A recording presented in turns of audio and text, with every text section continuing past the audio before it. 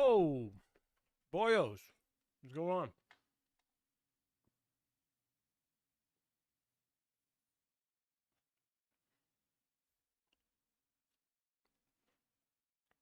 How is everyone doing today, boys? What is happening?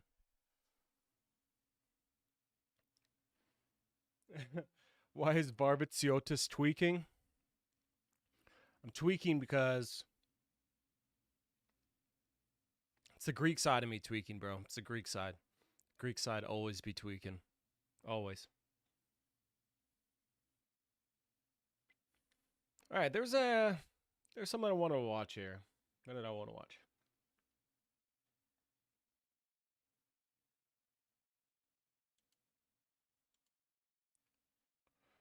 Oh yeah, rest in peace, Ace, boys. Rest in peace, Ace. Crazy.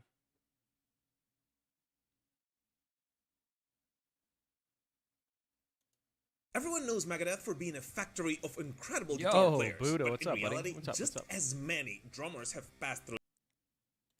How is everyone doing today, boys? I woke up, you know, a little bit late today, I guess, like 9:30.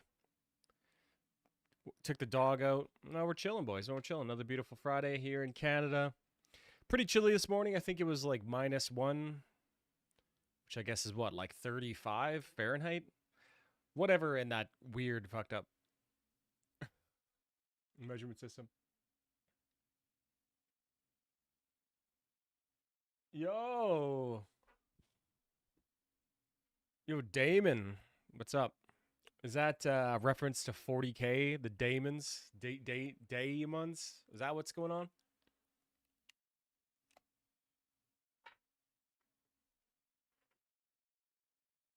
Damn, you still getting Wings of Redemption slop in your feed?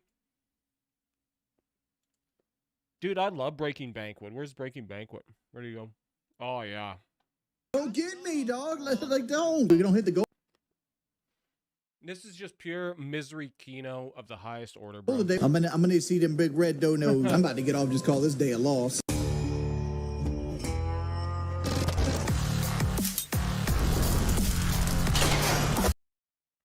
I think it's a reference to House of the Dragon. What? What do you mean?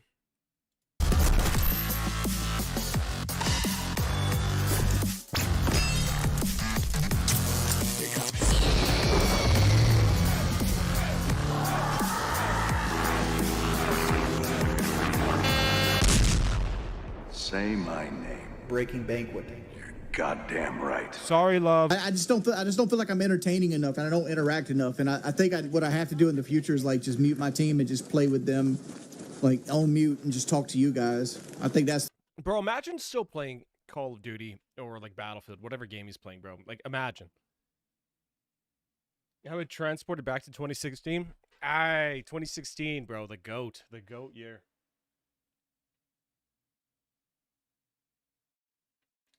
TV show, babe. Damon is one of the main characters.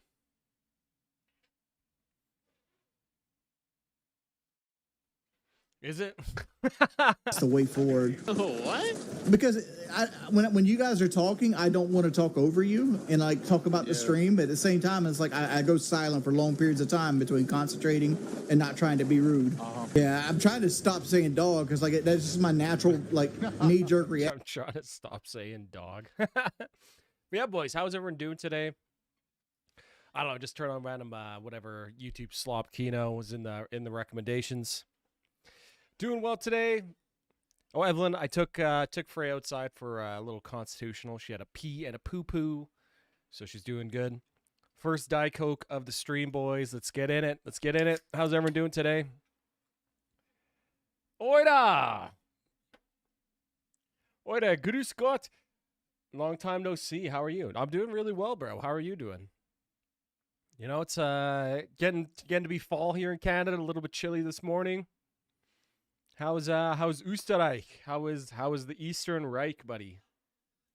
Action over there? Like dog, the guy around to behind us, behind you, Crust. There's somebody on the point somewhere. We got guys around here to the left side of this cliff. I'm looking for mines. You need, Oh shit! Oh shit! What the fuck hit us? I think they just all shot. Just so you guys know, Evelyn's just upstairs. I could have just gone up and told her that, but she was still asleep when I got back. So I didn't tell her, but now I'm telling her. But yeah, okay, boys. What are we doing here today? We're chilling, big time chilling. What do we see? We got some Kino Casino on deck, some iDub slop. Oh, some Dan Mason. Anybody ever listen to Dan Mason, bro? Satrial. That's somebody recommended this band last stream boot. A pretty honestly pretty sick melodic death metal there. Pretty sick. Oh, okay, yeah, we're listening to some Triumph to start it off here. That's what we're doing. That, boys, now this is Kino. This is Canadian Kino of the highest order.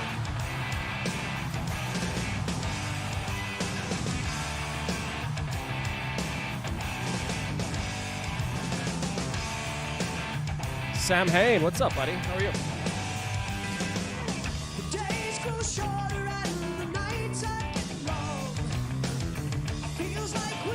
Have you listened to a band called Dystopia? No, I have never listened to a band called Dystopia. I'm surprised no band has named themselves Dystopia until now, to be completely honest with you.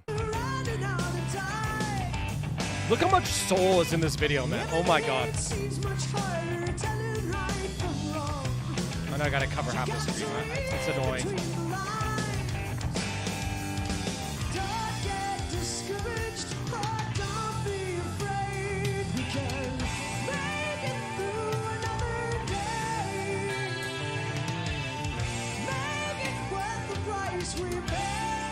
Does bro have a guitar necklace while playing guitar on stage?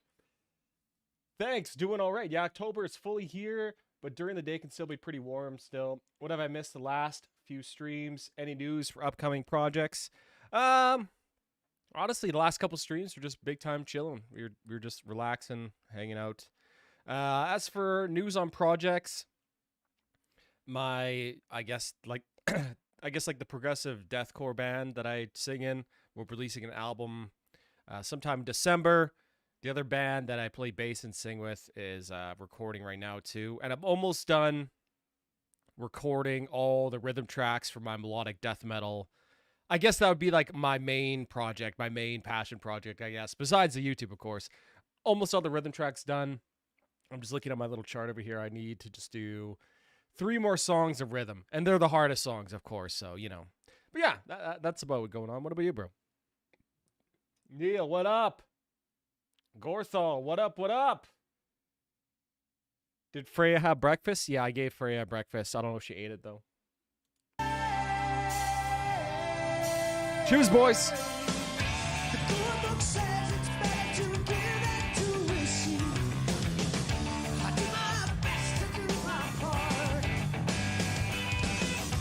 Whoa, what the? Okay, boys. I know you can't see it on your screen because my face is covering it, but dude, what is this recommendation? Look at this.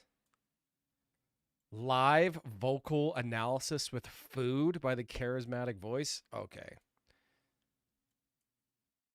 I hate ASMR content, which I think that's going to be, but I kind of have to check that out because she's doing it to Triumph too. Okay.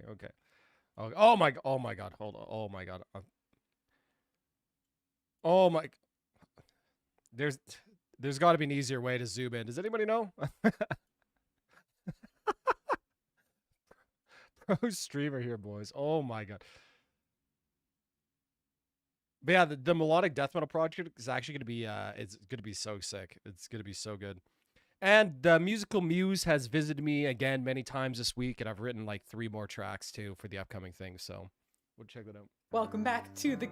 Let me get Edge's Sanity Dark Day queued up. Proto Melodeath. Absolutely, buddy. I'll put that right in the queue. And then I just want to check out what the hell is this video. We're not going to watch the whole thing, and then we'll get into them tunes, boys. So for Buddha, what is that? Edge of Sanity. Dark Day. Buddha member. Hell yeah. Going Oktoberfesting later tonight. So to pump me up, I'm choosing Endlessly by Pharaoh for my member pick. Oh, based. A Pharaoh pick. Rest in peace, Tim Aramar.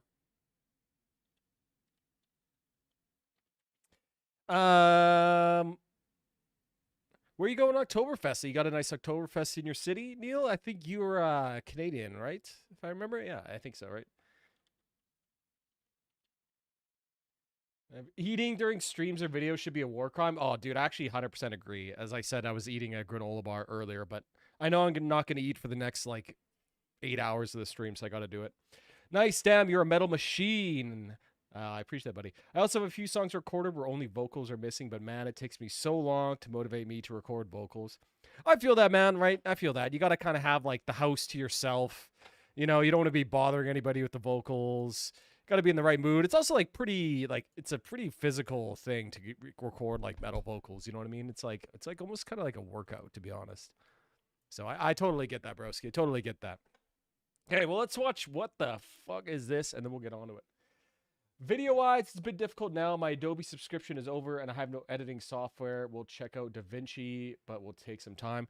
Yeah, DaVinci Resolve is the one I use.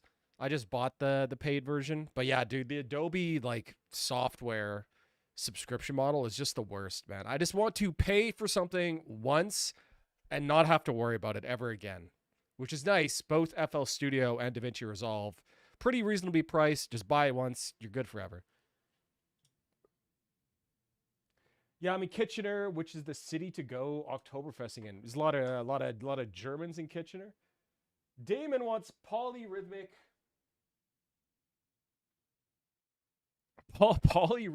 pug. Polyrhythmic pug. Jason Richardson. You got it, buddy. You got it. Richardson. That was by... I'll just call you a vent member. Gorthal. What's up, buddy? What's up? Zenobia, Throne of Want. You got it. That might be backwards. Either way works. I'll find it. Gorthal. Thank you, my friend. Thank you, my friend. And then Andrew says, hey, can I get Dark Horse by Converge? Oh, let's go.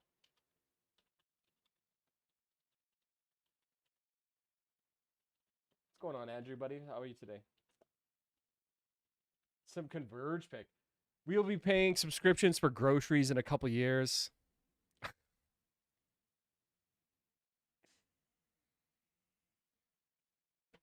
Didn't people used to just pay a subscription for groceries? Like, didn't the milkman come and deliver your milk? Isn't that just a subscription? Like, I want that, bro. If I could actually pay a subscription, like a cheaper subscription to just have, I don't know, 24 eggs delivered like every 2 weeks or something like that, or whatever it is, and milk and whatever.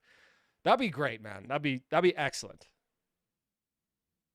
But what if you can actually do that? But yeah, I do agree. I do agree.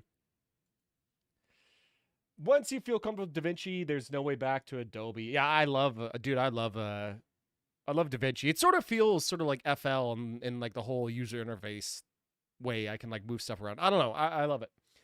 Kitchener used to be called Berlin, but they changed it during World War I. Oh, really? Actually, I had no idea. Oh, and they changed it to Kitchener, like Lord Kitchener of the British Army. Oh, that's interesting. I actually had no idea.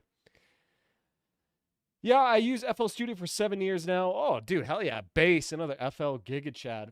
I loved working with Adobe, but it got more expensive every year, and now the monthly price is 80 euros?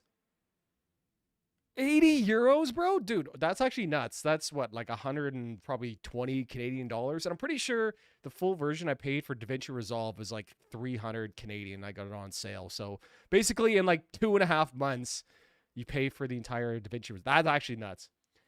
Laga Kaula. What's up, buddy? Perkele Satane. Charismatic voice.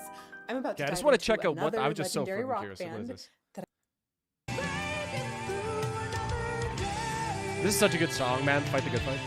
He's keeping this sound really lean and got some onion. Oh my god. What are we doing here, boys? Thank Fight you, the my good love. fight against Elizabeth pausing guitar solos. Oh, You got it, Laga. Let me put that in right now, buddy. Actually, I don't know why I just don't do this. Sorry, so I can just leave the video playing. I don't know why I do this. look at this, and we're talking calories. Yeah, heck yeah! I got some onion rings. Oh boy, you know what's about to happen?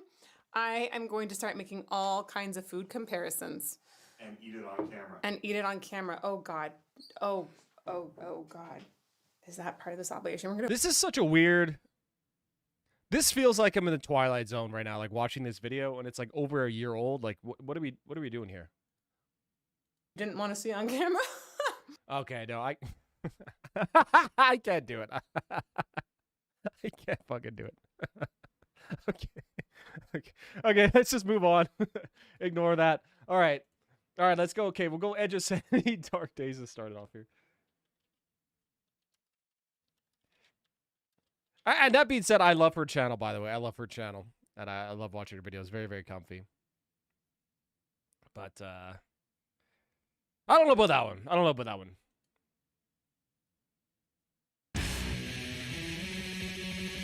All right. We got that nice. All right. By the way, boys, how is the volume? I'm just going to speak a sentence while the next part of the song plays. And please tell me if I need to be louder or the song needs to be louder or if it's good. 1 for me, 2 for the video to be louder, and 3 if everything's good. How? Volume check, boys. Volume check. How is the volume? Well, how is the volume, boys? How we doing? Let me know.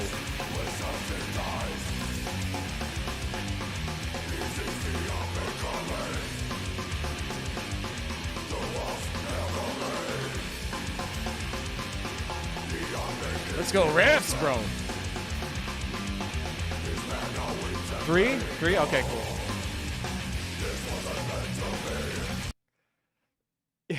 If she eats during an Opeth analysis, I'm unsubbing. That's the only video I think she's done. I don't think it did too well. I don't know. Yeah, it's crazy, but it also includes Photoshop, Illustrator, and much more. Oh, okay. So, like, yeah, I guess you got to pay for the Adobe suite rather than just the Adobe video editor. Okay, that makes it a little bit more reasonable, to be honest. I got it cheaper for some users because of student patch, which they forgot to cancel for was 30 euros. Damn. That's a much better deal.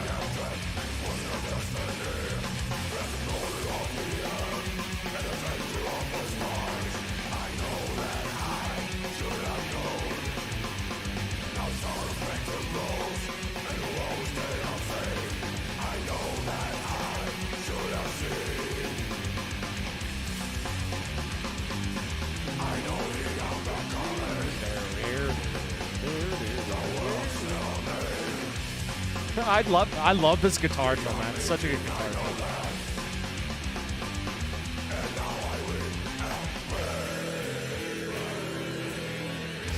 This came out the same month as Heartwork. Again, I'm not really sure why Heartwork... Obviously, it's a great album, right? But I'm not really sure why Heartwork gets so much love. And some of the other albums that came out right around the same time don't get nearly as much love or credit for, like, the melodic death metal influence. Like... Honestly, bro, like, there's a lot of riffs in Human, like Death's Human from 91 that I would say are very, very melodic death metal. I would almost even say, like, Metallica's Blackened, that's like a proto-melodic death metal song, to be honest to me. And then you got this album, same year as Heartwork. So it seems like, I don't know, it seems like the melodic death metal scene just has such a, like, myopic view of mellow death. You know what I mean?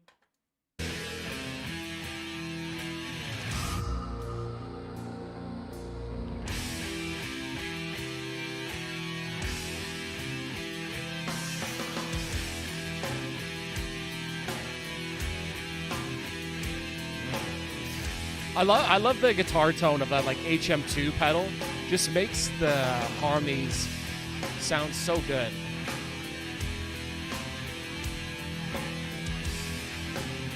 Have you heard the new Testament album? Yeah, we listened to a few songs last week. Honestly, pretty goddamn good, I gotta say. I'm not a big Testament fan either, but I was pretty impressed. I think Carcass was on a bigger label. Eric was popping off at the time. Yeah, that could make a lot of sense. Yeah, just the labels, I guess. That makes sense to me. Yo, Skater Boy, what's up, buddy? How are you? What's up? What up?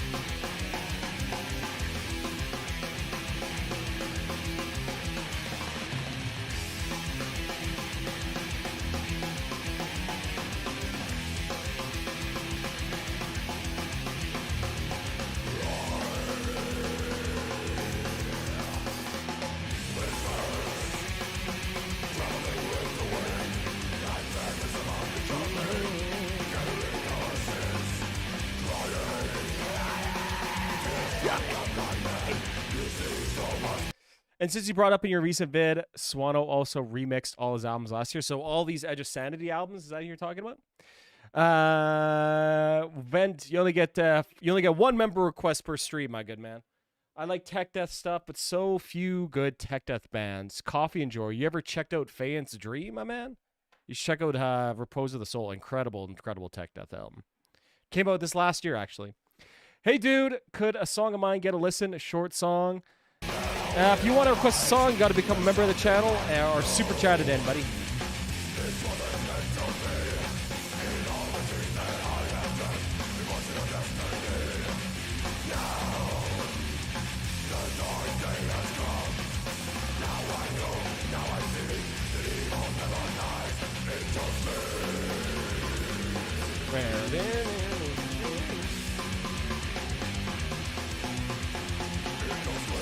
I love this production. I think this just sounds so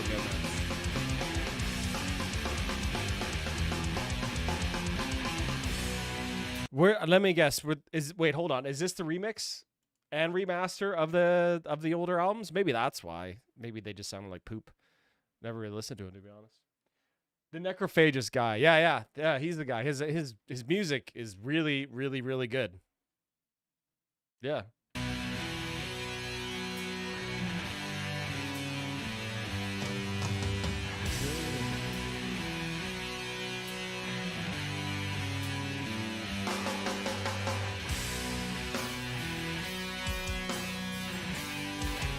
All right.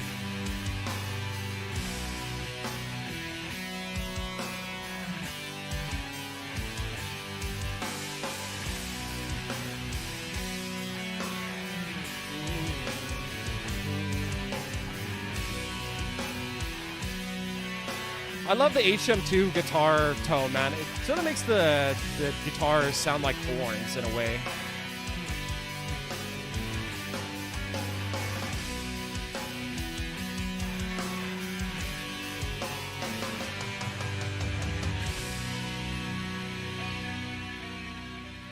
Damn, banger. Like, I'm sure I should clarify. They sound like horns kind of in the same way that, like, Sleep's Dope Smoker kind of sounds like horns, if you know what I mean. Like, it has that sort of, like, I don't know, like, it's crazy amount of harmonics and stuff. It just sounds fantastic. All right, yeah. That's the remaster. The original production sounded really thin. The remix being the bottom end. Oh, I thought Giga Chad members had a limited request. Oh shit, you're a Giga Chad member, bro? Oh my god, it didn't even let me know. Sorry, buddy. Okay, let me put in the queue. I didn't even realize that. Sorry, buddy.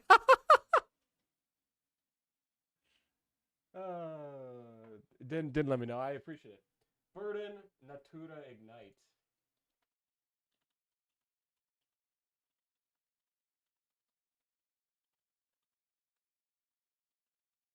Well, thank you very much for becoming a Giga Chad member, bro. I apologize. YouTube did not let me know which category you joined. It just said you got a new member. And that's your buddy's band? That was good. All right, yeah, okay. I just want to listen to the original version of this really quick, just to see if the original, what the original sounded like. Spectro Sorrow demo.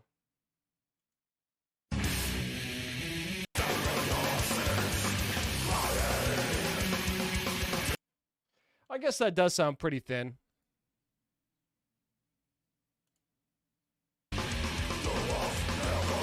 Oh yeah, okay, yeah. The bottom end here is like way bigger. I don't know, I could definitely still see people liking the other one. All right, yeah, that was good. That was a good track. Not my favorite. Good groove, good riffs. Good stuff. Nice. Yeah, baby! That's what I've been waiting for. That's what it's all about. Drumzik 6 and 6 Protoss and Rebirth Island on YouTube. Its first song on album. Don't skip these dudes' stuff and K though. Yo! Drums Evox.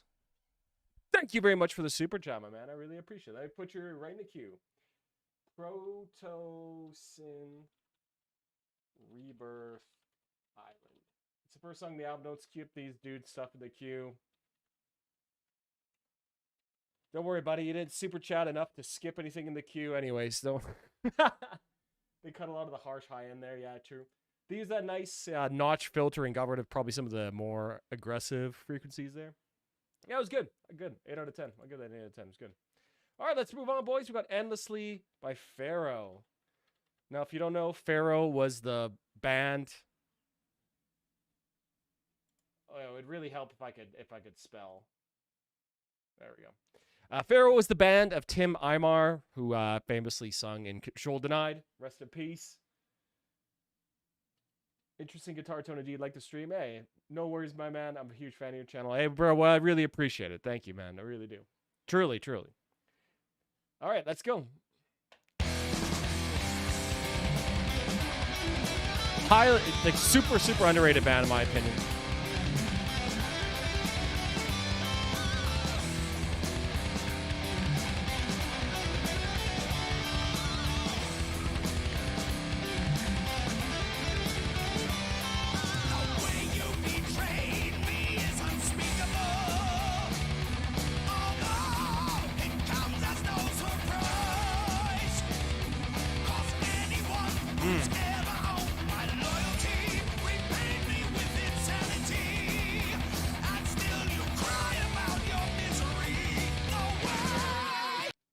Actually, I love Tim's vocals. I know a lot of people on the Control Denied stuff, you hear them sort of complaining about Tim, but I think these people are more coming from like the death metal side of, you know, being a death fan and then listening to Control Denied and not being like a power prog fan and then coming to listen to Control Denied. I think that's why a lot of people didn't really like his vocals. So I think he's a fantastic, fantastic singer, boys. Like, what do you guys think of Tim's vocals? Great vocals, awesome guitars. What's not to love? Great point, man. Great point. Absolutely.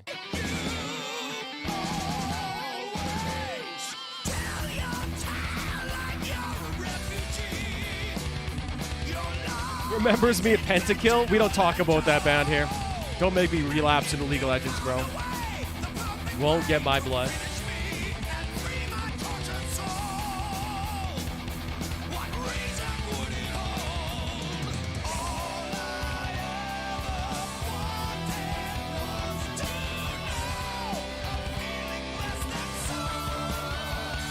Oh, damn.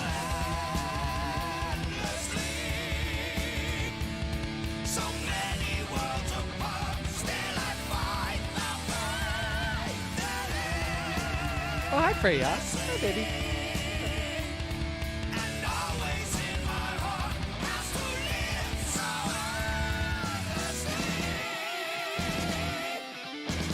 Great vocals, man. Like, you just hear what Tim's doing here, and, you know, you just think kind of what if could have been with Control Denied, right, if it kept going. Crazy.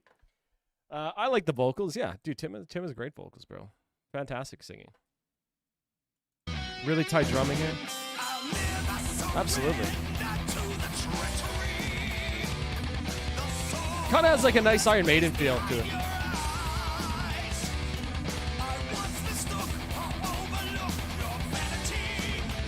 I can't hit those high notes, but I still try regardless. Me too, buddy. Me too.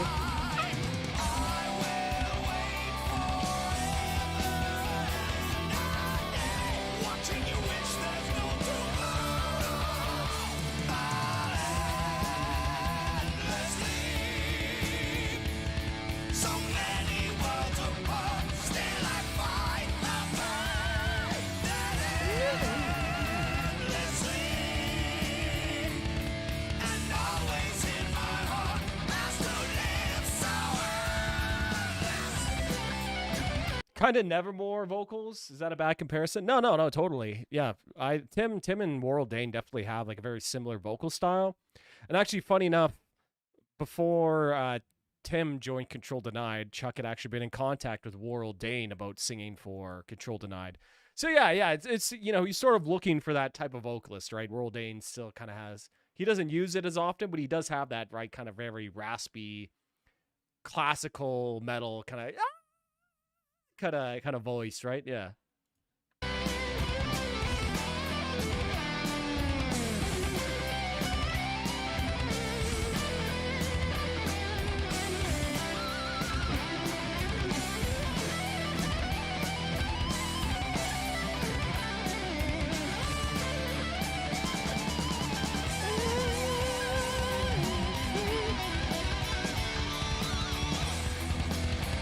Oh, nice.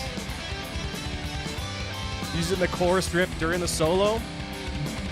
Nice.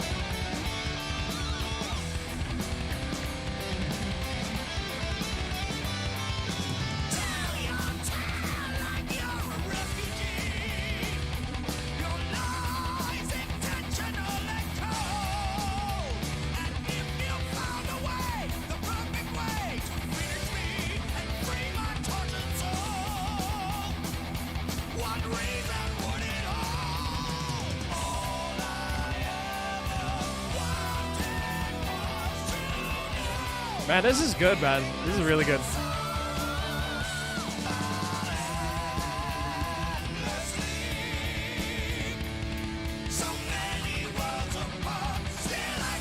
You know, it's kind of funny, man. Like, so I'm writing currently like a Control Denied retrospective, so going through that whole album. And one of the things that I kept thinking to myself is like, I really wish that he would have just let Tim like go off on this thing. Like, I know most of those vocal lines for those songs were written beforehand. You know, you can listen to all the demos and stuff. So I just really wish, and I would have loved to hear what Tim could have just been able to do if he was let free reign with the vocals. And you can kind of hear it here. It's sick. It's so good, so good.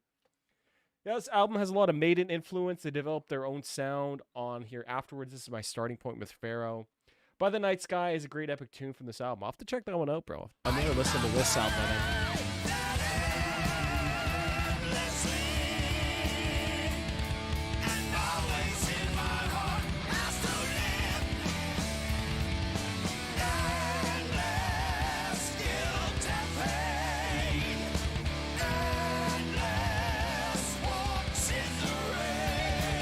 Endless guilt and pain, endless walks in the rain.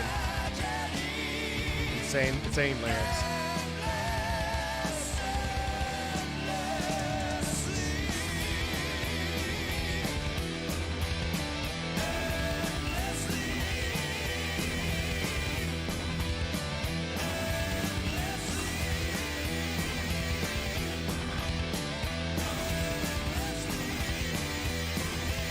Interesting, put on that little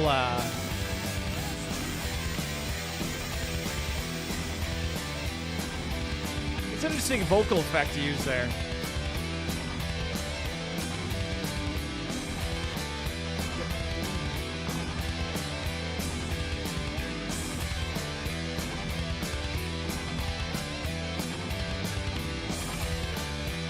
Alright, you can end the song here.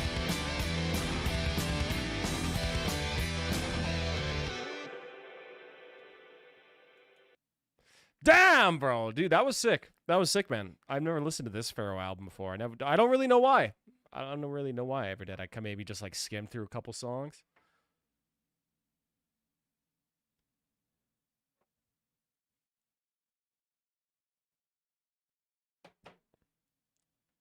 What's up, Daniel? Yeah, dude, that was fucking excellent, bro. That was really good. I really, really quite enjoyed that song quite a bit. Great singing, like cool riffs, like really melodic. Yo! Baby, that's what I've been waiting Buddha, for. Teddy Swims. Buddha Fuka sent 5 Teddy Swims. The door. I have to hear this at least 3 times a work day. You have to hear at least 1.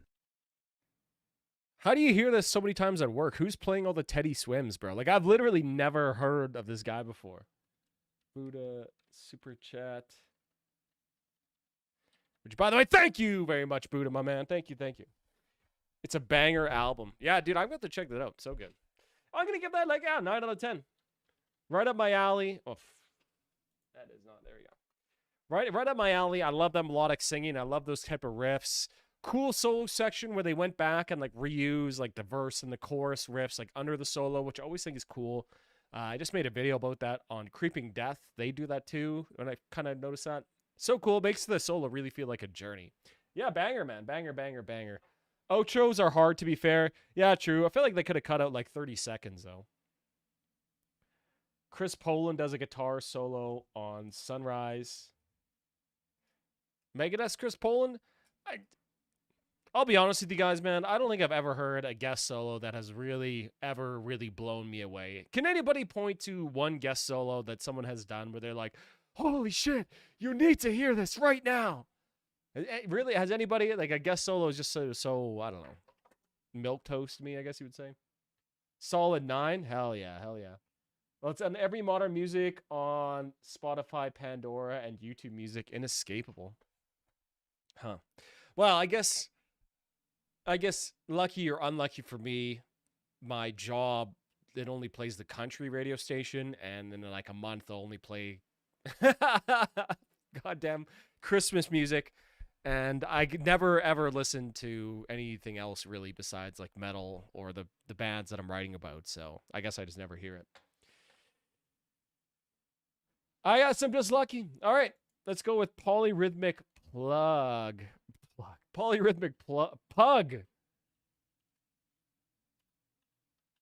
by Jason Richardson. You'll be back? Okay, Daniel, see you in a bit.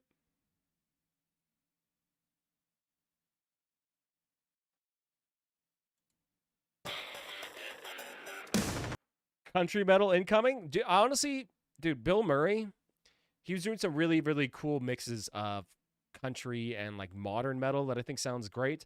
I honestly think that metal is leaving a huge amount of cool sounds and potential. Yeah, cool sounds and like potential by not using lap steel guitars. Like why haven't any metal bands used like a lap steel guitar in their music yet? You know what I mean? I think that would be very, very interesting. Someone should do that.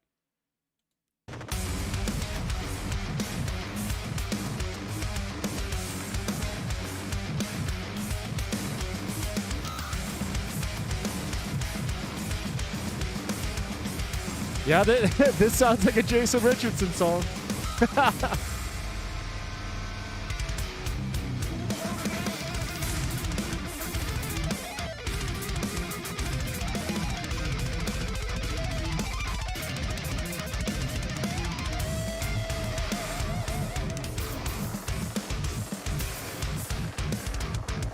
I'm not like the biggest Jason Richardson fan, but I really, really think his solo in Recreate by Born of Osiris is one of like the best leads like ever made. You know, it's like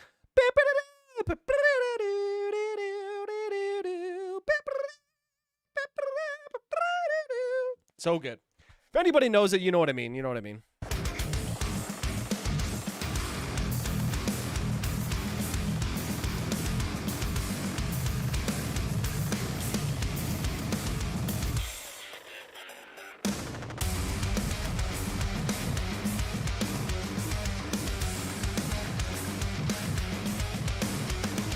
Oh, Daniel's back with the symbolic artwork this time. Nice.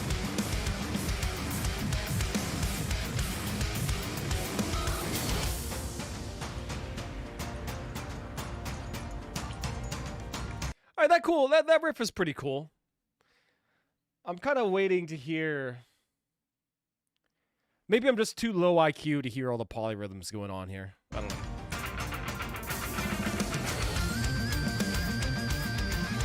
What the hell is Cowpunk Scat Skater Boy? What the hell is that? I just sent you a PayPal request donation. Wow, my man. Thank you very much, bro. Thank you. Let me pull that up.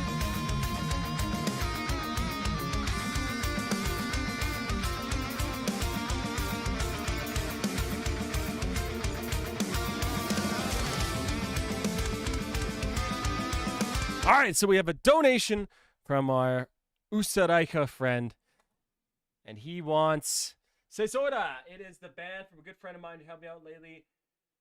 Just check out the full EP, singers demo stuff.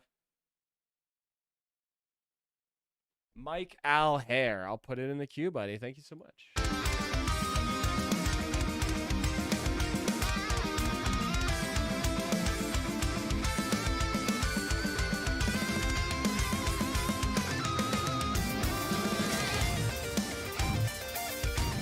Thank you very much, buddy. Cowpunk is country with punk rock, kind of like Social Distortion. I don't think I've ever listened to that before. Happy Feet, Wombo Combo. Hi there, donation sent through PayPal. So you just did something from Mick Gordon. Oh, hell yeah. Thank you, buddy. Hey, I really, really appreciate that. My man sending all the video game OSTs. I remember you from a while again.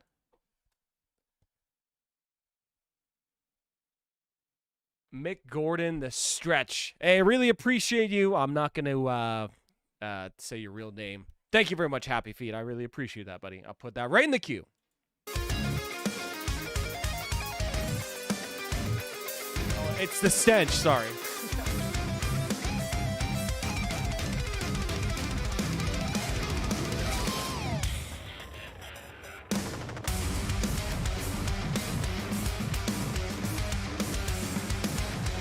Like should be the donation message. Yeah, I saw that.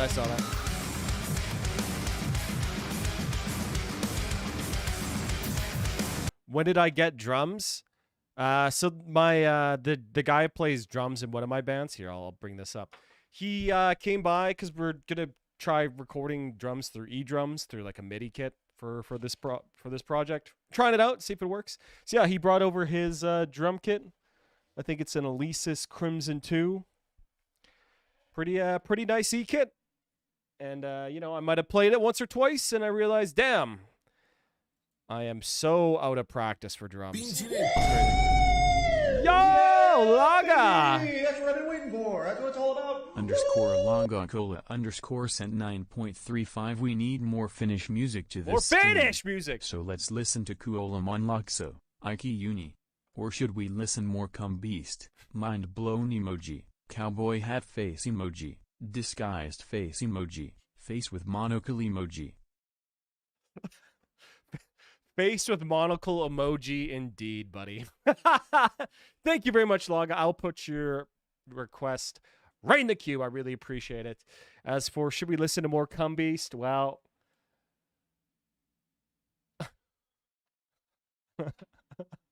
I'm gonna leave that one up to you, buddy. Oh, I'm gonna leave that one up to you. Thank you very much for the super chat, my man. I appreciate that, buddy. I appreciate it a lot.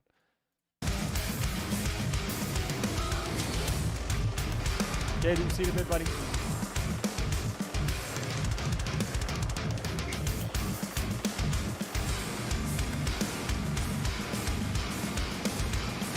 I'll read that right after the song, Coffee.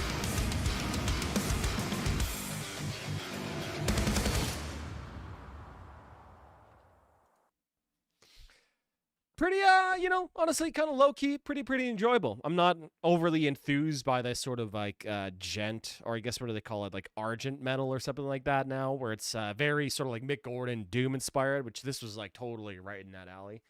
Yeah, pretty decent. One of the things that I really like here, nice and short, instrumentals, like, brevity is key, right? You don't want to be lingering out sections, playing the same thing, playing the whole solo. This was sort of a nice, very concise instrumental, and I really quite enjoyed that. That main riff is pretty cool. I really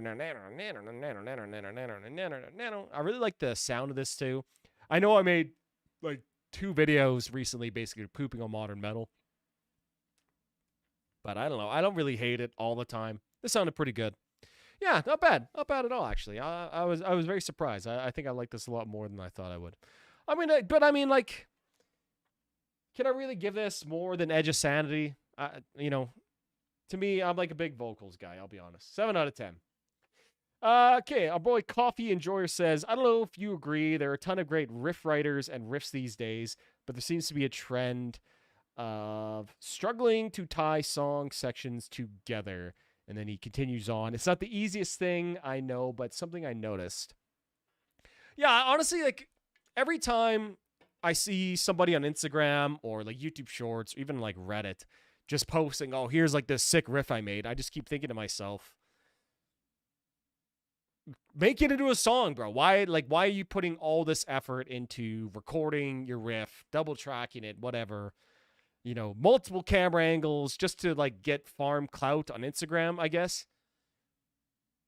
Well, I guess, you know, what is really the point of making music in the first place? To farm clout, I guess, through your music, but I don't know. Like, of course, these guys get paid, I would suppose, for a lot of these Instagram posts. But again, it's just like, you can write like the sickest riffs ever that you want, but if you can't like write a song, you know, only real music nerds are ever gonna give a shit about it. You know what I mean? So I kind of agree with that, Coffee. I kind of agree with that. It's hard to write songs. It's really hard. Jason is a great player, but sometimes I think his composition relies so much on virtuosity. Yeah, he's sort of definitely in like... It's sort of like the modern version of those like 80s instrumental shred acts, like, you know, like Cacophony, right? I guess that's sort of what it is. Like you're listening to it for the virtuosity, not for like a catchy song. You know what I mean? So you can kind of give it a pass here. There seems to be a guitar tone convergence here as well. Yeah, honestly, I legit think that like Gent like ruined guitar tone huge. That might even be like a video topic I might cover, and how Gent ruined metal guitar tone or something like that. But really, I think it's more just like a function of everybody using like the same VSTs, same impulse responses, which is like mimicking the speaker. So yeah, there's just like a lot of confluencing factors that kind of making everybody's, you know, stuff sound the same. You know, everyone go listens to like the same, you know, probably people on YouTube telling you how to EQ your guitars and stuff like that. I don't know. There's like a lot of converging factors, I think. All right, well, let's move on. We got Zenobia, Throne of Mind by our boy Gorthal. Daniel, what's up, buddy? I've watched that video this morning. Black Sabbath. Anybody, if you want to request a song, you got a super chat to become a member, my man.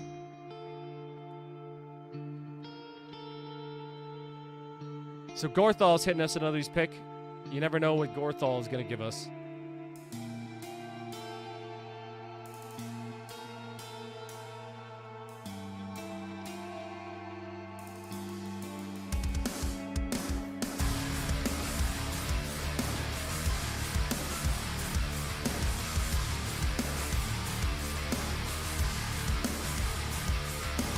All right. Okay.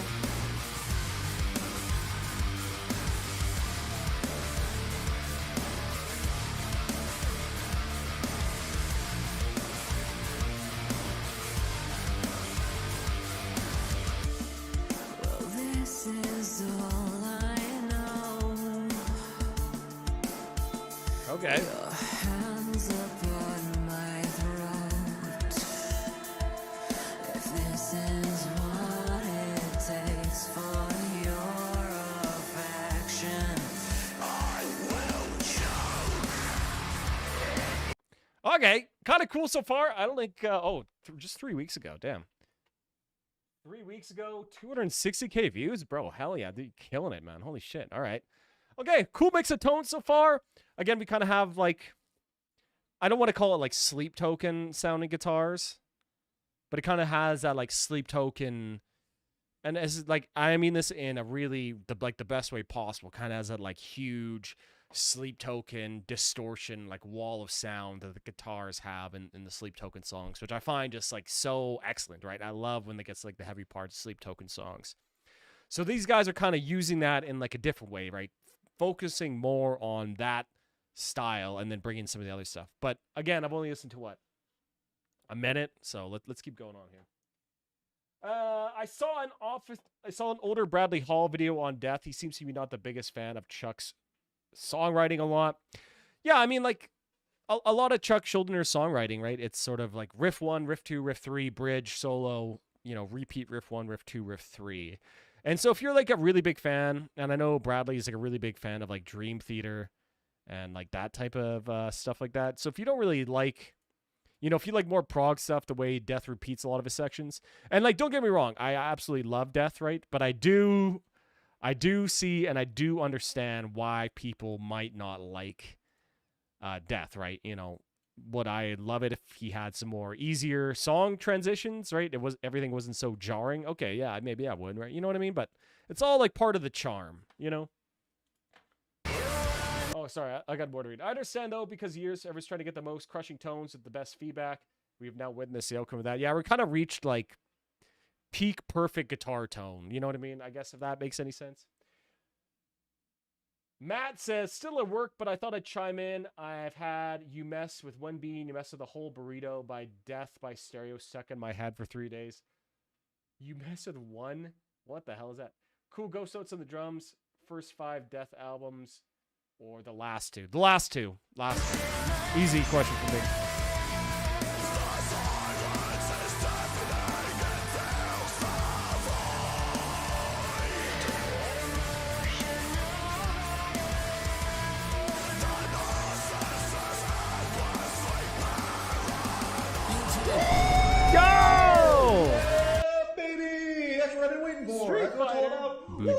sent 5 Street Fighter X, Strange Sunset, Guile's theme, jazz fusion-y prog rock.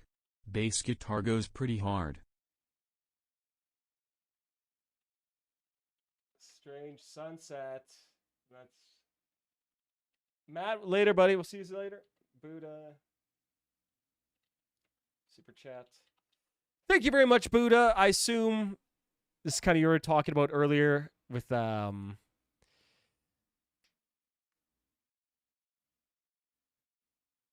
fighting game guy you were talking about. Is that who we talk about? Street Fighter. So I assume you know about like Dark Side Phil, Low Tier God, all those type of fighting game guys, I guess. Supernova Dragonland. Oh, all right, let's get some Dragonland in the queue too. Hell yeah, I'll put that in the queue right now.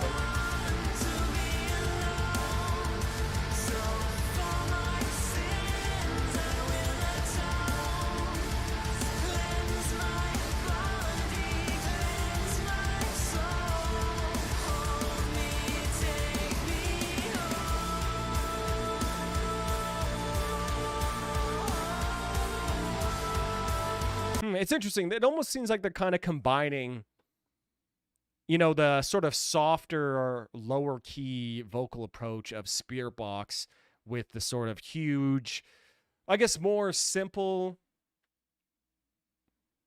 songwriting, I guess, right? Spirit Box is still kind of technical of like Sleep Token. Interesting song so far.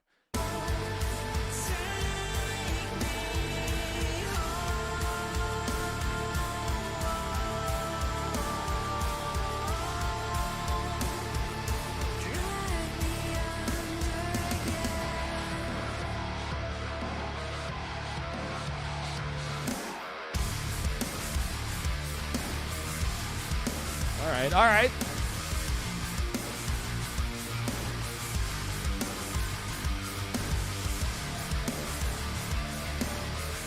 Pretty sick music video too, I gotta say.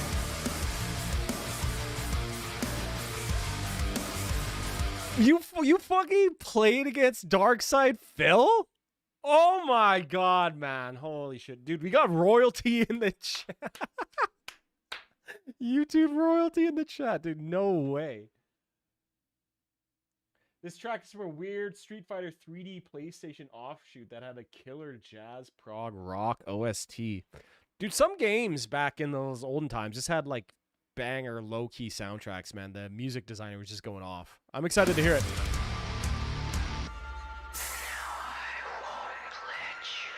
Way before he was a lolcow.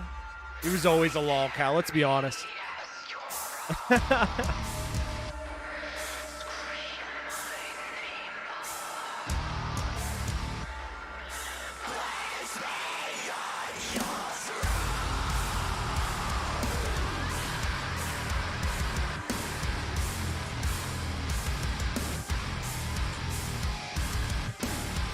All right.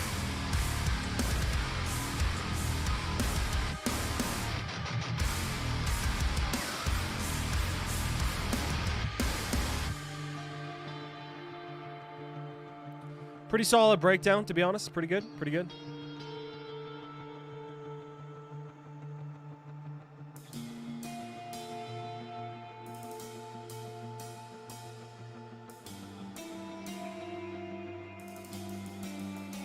Man, that's actually so funny how, like, you know Darkside Phil way back in the day. Dude, I first found Darkside Phil, bro, and I don't watch him at all. I only watch, like, the lolcow content about him, but the first thing I ever saw of his was when he did a whole playthrough of Heavy Rain. Anybody remember Heavy Rain, bro? That, like, game that was a movie? Like, the first movie game, I guess it was, on the PS3. You know, Jason! You know, that one? Dude. He did the whole playthrough, and I watched that. That's the only reason, like, I know of him. I never was a big fighting game guy. So it's just so funny to me that you know him. That's crazy, bro. Unironically, I love it. What's your view on pop punk, bro? I think pop punk is good. I just never really found a band or anything like that has really ever. I don't know. I've never really had a pop punk band that has really like ever spoken to me and that I've really like ever fallen in love with. I guess that maybe I should just rephrase it as that.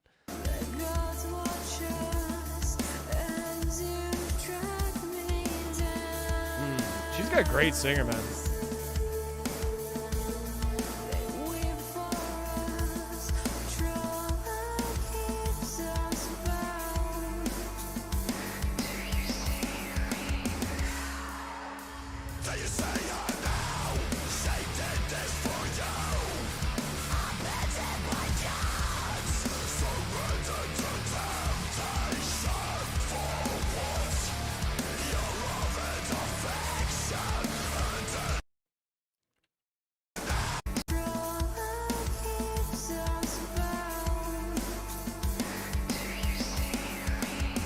Are we sure this isn't like Tatiana Shmaliak's band? Like this this sounds a lot like her. Like it's her new secret band or something like that, bro.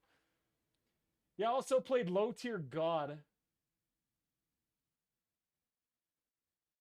Let me some sad boy pop punk. What's your guys' favorite pop punk band? There was one guy I used to work with. He had, who was it? Was it Neck Deep?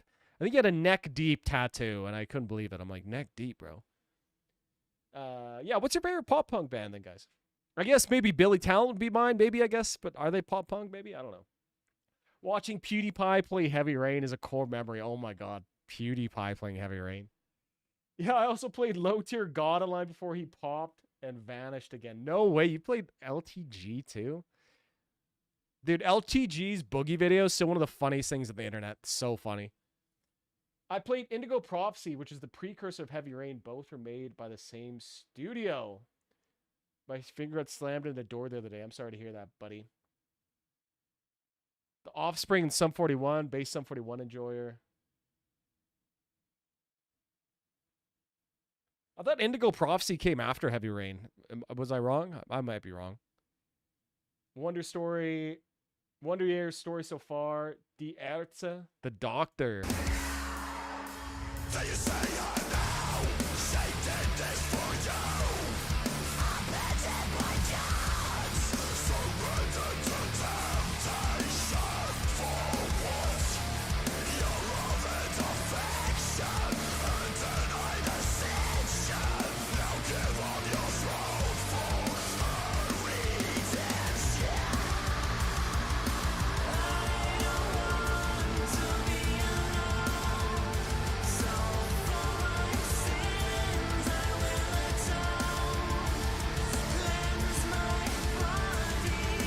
Oh shit! Okay, so I'm way behind it.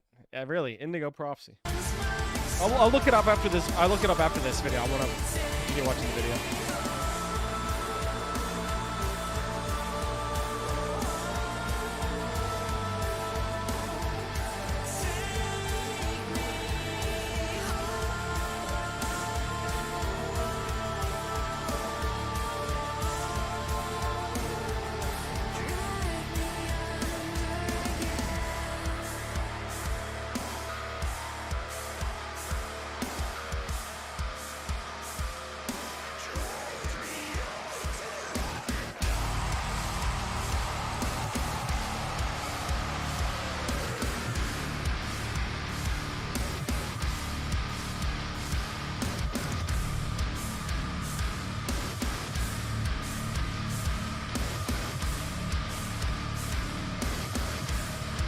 Nasty. Andrew says decent Spirit Box clone. I don't know. Yeah, okay. Pretty cool band there. Yeah, definitely in the same vein as like Spirit Box. Although I felt like it was sort of like you combined Spirit Box and Sleep Token. But yeah, I don't know, man. Like it's like that was good, but was it doing anything mind blowing that I haven't heard before? Like, you know, I swear to God, I've heard all these riffs like 10, 12 years ago, bro. Like we've been so long in this sort of gent flavored riffage style. I'm just so kind of over it at this point, man.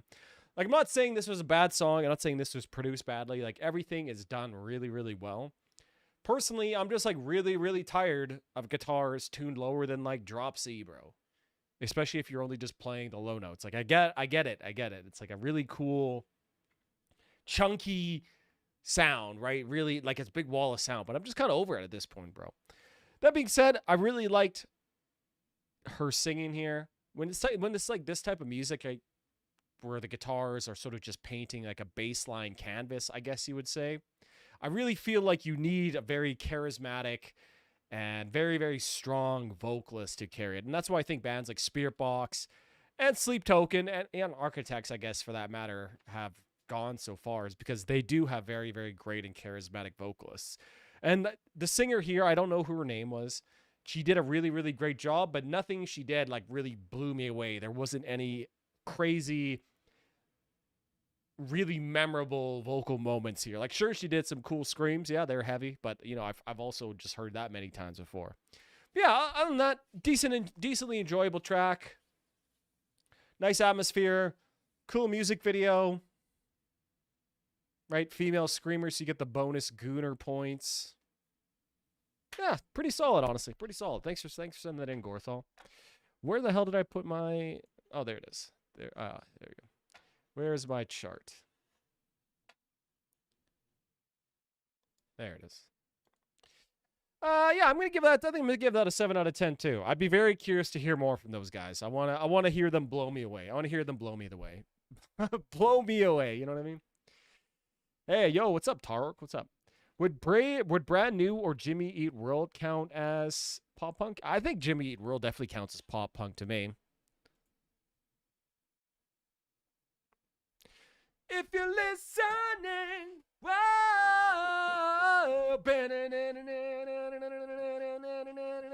sit back, whoa.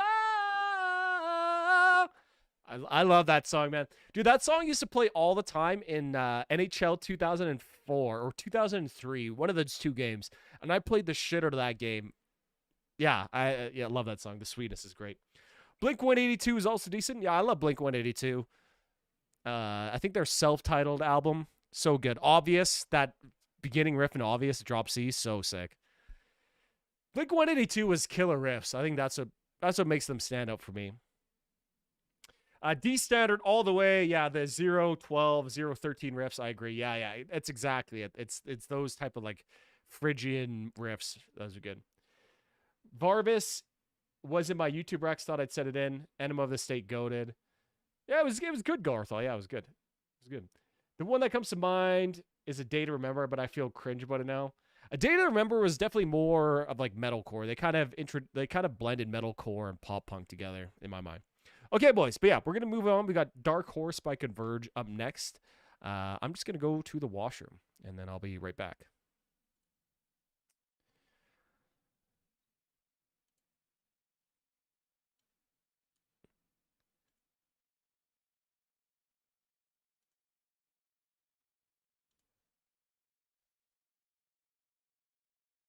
Yeah. Okay. I'll be right back, boys. Just go use the washroom. No, I'm good for DCC. I'll just be right back, and we'll be starting on with Dark Horse by Converge.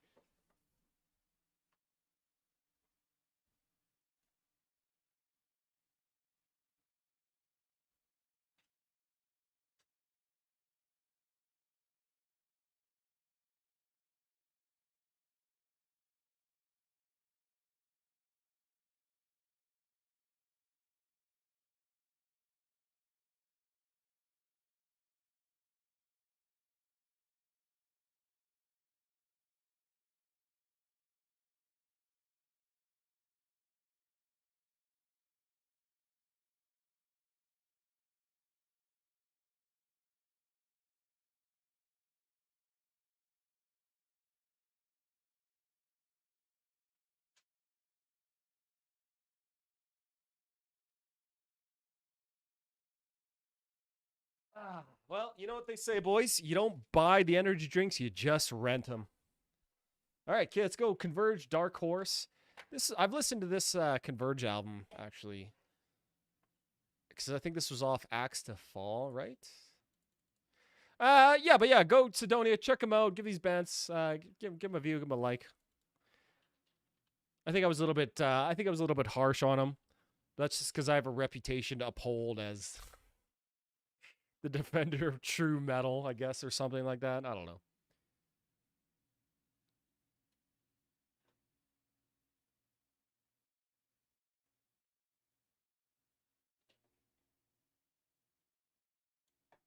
You got it, Tarok. You got it. I'll put that right in the queue, buddy. Hell yeah. Thank you, buddy. I'm just going to copy that in because I have no idea how to funk to pronounce any of that.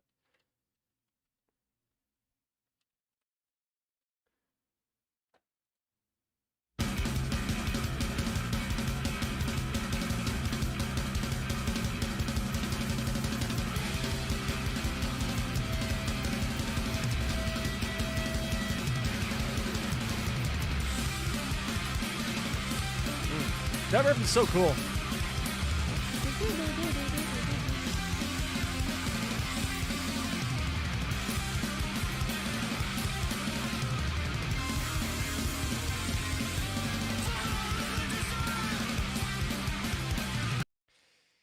If you're wondering what that was, boys, Just had to go collect my daily reward for Bloons TD6. Yes, sir! Give me these Insta Monkeys. Yeah! Oh, nice. 013 Wizard.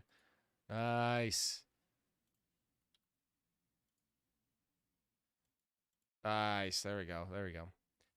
I don't think I've ever watched like a Converge lyric video, so I'm interested to hear this, because otherwise, most of the time, I cannot understand a word the bro is saying.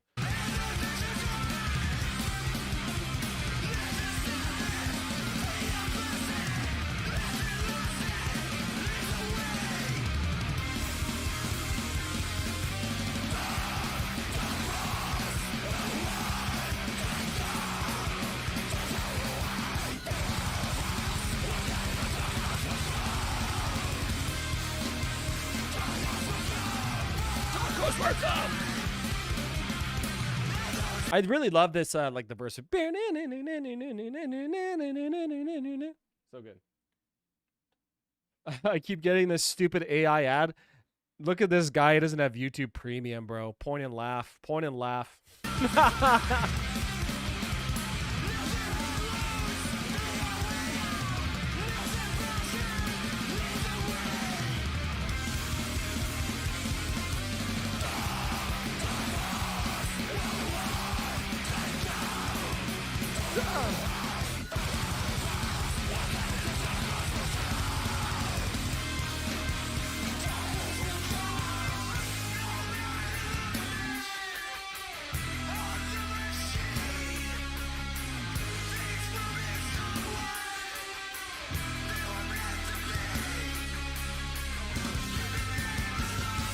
Yo, Julian, what the fuck is up, buddy? It's happening.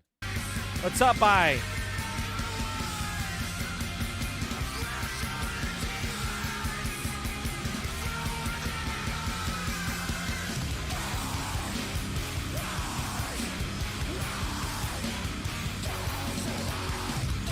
Nasty riff.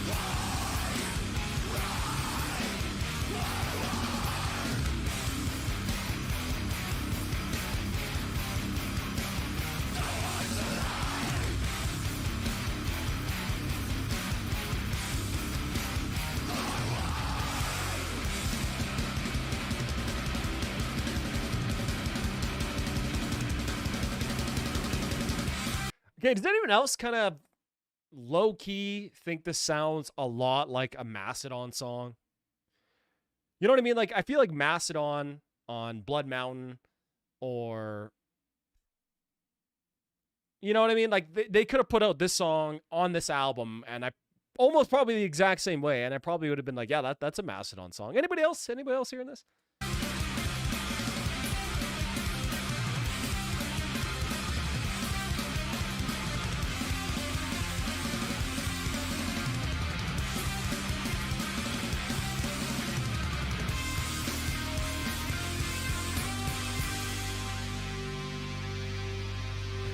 Holy, throwing in the East Coast lingo by. Oh, buddy. Dude, there's a lot of you Easties out here. So you think I haven't learned some East Coast lingo? You guys in your pogie, collecting the pogie. Oh my God, man. I had once during an online meeting, a Gianna Michaels page tab minimized in the tab bar, and the meeting went on for hours, and I just saw it when it was over, bro.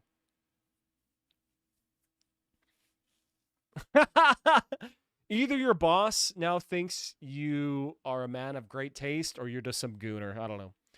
I can hear it. Leviathan or Blood Mountain for sure. Yeah. It definitely does sound like a Leviathan or Blood Mountain song for sure.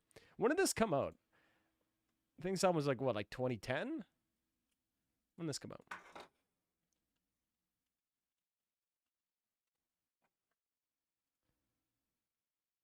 ...2009, yeah. So probably definitely was like a little bit Mastodon influence for sure.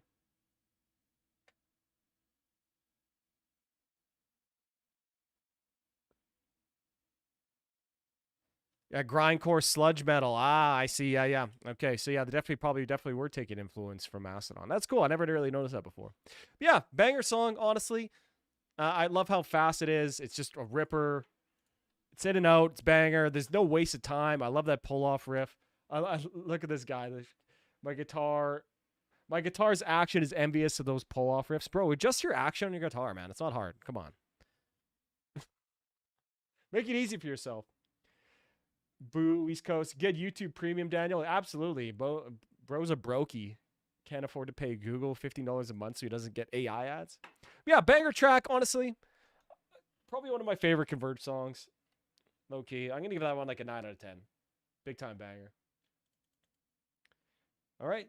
Let's keep moving on, boys. Now we got Laga with some more Finnish.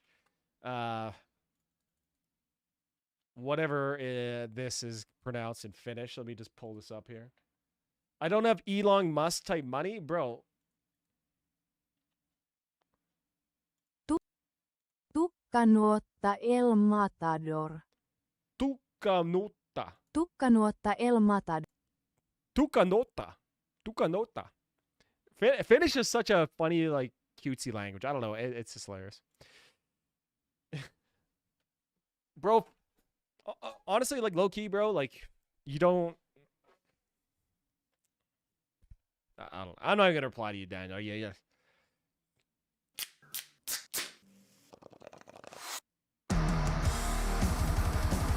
Yo, they got to clean that bong, bro. Oh, my God. That was horrendous.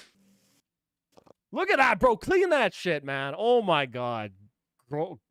Just gormless, buddy. People don't change the guitar strings. They're not going to start paying for premium.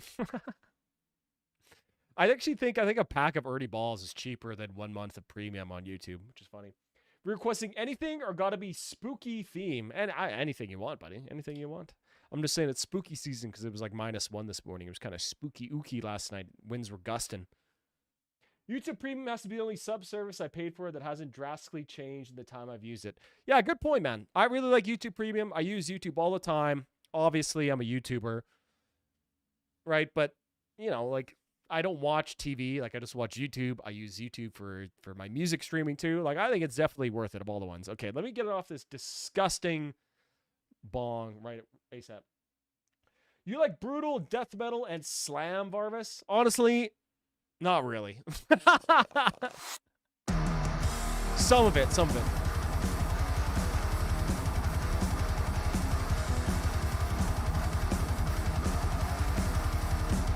All right, some riffs.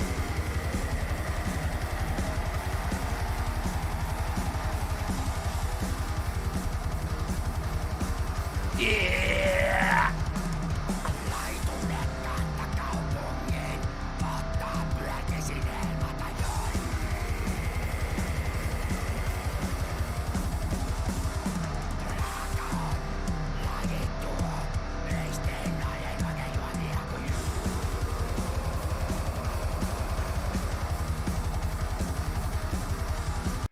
Okay, I'm trying to get a good look. What jersey is this one guitarist wearing? Is he wearing like a Finnish soccer team jersey? I'm just trying to pick. That's interesting. Yeah, honestly, man, I really like my metal, including my death metal, to have like lots of melody in it. And so lots of times I just find like brutal death metal and slam, while, you know, it's heavy and can give me like a stank face every once in a while, I just feel like it doesn't resonate as deeply with me as does, say, if you went like, you know, like Entombed, or, you know, sort of that like more heavier side of like brutal death metal, or like Dismember or something like that.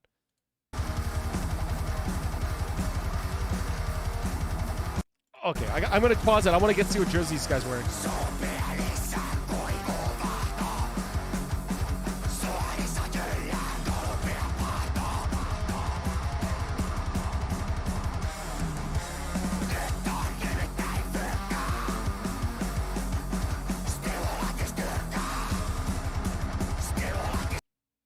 Okay, Laga, my man. I know you. Oh, here, let me move my head for a second. What jersey is the guitarist wearing with the flying V? Is that like a Finnish soccer team jersey, like a Finnish national soccer team jersey or something like that? I don't know. I'm just curious. I love jerseys, and I think they're cool. Takanotta, when translated, kind of means at loggerheads. Loggerheads. Like wood loggers, or like lager like that you drink? When you are above average at music theory, you're looking for some kind of technique in music. Explain further, buddy.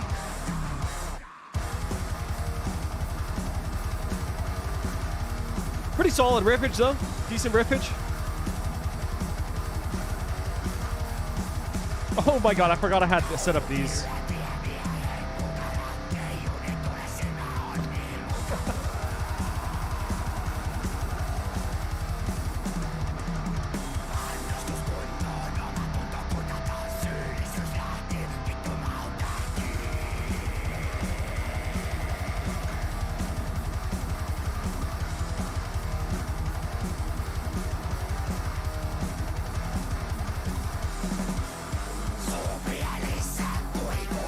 It put up $5 at one point. Yeah, it did.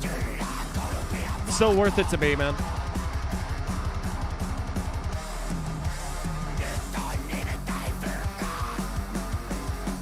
Forgot the cat just. Well, I'm not getting pestered by YouTube today. I think I adjusted the size so my face is perfectly covering the amount of video that I don't need to do it. But hey, we still got cat jam on deck. Don't worry. I'm shit at music theory. Honestly, bro, I was too, and unironically, and I mean this with all sincerity, this is not a meme. I literally bought Music Theory for Dummies and read it and learned it. I'm not even joking, bro. I'm not even joking. It helped tremendously.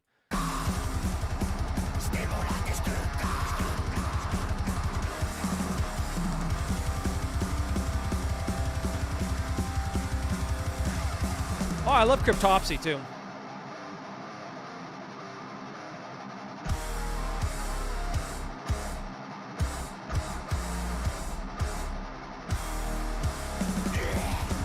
Yeah!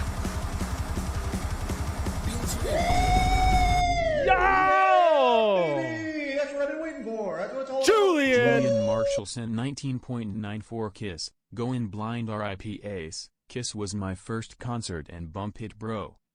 Rest in peace, Ace Frehley, man. I totally agree. Thank you, Julian. Stupid, sexy Julian. Sending in the super chats. I really appreciate you, buddy. Yeah, rest in peace, Ace Frehley, man. I was jamming Detroit Rock City last night. Another guy posted in the Discord, Strutter. Truly banger songs, man. They're like, I'm not the biggest Kiss fan, but there are definitely a few excellent classic songs by Kiss. So yeah, thank you very much for the super chat, my man. I really, really appreciate that, buddy. Kiss Going Blind. I've actually never listened to this Kiss song. I'm an extreme Kiss noob. With the super chat. All right, cool. Let's keep going.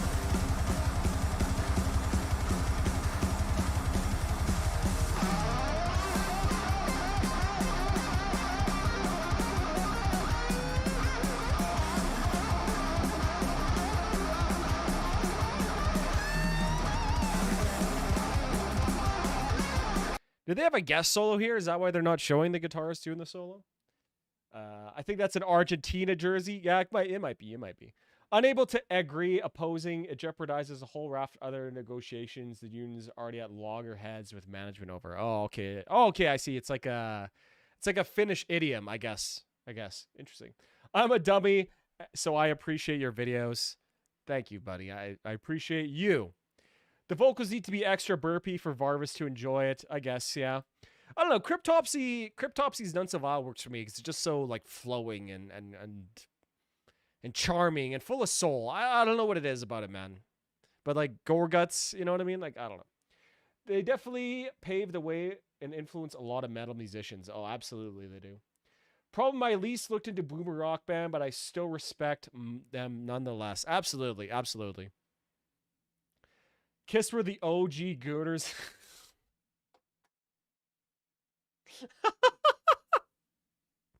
The OG Gooners.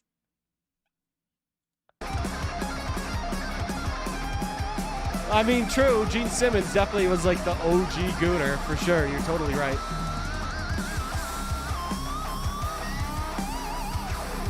Nice. This is a gas rip.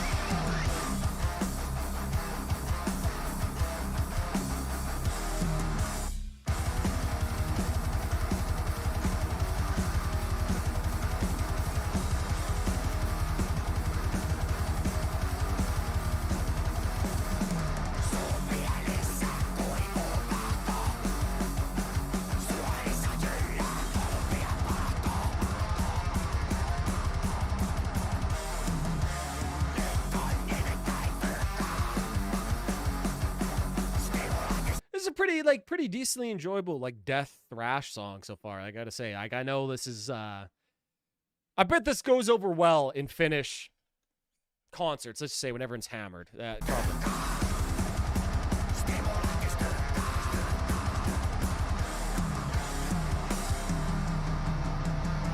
Black Diamond by Kiss. I've actually never heard that song either.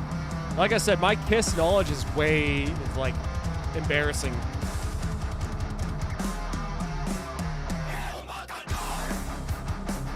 El Matador!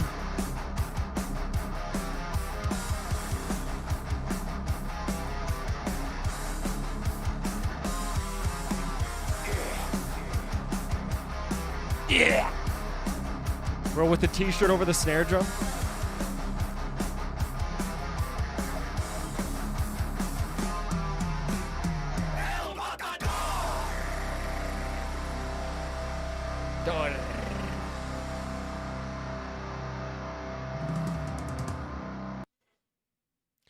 All right, well, that was pretty decently enjoyable. Nice death thrash. I bet it honestly helps that I don't know what they're saying. You know what I mean? Sometimes in thrash metal, if you kind of know what they're saying, I don't know, kind of takes me out lyrics sometimes a little bit cringe. But, you know, when it's just like the riffs leading the way, you got to love it. Yo, Julian, Black Diamond Kiss. You got it, buddy. Julian Marshall sent 9.97 Black Diamond Kiss.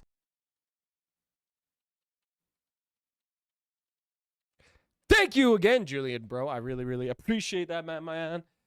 Appreciate the support by no Pogie for me this week. Yeah, good track, good riffs. I wish they would have used like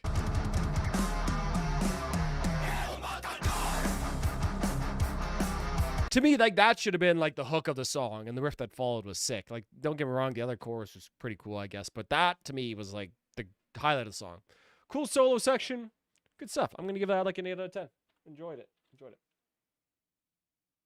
Love it. All right. Song is about when you have extra cash and the heat of Columbia rages in the veins, if you know what I mean. Oh, I see. I see what you mean. Listen, none of that for me. Your boy is just a caffeine enthusiast. Could never do it. Never will do it. I know I would like it too much. You know what I mean? Detroit Rock City, Strutter, Love Gun, and I Was Made for Loving You are the only Kiss I know. You don't know God of Thunder, bro? That's a banger one, too. I just love gang shouts and metal. Yeah, dude, gang shouts. It just encourages you to, like, sing along with it, right? Because the human brain, when you hear other people shouting, you want to shout with them, right? It's just all, like, primitive psychology. Ronnie the Gun is his... Oh, sorry. Could you just? I had it taped up on those things so they would fall. Hi, babe. What's up? This tape is pretty pathetic. I know. How you doing? I'm good. I'm just saying bye. I'm gonna go donate blood, and then I'll be back and I'll take the baby. You're gonna go donate blood? Oh, you're so kind. Yes. You and your special O negative blood. Everybody wants a piece of me. What can I say?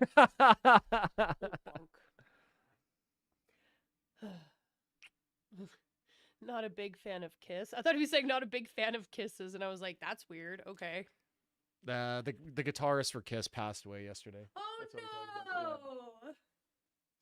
He was like 71, but I mean that's like still. Will they bury him with his Kiss makeup? I have no idea. That would be really fun for the mortician to get to do that instead of the usual. I guess, yeah. The mortician would definitely have like a different day. Instead of always trying to color match skin tone. Red for Ed. Red for Ed. You showing off your fit, babe? Yeah, fit check. Fit check. They can't even. They only. I know. I don't want them to all see. Bye. I love you. I'm late. I'll come back for the dog later. Okay, sounds good. We'll see you. Ah, you knocked the camera. Sorry. It'd be easier if there weren't so many cables everywhere. Listen, cable management, not one of my strong suits.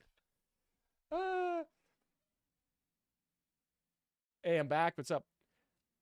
Not even a coffee enjoyer, just pure caffeine. Bro, when I was in university, I unironically just bought like caffeine pills because, I don't know, Monster's just too expensive. I just wanted to skip the middleman, I guess.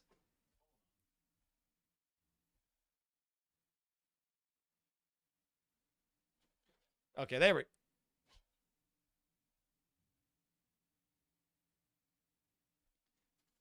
Okay, there we go. Now we're back. Okay, let's read some chatters here. Not a big fan of Kiss. I only know the one from San Andreas and the cover from Human. Yeah. Oh, and God gave rock and roll to you from Bill and Ted. Halloween episode, and nobody has requested Thor Graveyard. Disappoint. Oh, don't worry, Russell. We're gonna be doing a real Halloween episode on Halloween. Don't you worry. We're dressing up too. Favorite toilet water flavor. What? The fuck do you mean? A Wild Evelyn appearance? I'm also a big fan of my wife's Kiss. Cremation is pretty popular nowadays. She's just a fan of her husband's Kiss. Oh, you guys are so sweet. Listen, I'm not getting cremated, bro. Bury me in the ground where I came back from, bro. Monsters are expensive AF, yeah. Yo, well, now I can afford Monsters energy drinks, but back in university, I was poor, so I just had to use the caffeine pills. Did you check the request sent via Discord? Oh, I did not. I will actually do that right now, buddy. Let me do that. Jason Richardson did a great version of the Halloween theme. Next, you're going to invest in IV drip, cut out the work and drinking. Oh, my God. Doesn't like Bert Kreischer get IV drips or some shit now? Which band is more washed up, Kiss or Motley Crue? Oh, Motley Crue, easily. There's like no more like, I don't want to say like pathetic band, but not great, that's for sure.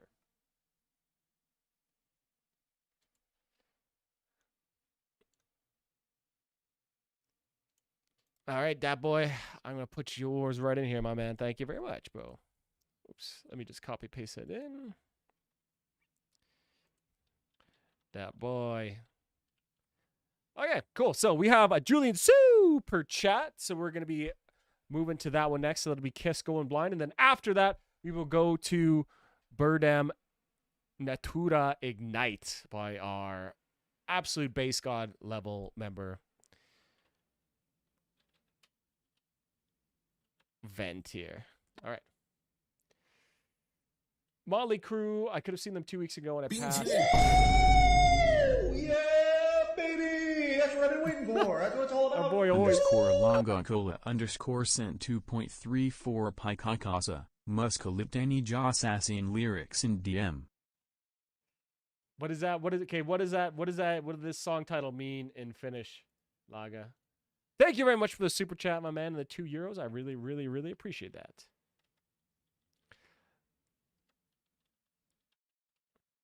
Excellent. We're going to be listening to the whole Pikakasa discography pretty soon. It's going to be sick. Oh, going back, for fuck's sake. Going blind. There we go. Hotter Than Hell. This is off. Okay, interesting. Anybody remember Tony Hawk's Underground 1? They had Leveled, which was like a Kiss concert that was called Hotter Than Hell. That's a throwback. Anybody know that? Kiss is living through avatars to say Motley Crue. People paid full price for Vocaloid concerts, something that had people in it. Wait, what? Is that really happening? Muscles here and fucking immediately. Never estimate Gene Simmons' desire to earn more cash. Anyone ever remember that time they made like a Kiss cartoon show? Anyone remember that? Or did I just like hallucinate that?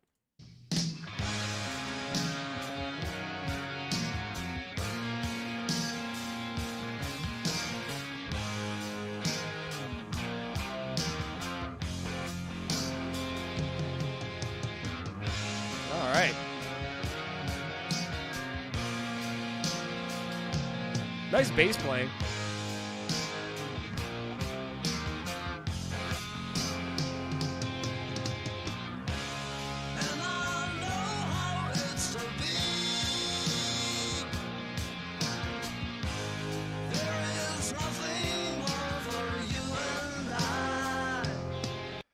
Gene Simmons' wife is from Newfoundland?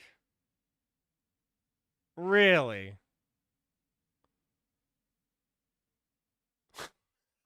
I had no idea. I know the Kiss was special. Okay, let me look it up. Hold on. Okay, hold on.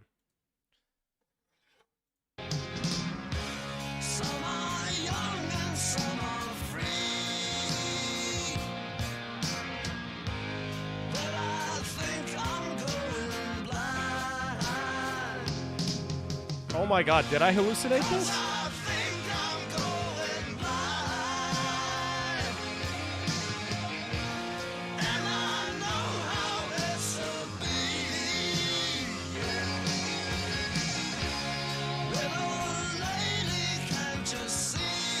Oh my god. Okay, I gotta have to rewind the chorus because I was paying attention to this. Yeah, My Dad the Rock Star. That was the show. Dude, I remember watching this with my mom at like breakfast before I went to school, bro. So hard just to feel normal when everyone is completely paranormal and everything is totally deranged and you're the only one who's sane. Sometimes it gets unbearable, but mostly I feel so unbelievable. I'm a freak 'cause my dad is a rock star, yeah. My dad is a rock star. That's it, the party's over. Turn off the lights, I'm leaving the stage. I just wanna get a little more control so nobody can tell me what to do. Sometimes it gets unbearable, but mostly Am I the only one who's seen this show, bro? Has anyone else seen this show? I feel unbelievable. I'm a freak 'cause my dad is a rock star, yeah. My dad is a rock star, yeah, yeah.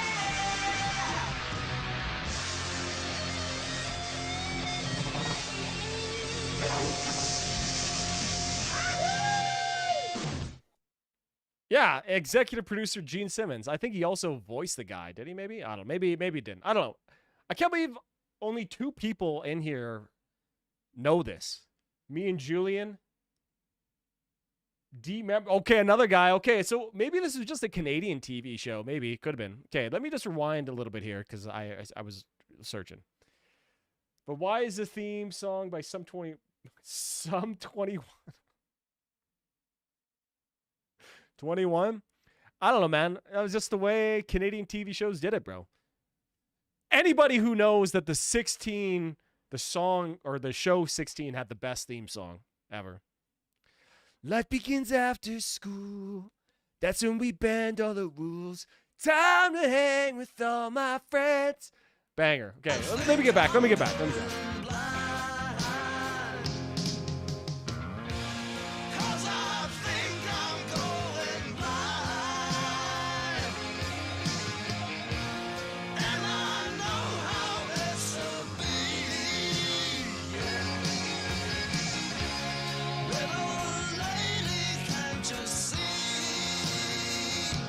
Nice little chorus there. I thought it was good. Very sweet. Jacob Tutu. Oh my god.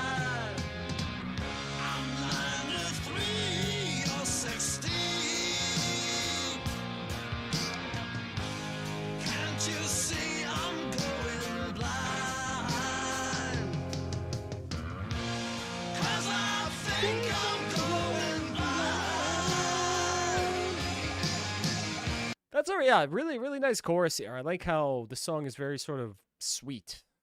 It's a very sweet kind of sounding song. Angela Anaconda still haunts my nightmares. Honestly, low-key, I was kind of a fan of Angela Anaconda.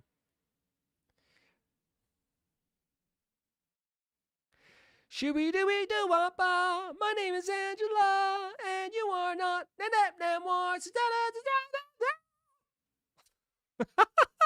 Holy fuck, I can't believe I remember that at all. Sticking Around was the cartoon I'd watch for going to school. Oh my god, dude, Sticking Around? I loved that show. That was such a good show. I just remembered a cartoon about classical musicians like Mozart, Beethoven in the same class. Childhood. Really? What is that one called? The only Canadian cartoon I remember from my childhood is Johnny Test and Total Drama Island. You guys got Johnny Test down there? Tears Are Falling is the best chorus in a Kiss Song, in my opinion. Oh man, Angela Anaconda.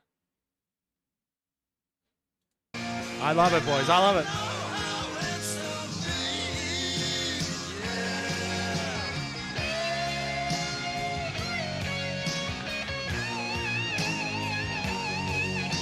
Rest in peace, Ace.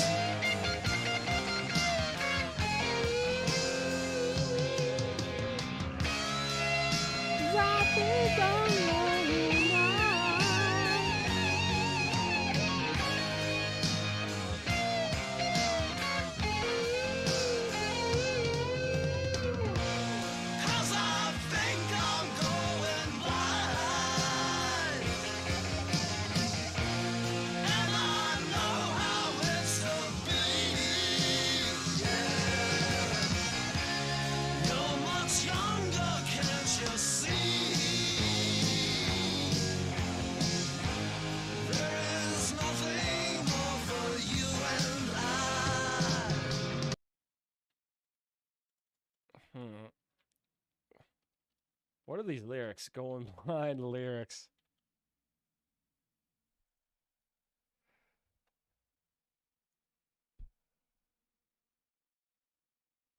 I'm 93, you're 16. Can't you see I'm going blind?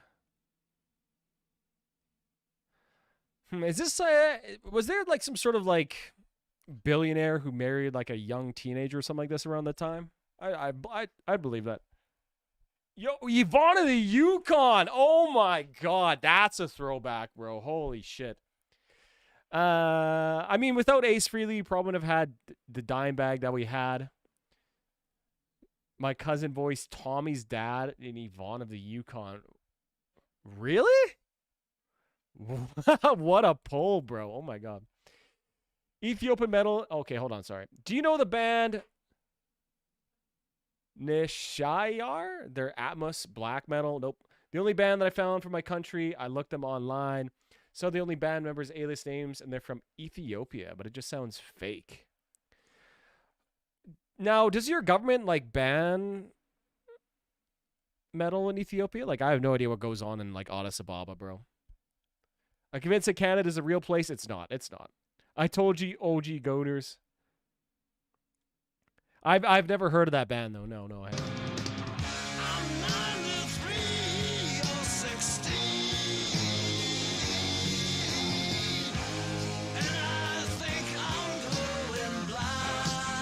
Yeah, there's a lot of Indonesian death metal bands. You always see them in like their hijabs playing, shredding.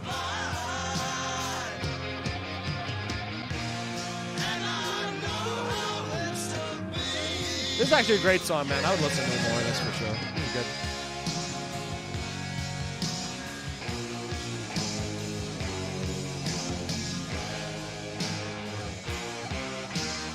Hey, boys, Bill Tuckyuck. Oh my god, man. These names bring back so many memories. Holy shit.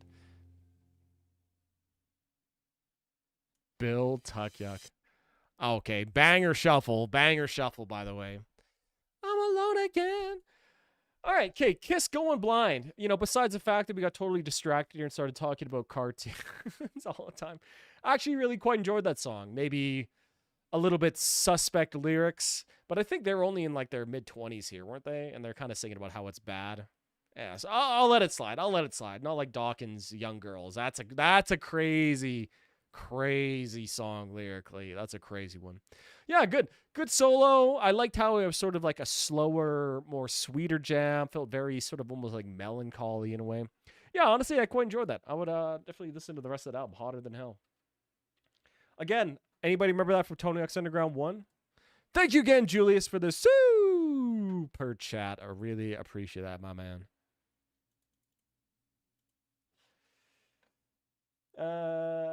Big Bars, like the best recent metal band.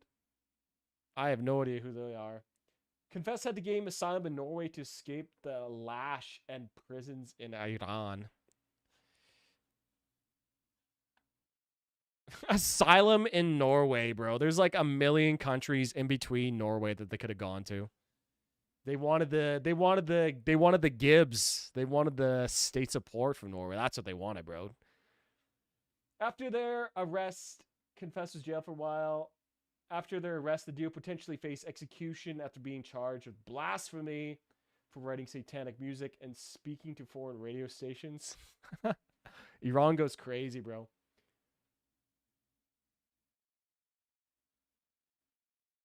Can't believe you called me Julius. Oh, buddy, I'm sorry. There's another guy named Julius here. Hit you with the orange Julius. All right, but let's keep moving on, boys. We got some we got lots of songs in the queue here.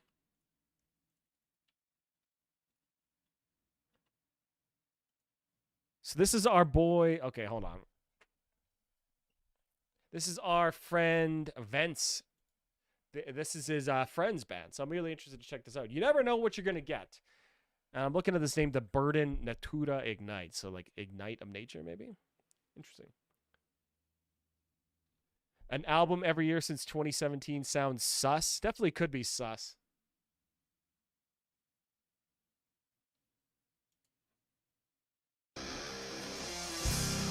All right, let's go.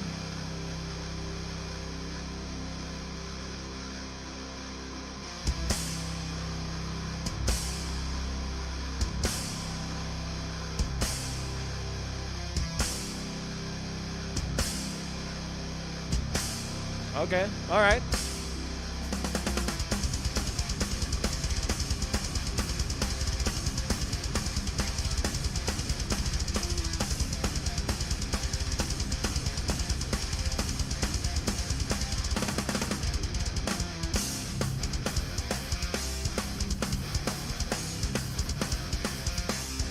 Oh, is this instrumental?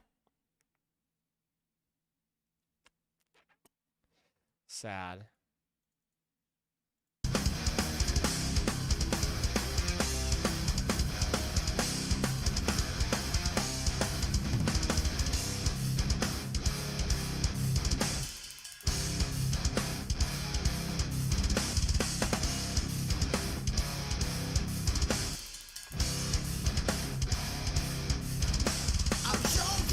Okay.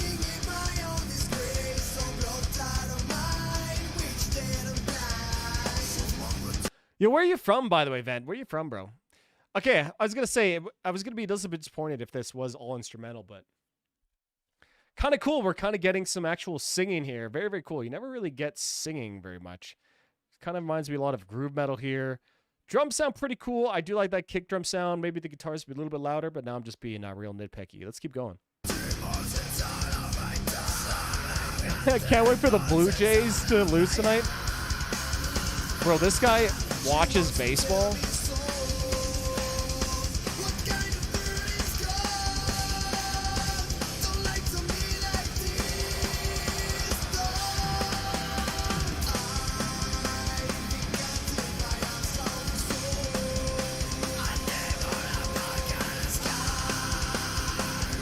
This doesn't sound like AI at all to me, Daniel. It definitely sounds... AI to me always has like this kind of weird...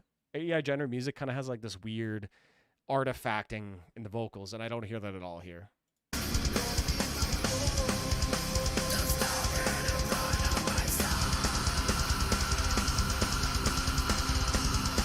All right, we can bump yours up. Your song's only in 3 songs, by the way, buddy, so it's not too far away anyways. It does kind of sound like Chris Jericho on the cleans. Actually, this does kind of just sound like Fozzy. Kind of in a way, like the older Fozzy. That's not a bad thing. I like Fozzy.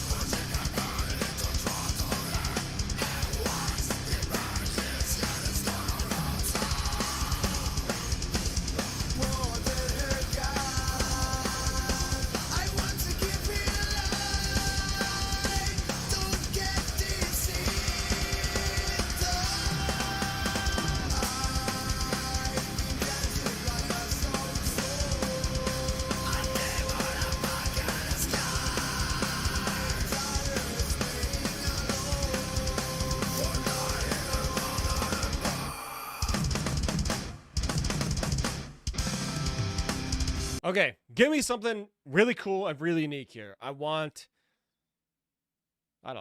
craving something really cool here. Come on, please, give me it. After the second chorus, let's go. Probably using the same filters. Chris is okay, but he's really inconsistent as a vocalist. Yeah, he's a decent singer. I wouldn't say he's like a great singer, but he's definitely passable. Throw some random presets in there, and I want to make an album of random presets thrown onto stubs. I'm not super into the Aussie Jericho chorusy, phasey double tracking sound. Yeah, me neither. Like, it kind of works for Aussie and for Chris Jericho, but yeah, I'm not the biggest fan of it either. It kind of works for them, but I'm not sure if it would work for a lot of other bands, I guess.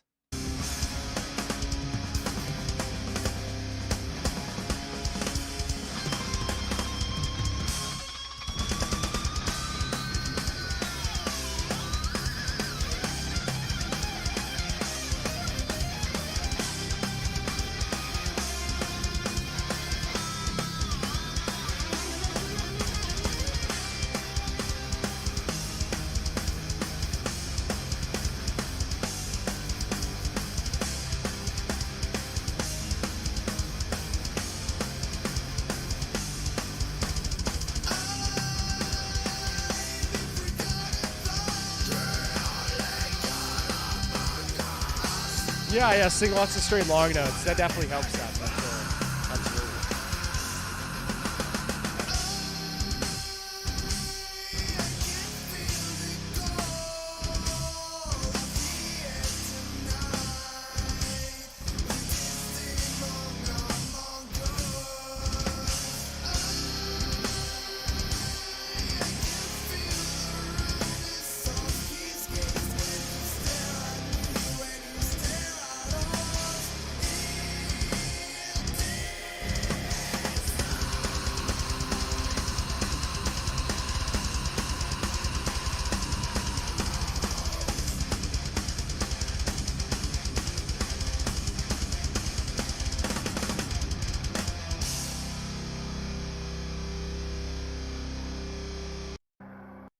All right, I'm not listening to that 30 seconds of silence here.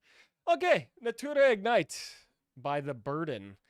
Interesting track. I really got to appreciate where a band is singing in much...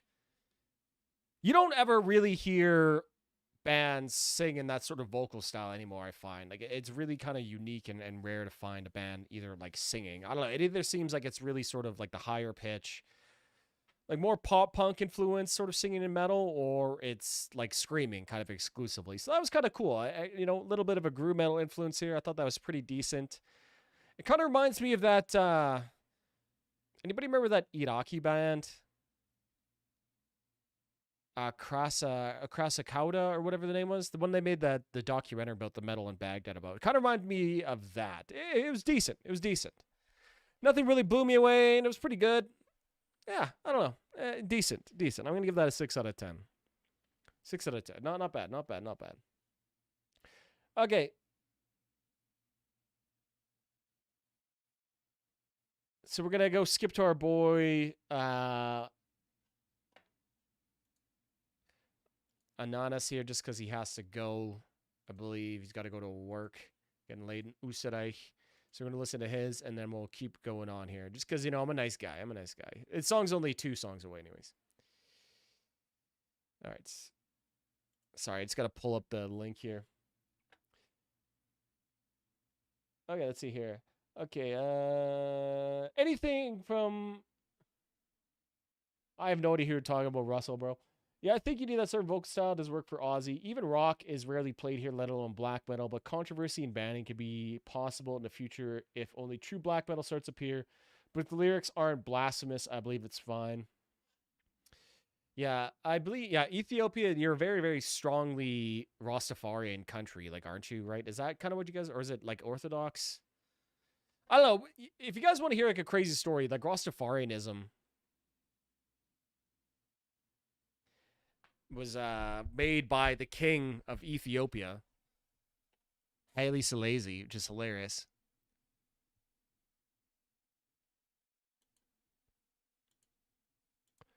So that was an interesting one. So yeah, I assume maybe if you write like blasphemous lyrics about that, I don't know. To me, that makes more sense to me that someone would like write black metal in a country like Ethiopia, because it's actually dangerous and to do so, right? You can like shit talk Christianity all you want in like a Western nation. Like nobody gives a single fuck. You know what I mean? Like it's not offensive to anybody. Oida, there is no link in the here.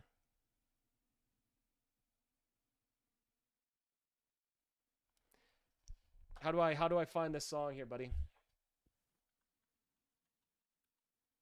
There was no link in the PayPal thing here. Is this it? Let me know if this is the song here, buddy. Okay, hold on. Oh, you're the chats here while we're waiting here. Sounds solid here. Love Tears Vox in the studio better than live, which is a rare thing for me. I prefer the more raw and unprocessed they get. I love Tier, however you pronounce it, man. I love that band. Great singing too. Speaking on process, I think Manuel is working on with Marcin on the audio.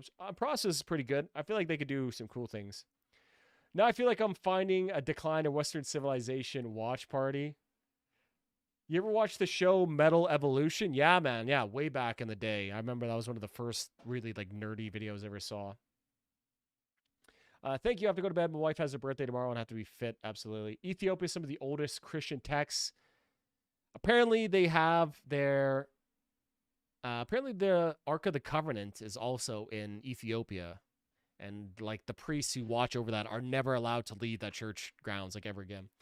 Yo, I just released my first single today, bro. Yeah, maybe we'll listen to it later. Hey, Varvis in chat, if you're taking requests, I'd like to add Avantasia Promised Land. Avantasia, let's go. Thanks, Berserker, for the member request. I'll put it right in the thing. Promised Land. Based. No link. Okay, it's King Smash Ride with me. You got it. Yeah, sometimes PayPal will like delete links too. I don't know. It's just weird. I think it's all just spam stuff. You should check out my song to see if it sucks too. You got to super chat it, bro.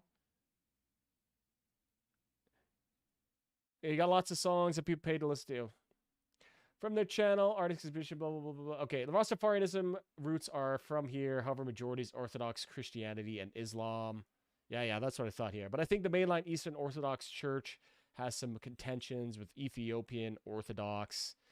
I was actually baptized Greek Orthodox, if you guys can believe that. I'm surprised Ethiopia didn't already get strong-armed by the Vatican for their artifacts. Well, they would have, but they were never really conquered. Like, they were kind of occupied by Italy. But if they were occupied by Italy for a little bit longer, what would happen? All right, let's get it in, boys. Our boy Oida's band, King Smash, ride with me.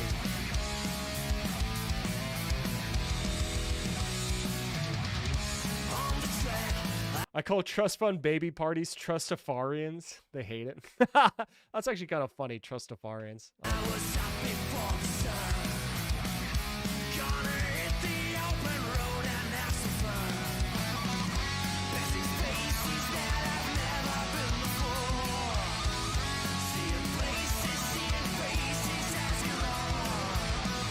Schwarzwalder starker Rock.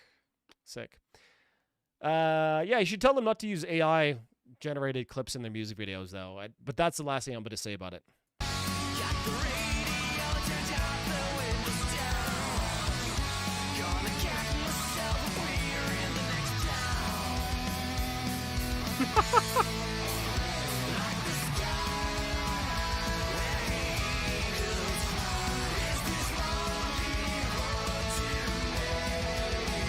Nice chorus.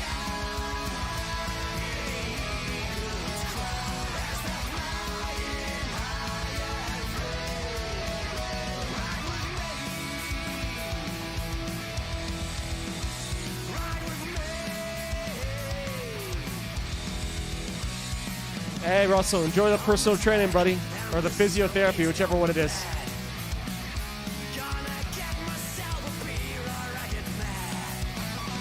The boomer mindset. Gonna get myself a beer or I get mad.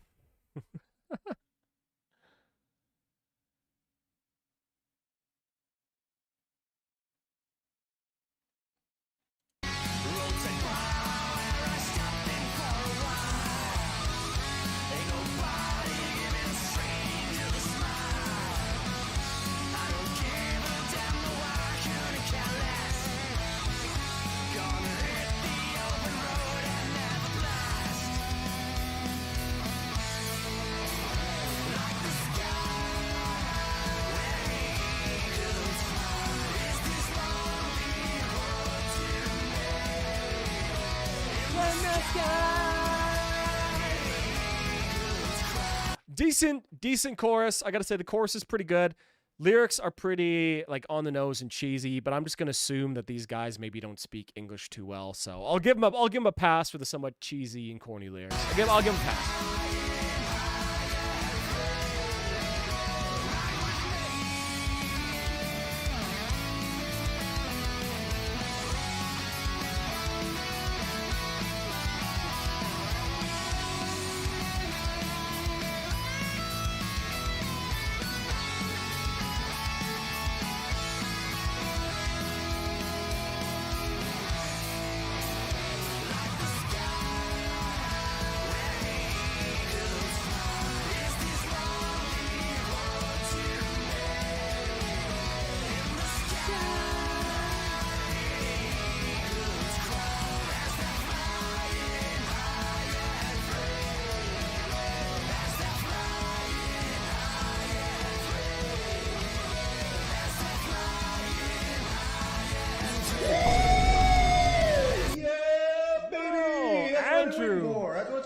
Andrew sent 3.56 blind equation. This eternal curse.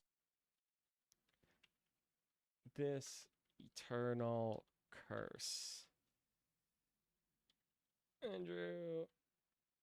Super chat. Thank you very much, my man. I really, really appreciate that, Andrew. And actually, funny enough now, I'm looking at, I just noticed that your profile picture is Ricky from the Trailer Park Boys. I never could see that. It was too small for it. That's hilarious. Like the videos of the 100 popular songs in the same 4 chords. Visuals aren't doing it favors. Is this AI or Unreal Engine footage? I'm pretty sure it's AI music video for sure. With the page turning slide, change animations, PowerPoint aesthetic. What can they say? You know what I mean? 5 songs for €5. That's a pretty good deal. I'll give him a like. I'll give him a subscribe too. All right, yeah, pretty decent song. Definitely not doing like anything groundbreaking, for sure. I'm actually just gonna change this King Smash.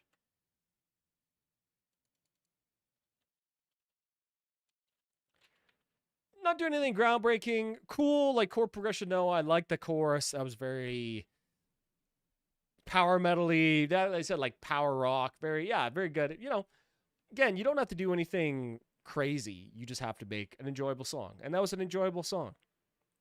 That being said, if they ever want their music to be really taken seriously, like you can't be making a music video like that. Just totally cheapens like the rest of the music that you probably put a lot of hard work into it when you make a music video like that, right? Something that, I don't know, you would have made in like I said, like PowerPoint. So I think that really kind of cheapened it for me, and I wish I would have not listened to or watched the music video for it. But I'm going to try to ignore that. Decent track. Cool leads during the chorus. I'll give that a 6 out of 10. Yeah, pretty good. Not bad. Decent. PowerPoint has said it. Song is well made though. Not a bad mix of performance. Yeah, I agree. Yeah, not bad at all. That would hit hard on the Facebook feed. Lots of bless you in the comments. Oh my god. Dude, I don't know what it is, man. Boomers, they like just don't have the eye to like judge AI or something like that. It's actually crazy. Like boomers will believe AI to the end of the earth. It's nuts. Thank you. When you're in mood, check out their other stuff. Yeah, I probably would, bro. I probably would. Not bad. But let's keep going on, boy. We got our boy Proto Sin with Rebirth Island. This is his own band. This is sent in there by a boy Drumsvox. Okay, bro, you got to tell me the song to listen to. I'm not listening to 31 minutes. You got to tell me which song in your album you want me to listen to here. It's the first song in the album. Oh, okay. I see.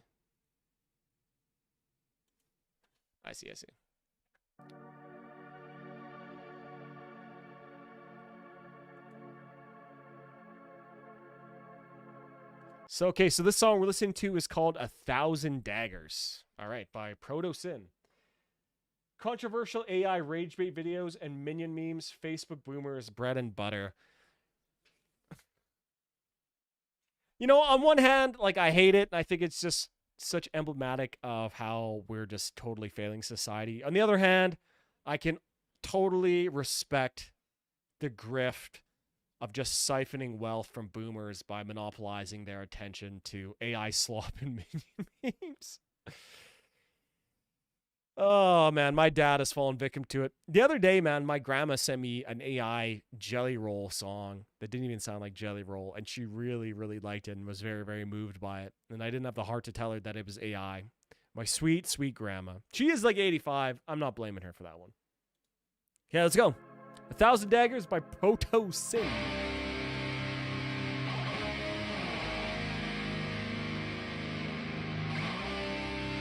Remember to like this stream, boys. Like the stream or you're going to me 20 push-ups.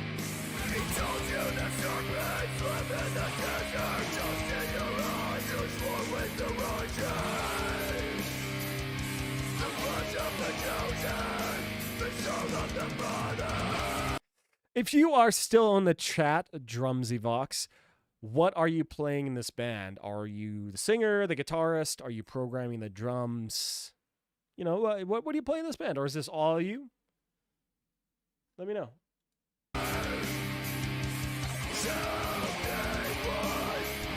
Tech slop overlords? I think you might be right.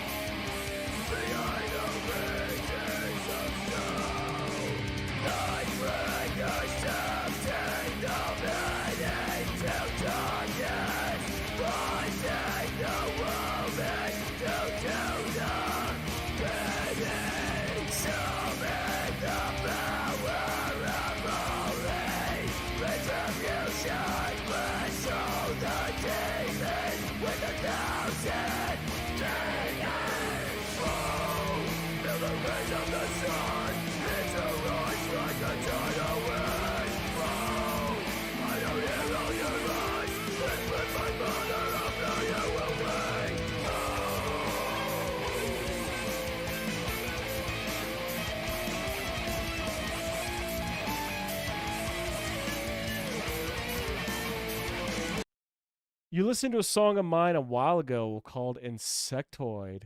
You said I had to make a cover photo, lol. It was just black.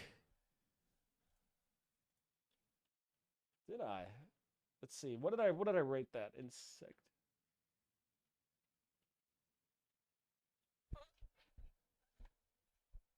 That must have been pre-spreadsheet. Okay. All right, man. Okay.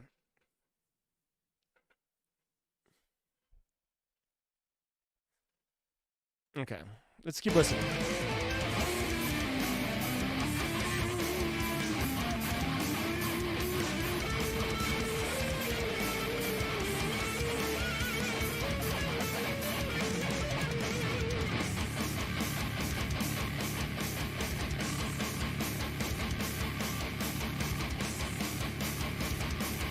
Gambled away with their third wife instead.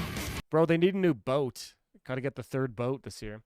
I don't know if this is a thing in Canada, but my children are so fixated on this Italian brain rot shit.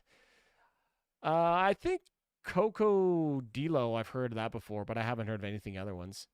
Damn, YouTube chat accepts no boomer slander. To find out who controls society, find out who you are not allowed to criticize. This is all me and programmed drums. Okay.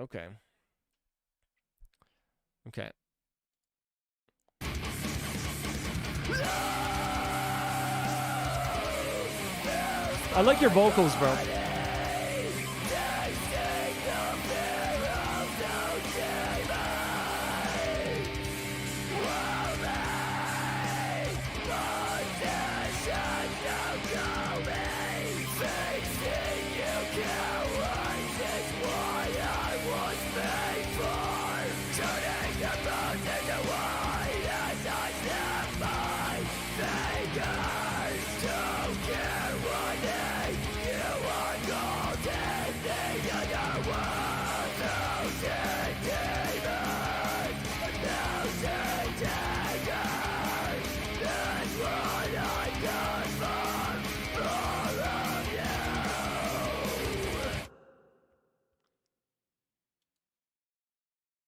Okay, I think that was the first. Yeah, I think it was the end of the song. Okay. I think underneath here you have a pretty decent structure for a song. Like you got your good guitar playing, decent bass playing, pretty good vocals. Although I do find your vocals a little bit monotone. I really wish the production was a little bit better here, man. Like it really sounds like you recorded your guitars through like a boombox or something, and it's not even in like the good and sort of interesting way that some bands have like thin production on their guitars. To me, this just sounds like very, very it's just kind of like rough sounding, bro. Like I think you need, I want to hear this redone with like a little bit better production. Like it's just lacking so much low end. Like there is no like low end girth at all to the guitars. I also think that the drum programming here is very, very static and very, very robotic. Everything's at like 127 BPM. Like this is just like Superior Drummer 3, like stock sounds. I don't want to just like completely poo-poo all over this, but I want to hear you do something, make the music that you're writing, give it the coat of paint that it deserves. You know what I mean? I want to hear, and I know it's like really hard to get things mixed and expensive and stuff like that, but I feel like your songwriting, your guitar playing, and the riffs here are good. This needs to be expanded upon better. And again, I'm not trying to just poo-poo on your stuff here again, my man. I thought this was pretty decent. There's some good riffs. I really like that one solo and how it kind of came in behind the vocals and came forward after, I think, by the first chorus. But yeah, it just kind of felt like it was just kind of hard for me to kind of hear what was going on, and it kind of just had like a very robotic feel with the drums. I don't know. If your VST or DAW, whatever it's using, has like a little humanize function, use that. Probably really help with the drums. Maybe put some more little spacey reverb on it. That might help. But yeah, man, like you definitely have like a good solid foundation here. You just gotta give it like the love that it deserves and the sound that you want it to have, I guess. That's my opinion on it, man. I think it was okay. I think you can do better. I want to hear you do better, bro. I'm going to give this 5 out of 10, bro. I want to hear you do better. And so next time, if you got a new mix to this, come back and I'll listen to it. You don't got a super chat. I want to hear what you got to do. You know what I mean, man? I'll give that a 5 out of 10. I want to hear you do better, bro.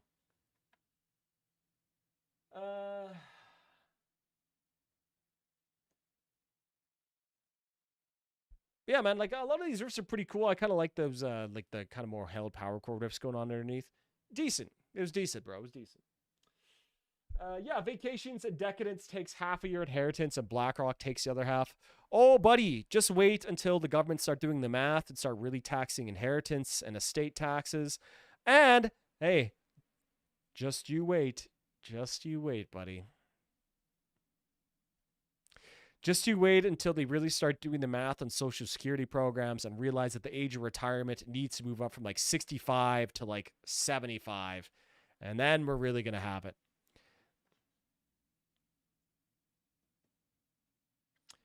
I need something other than Guitar Rig, lol, just having fun. Thank you for listening. Guitar Rig's pretty good, man. I would like, there are some good, decent...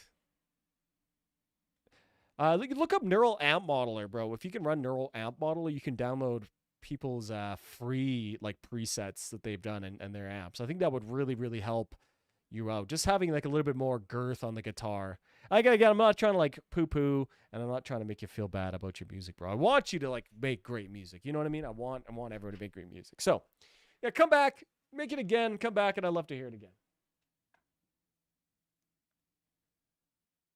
Boomers worship Moloch is a funny recent video by Hyperborean Knowledge Channel, another Canadian millennial talking about the boomers versus their kids thing. Dude, I actually, funny enough, I watched that video. I thought that was just such a hilarious title, Boomers Worship Moloch. And I totally agree. You know, that guy, Hyperborean Knowledge, What If Altist, like those are the real like schizo thinkers that we really need to like connect all these desperate dots. I don't know, I love it. My dad on his 15th European/South Asian vacation since retirement. Oh, you're paying for it, buddy.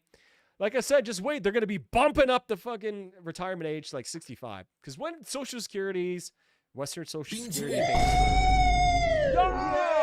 baby! That's what I've been waiting for. That's what it's all about. Gabriel Pierre sent 1.84 martial arts, Razor.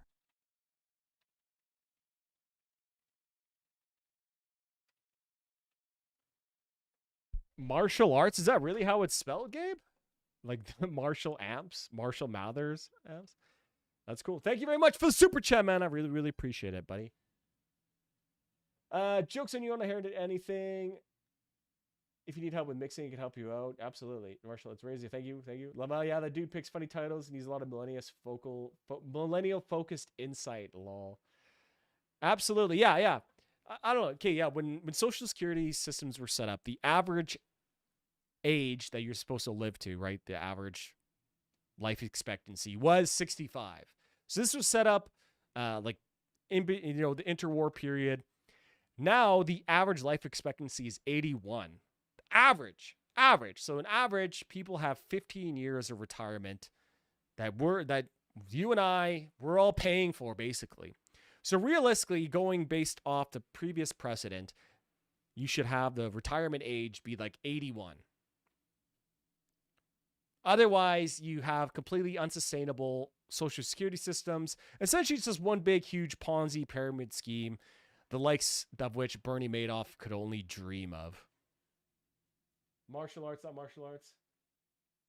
Oh, man, What If Altist? Dude, I loved his schizo arc. Was some of the favorite stuff ever. All right, okay, let's keep moving on, boys, because I can literally just sit here and like talk about boomer hatred forever. Let's go. We got Teddy Swims. Well, okay, whatever. Close it up.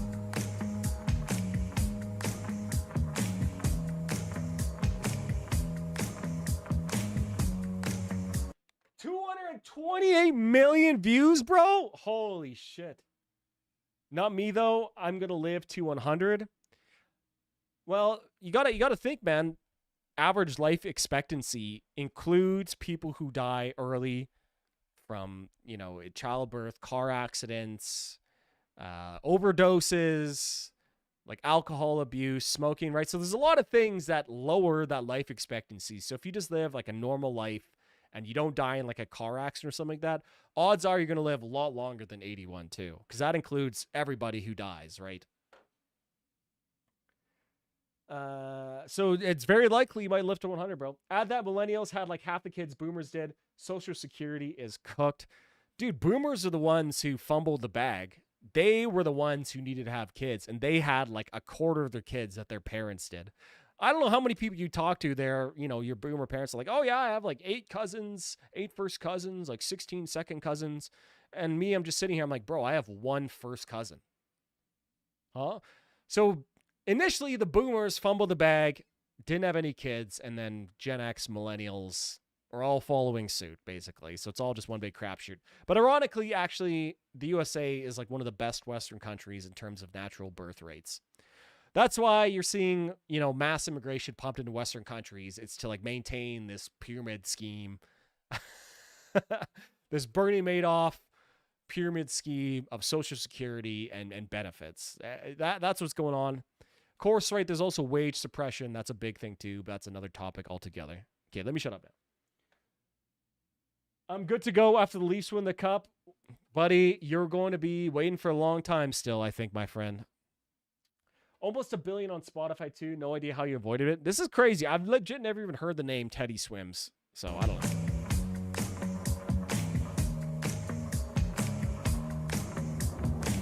I took a page out of your favorite book. You sold me lies just by the way you look. Taught me a language that I'll never speak. Baby, that ain't for me. That ain't for me. I dug my grave watching the way you move. You took me higher than a hell. Was this guy on like Dancing with the Stars or something? Because maybe I saw him in like a short of some kind. I don't know. Too many times gave you a second chance. Baby, I'm just a man. I'm just a man. No more thinking about you late night. No more running around with your friends and I'm picking the pieces of my soul about the floor. I said I would die for you, baby, but I can't take this pain no more. I thought I was weird. Damn, a great voice on this guy. You can tell why he was, you know, got a fantastic singing voice. Obviously, right? It's pitch corrected like crazy. You can hear it. But that's just the way like pop music is nowadays, I suppose. One of those 10 writers, 10 producers per track artists. Yeah. Oh yeah. I don't know how I'd be an Oilers fan after losing in the finals 2 years in a row.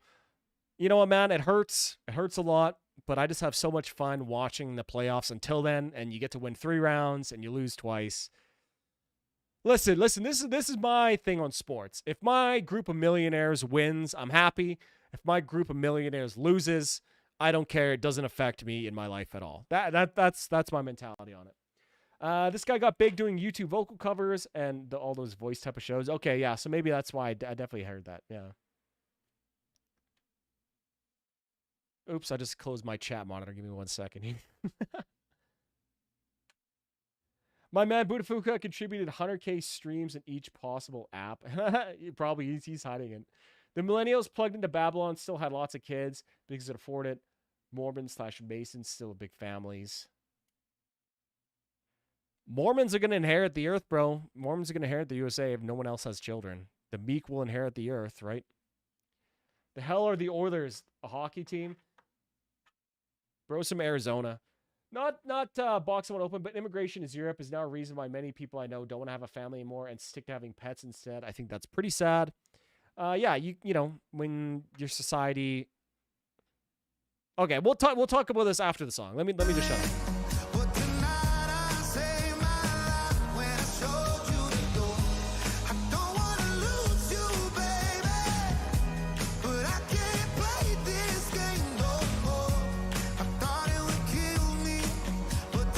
Is that stonemason flooring? It is. Symbolism. You never thought this day would ever come, but I looked you in the eyes and pulled the rug. You try to take So is this guy like the pop jelly roll, basically? Is that what I'm kind of getting at? Like a very nice gravelly voice with a good range. Ever donating is an account owned by Varvis and he's laundering money. I wish that was the case, bro. I wish that was the case. Having and founding a family is the best thing you can achieve in life, I think. Absolutely, I agree with that, buddy, and I don't have one yet. People enjoying the dual income, no kids lifestyle. You know, people can enjoy whatever they want to do, man. You know, supposedly it's a free society, I guess. Take away my sanity. Baby, that ain't for me. That ain't for me. Oh no, for thinking about you late night. No, for running around with your friends now. And picking a piece. At the very least, you have to thank all the dual income, no kids people because they're paying probably the lion's share of personal income taxes for most people.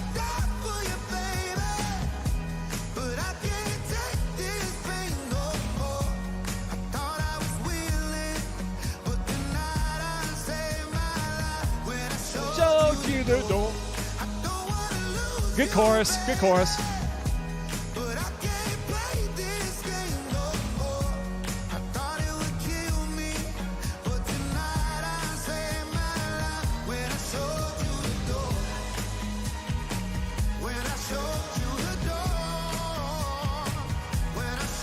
Pretty good pop song, in all honesty.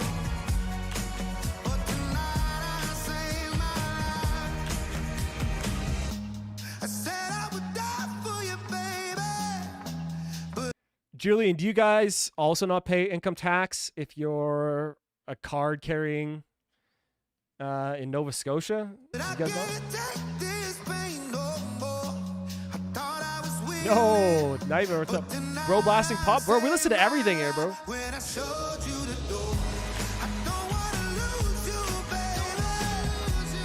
Okay, I gotta say, though, this coat goes unreasonably hard. This, like, white lambskin coat or whatever this would be. Dude, unbelievably hard. The drip is dripping right now.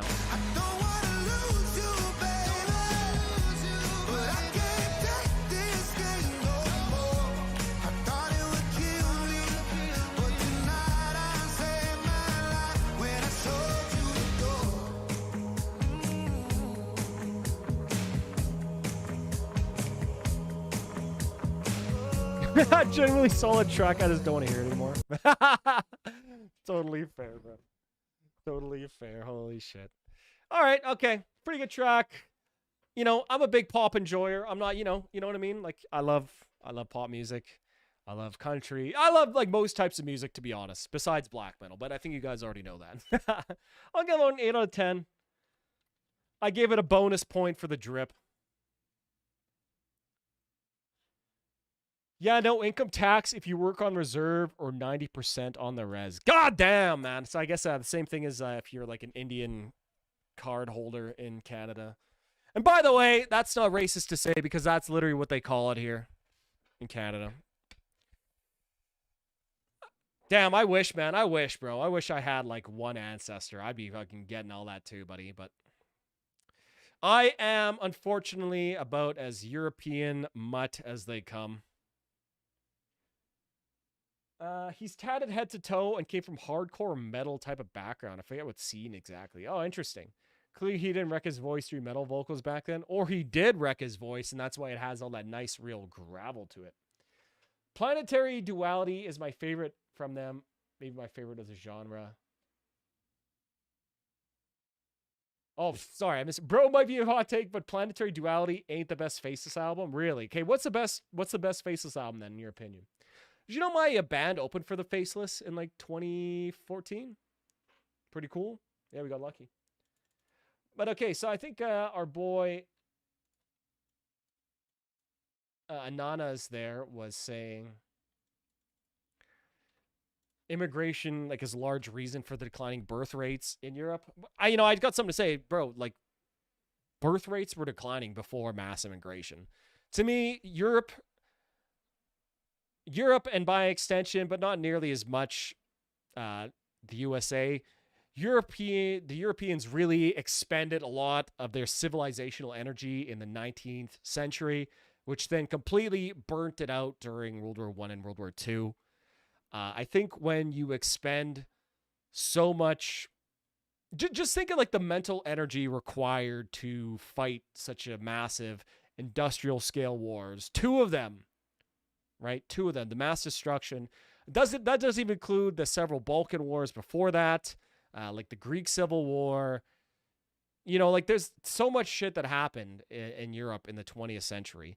And to support these systems, governments had to be built up to such a huge degree to maintain and to coordinate all these vast amount of systems like military, economy, transportation, you know, resource extraction, farming, like all these things had to be coordinated to fund these huge war efforts. And so what happens when these wars end is these huge bureaucracies still remain. And these bureaucracies essentially function as like old guild systems and work as like barriers to entry for various resources and trades and everything like that. You notice if you go to like a third world country, almost everybody has like a home business. Like they'll be selling stuff out of their homes or like have like a stall in front of their house. That's what happened in Western countries. Everything has been completely regulated to death. The civilizational energy has been spent. There is no thumos left in Europe and by extension Canada and Australia because they both had huge parts to play in both world wars. So I think that's what's happening, right? The vivacity and thumos, the life spirit of European society is just completely, totally shattered. Spent it all during their height to power of the 20th or the 19th and then 20th centuries. And Europe is sort of going back into its normal, regular place is sort of like a secondary power, right? The time where Europe was ascended over everybody was like a very historical irregularity, right? So now we're kind of going back to the average, which is sad, right? Europe's just going to become like a museum society, right? France is basically like a museum society. What can you do? And that's the end of my rant here, boys. Okay. How was Michael Keane doing at the time? Yeah, it's Indian status, says right on the card, get an ancestry test and I'll spit in the tube for you. Okay, bet, buddy. Give me send me your mailing address and I'll send it over to you. Autotheism is crazy good. What do you mean by that, my man? Oh, that's the album.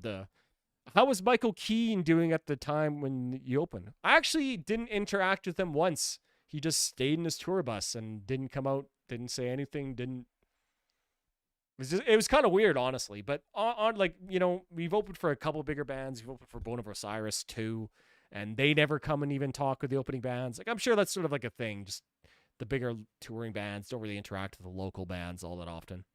But like, he put on a good show. Like, he played really well. But I think that was kind of during the midst of his heroin addiction, I guess. Declining birth rate is a sign of development. When technology improves, certain types of labor just goes away. That's a good point too, right?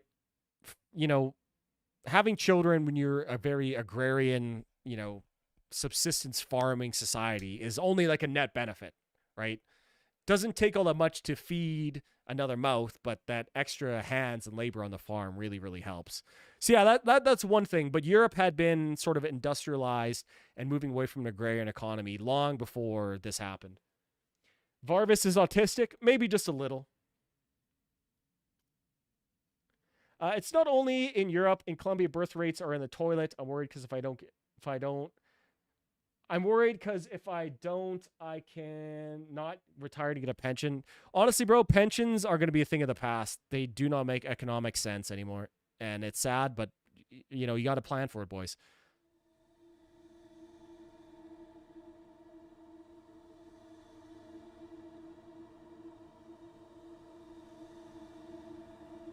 Heroin does not make you a hero, kids. Israel is on the upswing developmentally, technologically, and their birth rate is high AF.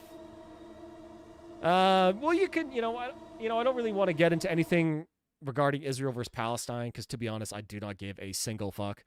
But Israel is sort of on its upswing in terms of civilizational thumos and vivacity, right? When there's external threats to your society, kind of prompts a little bit more desperation and will to power, I guess you could say, in your society, which you know comes being black and increasing birth rates and shit like that. I don't know about China. I know the East is struggling with birth too. Dude, China's probably the worst of all our countries because they had a one-child policy for about like almost 40 years. So their population is set to have, like, you think it's bad in Western countries with the amount of boomers walking around, bro? The Chinese boomers are like way higher percentage of the population than like Western boomers. It's actually nuts. Everywhere except India. India's birth rates are actually starting to begin to decline now. It's just that there's just so many people. Spook time, slightly. The res ain't struggling with birth. We pop about like crazy here. My family had 12 kids born this year. Holy shit. What happens if the TP comes out in 9 months? The fucking TP, bro. Yeah, let me shut up and let me listen to music here. I know you guys don't come for my geopolitical rants.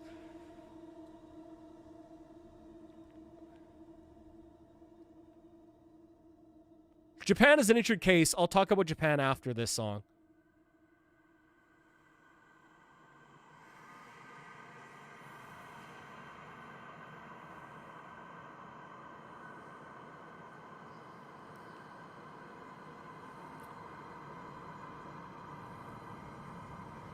I've never seen a Native American struggle with money in my personal life.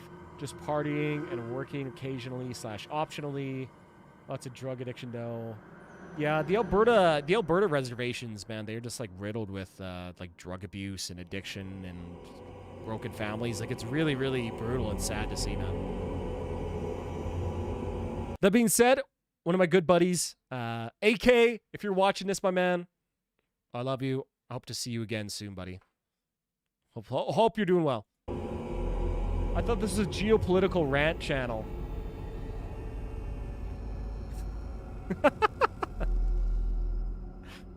No, it's supposedly a music reaction stream. Supposedly. I guess this is a good as any song.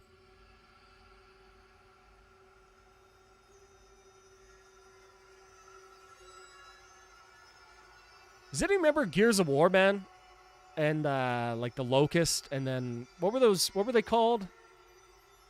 The locusts were infected with the emulsion.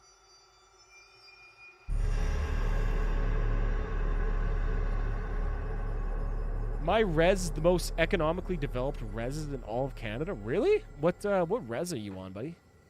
I would love to see that. Speaking of planetary. Holy fuck. That scared the fuck out of me. Holy shit.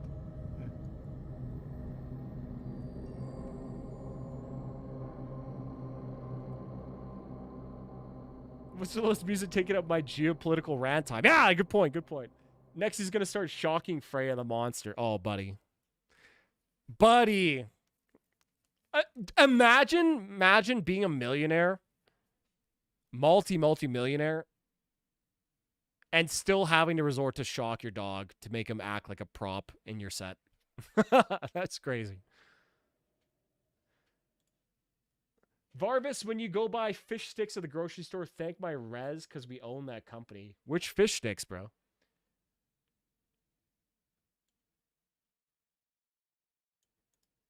Happy for you, motherfucker! Yeah, baby! That's what I've been waiting for. That's what it's all about. Polano 776 sent 2.34 Suit Hagar, Laga Dana. Laga Dana. What's up, Polano, bro? What's up, buddy? How are you doing, my Basque friend? Happy feet, you motherfucker. You did that. You said that on purpose, bro. Honestly, you got me good. I was not expecting it at all. You big time made me jump too. All right. Well, because you got me to jump, bro, I'll give that an 8 out of 10. I'll give that 8 out of 10. I swear to God, though, if we start doing more jump scare songs, bro, I'm done. Yo, Grandmaster Vader, what's up, bro? Sacred, my dogs. Remember to Highlander. Planetary Reality's freaking bass. It did sound like Planetary Reality, yeah. Okay, I was gonna find out where this was. Hold on.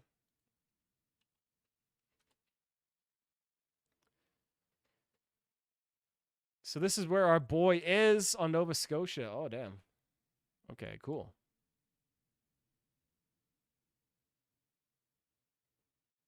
Oh, right by the fortress city of Louisburg, hey? Oh, buddy. I just want to take a peek. What does it look like over here?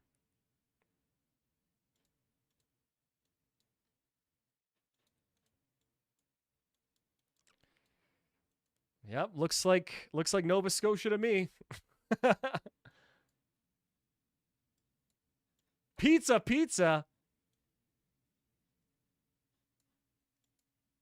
Yeah, looks like a nice place to be. Looks like a really nice place to be. So the time is here. I have to leave. Hey, have a good night, my man. De Obergeilen Varvis Spezial. Oh, danke booty. You're not successful until you have an expensive exotic dog you neglect and abuse. Drug dealers, celebrities, athletes, etc. Got to go a huge high maintenance dog they can't care for. Dude, absolutely. That's like the dumbest thing is. That's Sydney. We're on the hill. You're on the hill.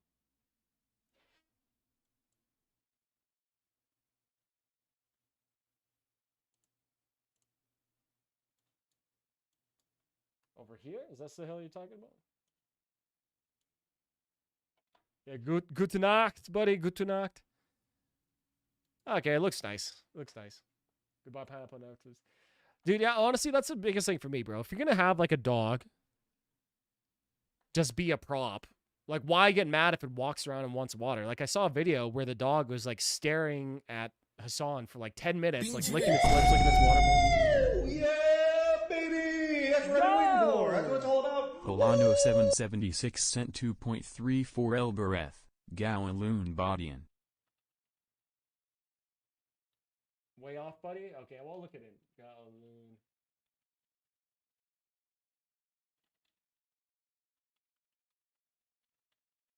Super chat. Thank you very much, Alano. I'll be planning this for more of those. Bro, how am I supposed to know where the hell of Res is in Nova Scotia? I've never even been to Nova Scotia, bro.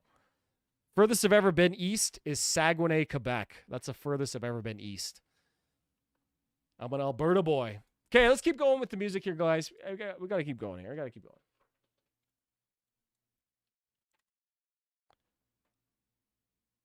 All right, this is my boy from our boy Laga. Colimanlasco.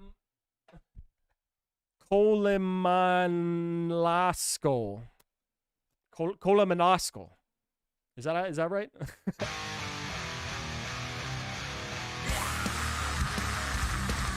It says it in that.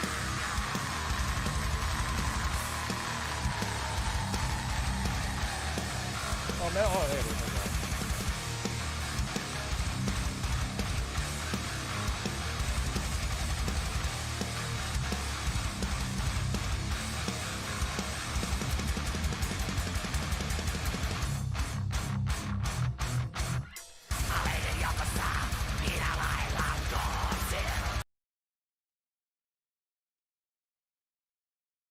Did I really just drop in randomly right next to the casino? Is this where you go pick up the aunties, buddy? Is this where all the aunties gather on the Friday night? Oh man, I went to Canada once. It was terrible. Yeah, same, bro. Same.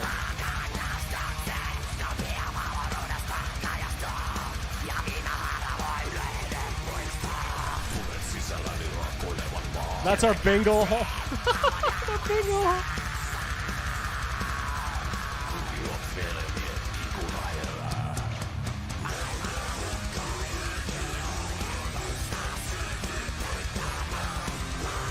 All right, cool riff so far. Let's go.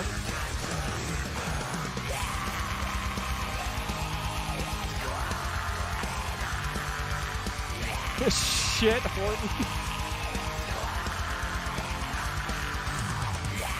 I don't know. I've never heard anybody call it shit Hortons before. That's so funny, bro. Oh my god.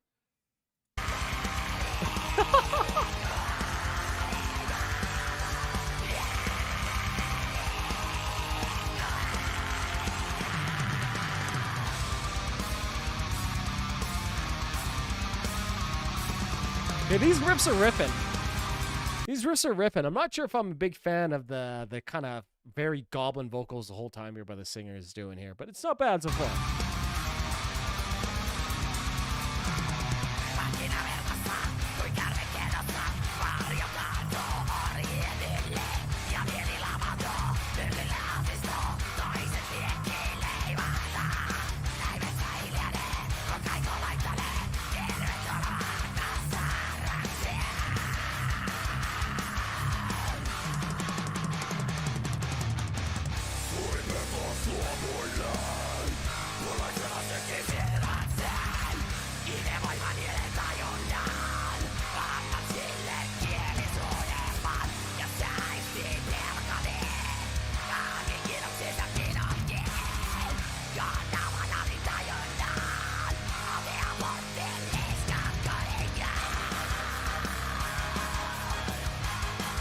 So wait, hold on. So do the corpos not also just not have to pay taxes on those locations? Or how does that work?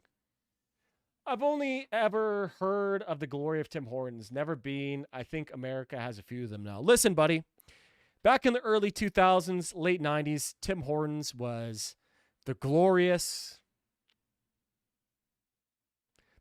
caretaker of Canadian culture. You know, a hockey player from the Maple Leafs, started his own coffee chain. You know, fresh donuts baked every morning. It was delicious, right? Really nice place, like comfy designs. But then they were sold to some Brazilian company, and now it's just become total shit. It's just the worst quality food ever. Just most garbage. You know, trucked in frozen donuts, terrible sandwiches. And the worst part is they've just completely like scabbed the labor market by using all these fake, what is called LMAO, which is like labor impact market assessments, which essentially means that if you can't find a local Canadian for a job, you can hire someone from out of country to do it. So what these companies do is they just put fake listings up line, never respond to anything, and then they just bring in people from other countries to work at extremely discounted rates because the government also subsidizes, I think it's like 30 to 60% of all LMAO applicant wages in some like incredibly crazy ass backwards labor scam is what it is. It's just a complete scam. And so Tim Hortons is one of the originators of this and one of the people who've really done it the worst. Like you go to Tim Hortons, it used to be staffed with like young teenagers, people who were, you know, looking for their first jobs or like elderly. Now it's all like 30-year-olds from India, bro. And this isn't even racist to say, it's just like factually true. They are undercutting and scabbing the Canadian labor market because these employers hold leverage over their employees by holding the LMAO contract, because if they fire them or have to let them go, then they have to go back to their home countries. So it's essentially just like a modern day form of slavery, and it's fucking disgusting. And Tim Hortons is like the number one most visible perpetrator of it, I guess you could say. Thank you for coming to my TED Talk. Sorry about that.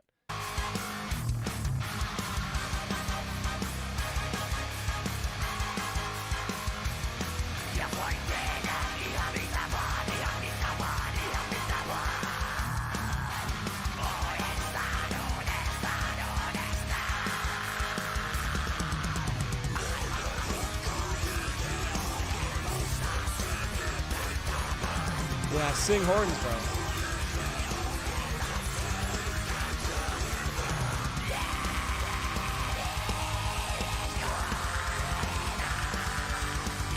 I love these like keys that they're putting in here. Kind of, a lot of these. I love when Laga sends in all these bands because they're like this really kind of cool mix of like melodic death metal, like death metal, and thrash metal with like a little bit of like power metal in it. Finnish is just such a like unique brand of metal, man. I love it.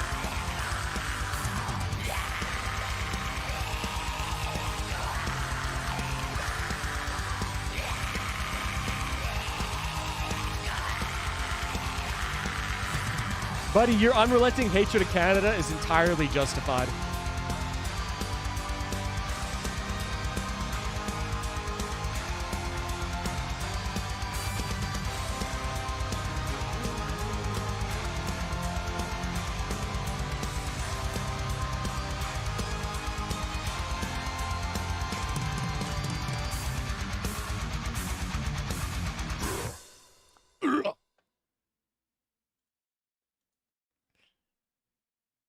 Finns have a certain scream vocal style they tend toward too. Yeah, totally, totally. I could totally hear that there. Okay, a pretty good track, man. It was sort of just like kind of the same dynamic the whole time. Queen Kona. Yeah, it's sort of like the same dynamic. Kind of wanted like a change of a dynamic, because that was pretty good. I'm not like the biggest fan of that like really high kind of goblin type scream that he was doing there, but I thought it was decent. Not bad at all. Not bad at all. Extra 7 and then log out. I'm going to give that one a 7 out of 10. Pretty enjoyable. Good riffs. Some cool drumming. Yeah, love it. YouTube won't let me say immigrants either. Discourse is cooked. Really? That word is banned too? That's nuts, man. That's nuts. I just thought I was sitting here ranting and nobody was saying anything. Well, I'm glad you hear it. They just eat fishermen friends like candy, these singers. Oh, buddy, yeah, they must. All right, well, let's move on. We got some Street Fighter EX OST.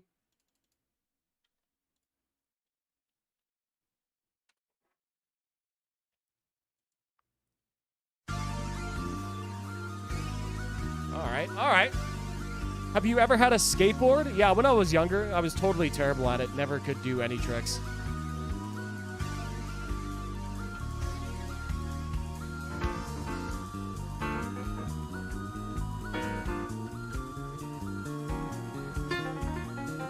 All right.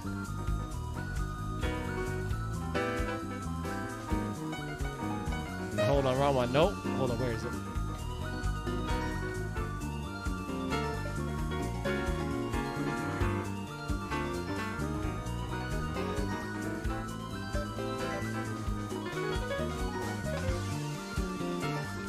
Man, the Cat Jam, it's in beat and time with every single piece of music. Doesn't matter.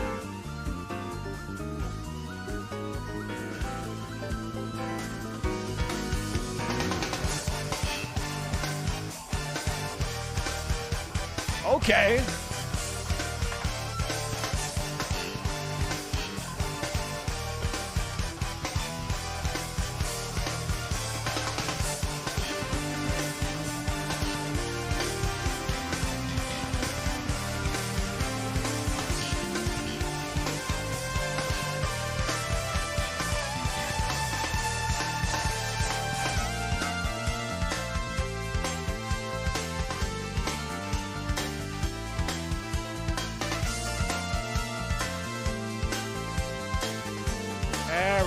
There we go.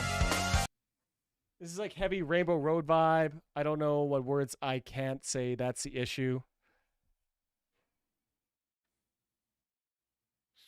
Yeah. Whenever you find Justin T footage taking way too long, ice targets. I know. Well, if you guys can or can't say anything, that's okay. I just appreciate you all listening to my rant there. I'm sorry about that. I got a little fed up. What's the big popular cheap light beer in Canada? Like, what's the Bud Light equivalent? Bud Light. People just drink Bud Light, Coors Light. It's literally like the same shit here in Canada. Like, we're just Americans, basically. American Light. I don't drink beer either anymore, but when I did, I really loved. I was a big fan of. Oh wait, hold on. Let me take off Cat Jam. There was like a locally brewed beer here in Edmonton called River Valley Lager, and I would just drink that all the time because it was very, very cheap. Bravas.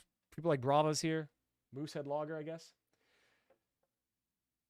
I don't know what words I can't say. That's the issue. Yeah. Some heavy Rainbow Road vibes. Love the bass on this track. Prolific Japanese bassist that died recently. Oh, really? Was this the guy? I think I heard of that. Bush Lattes. Yeah, the Bush Lattes. Yeah, we still got Bud Light and Coors Light up here, so it's likely those. That's Tyler 1's main in Street Fighter. Tyler 1 plays Street Fighter now, bro? Good for Tyler 1. That's a perfect training montage song.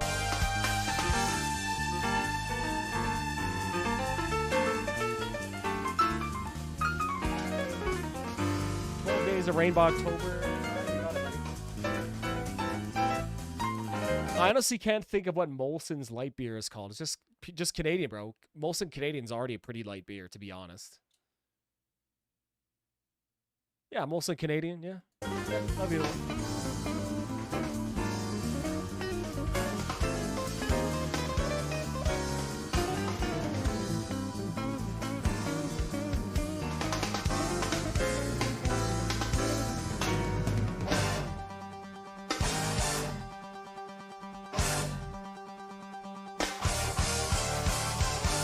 I love those big chords. Like, boop, boop.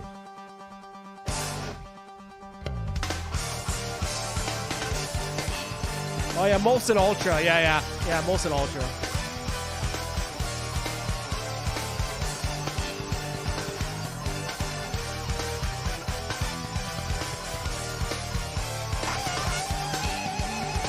Moosehead is sold as craft beer. Yeah, Stella's honestly, Stella's kind of garbage, to be honest with you.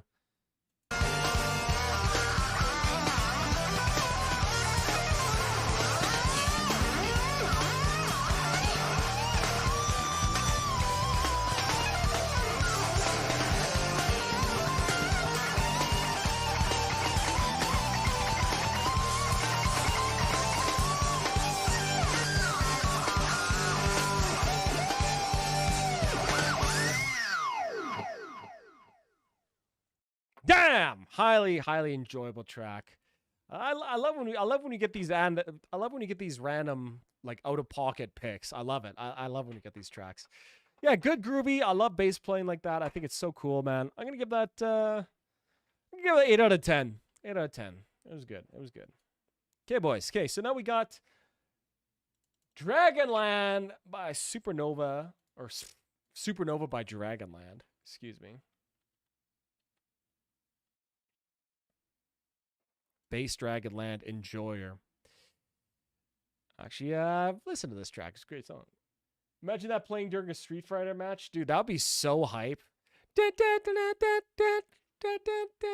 just find most Japanese games usually have very interesting soundtracks. Anybody? Persona 3? Persona 3, anybody? Canadian beer is actually better than American beer, according to my brothers. I actually think they're probably just exactly the same fermented wheat slop. I usually drink craft beer, so my domestic knowledge is iffy. Yeah, okay. Okay, let me go grab a Diet Coke here since we're talking about all these drinks and I'm out, and then I'll be right back, and we'll get right back to the tunes here, boys. Give me 1 minute.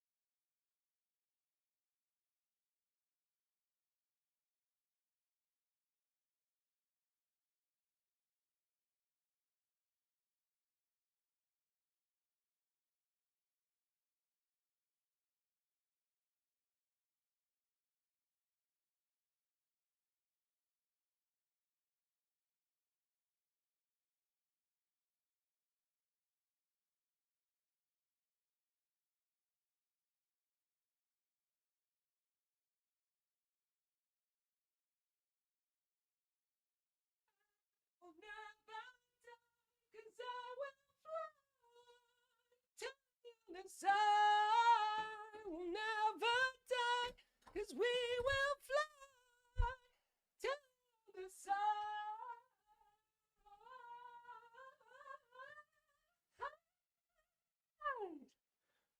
Whoever can name that song, bonus points in the chat. Okay, boys. Got myself a Monster, Low-Cal. They're back, finally. And another DC, too. I was actually thinking, though, while I was gone, when I was drinking, so, you know, I used to be a big drinker. I liked it a lot, right? Learned culture from my family and friends. I really liked the beer brands Grolsch, which I think is a Dutch beer. Grolsch is really good. And I also liked Erdinger, like Erdinger Weiss. I think it's a German brand. I thought those are really good. But if I was just looking to just get like hammered, you know, on beer, it'd probably just be like Coors Lights, I guess. But it's been quite a while, so I had to think about that. Let's go. We got, I'm not Canadian. Varvis hard on aspartame. Bro, I'm aspartame maxing, man. I don't mind my country. It's far from perfect. I don't know if my situation would be better if I grew somewhere else. I would be in a financial hole if I was raised somewhere without public health care.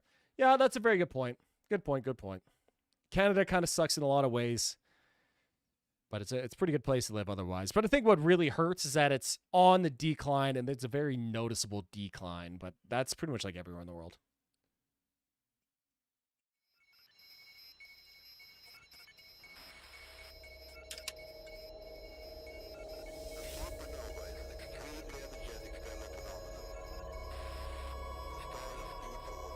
Yeah, I don't know. I love the taste of aspartame. I don't like the super hyper sweet stuff either.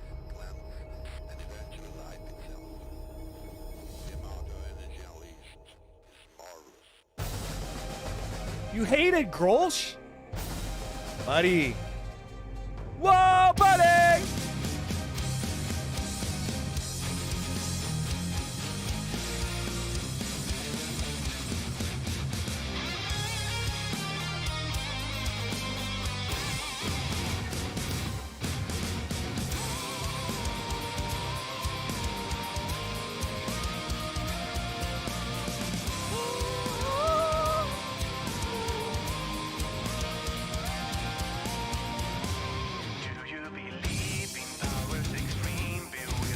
I think this band is so interesting. Like, such a cool mix of a lot of different, more melodic style genres here. We got like some like symphonic metal, some like power metal, melodic death metal, but it's not like the way Winter Sun does it. They do it in like kind of their own way.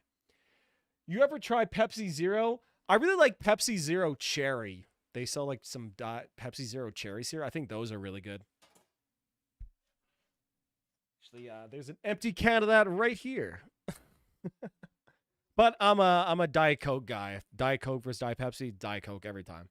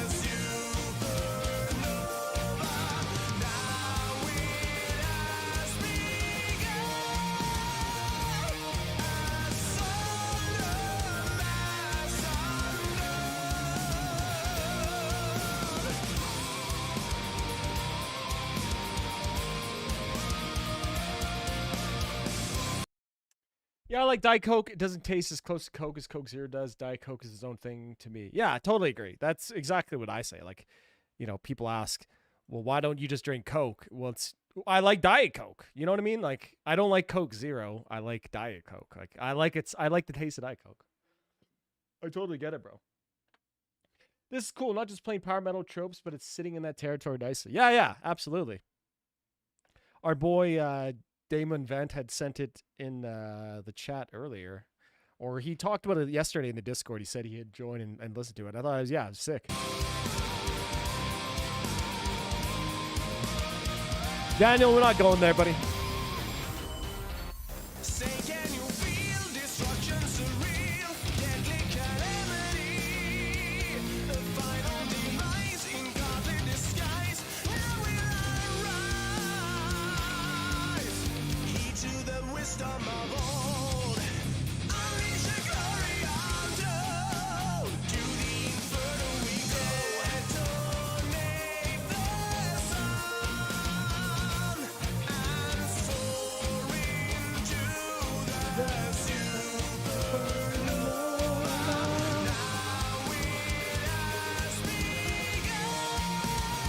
Abstract Illusion. I've heard of that. Give me a quick summation of Abstract Illusion and why I should listen to it. I'm not like doubting you. I just, give me like a paragraph. you know?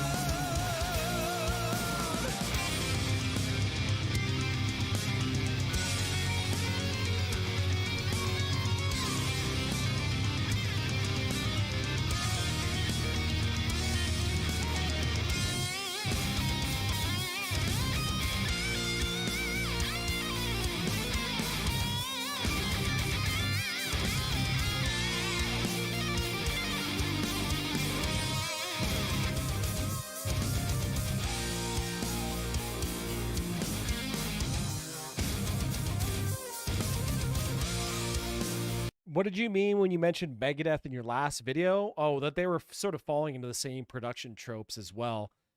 You go listen to Dystopia and even The Sick, the Dying, and the Dead.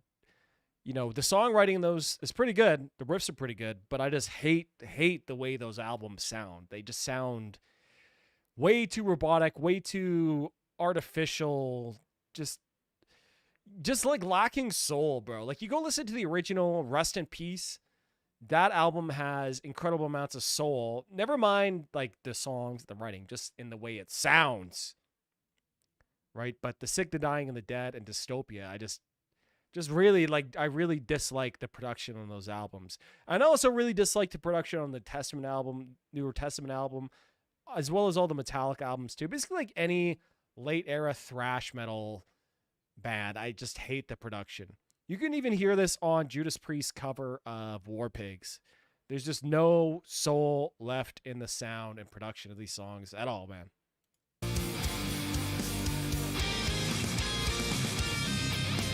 Winter Sun adjacent? Okay, that's all you have to say, buddy. I'll listen to it. You piqued my interest. Mega mid. Yeah, that's... No, not the 2004 Rust in Peace. No.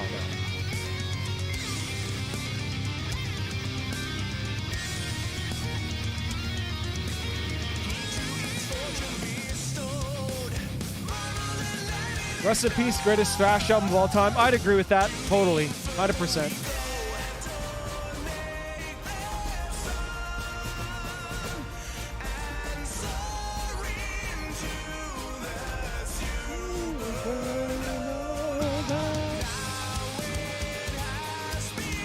That's a good point. Yeah, good point, Nightmare. Yeah, absolutely.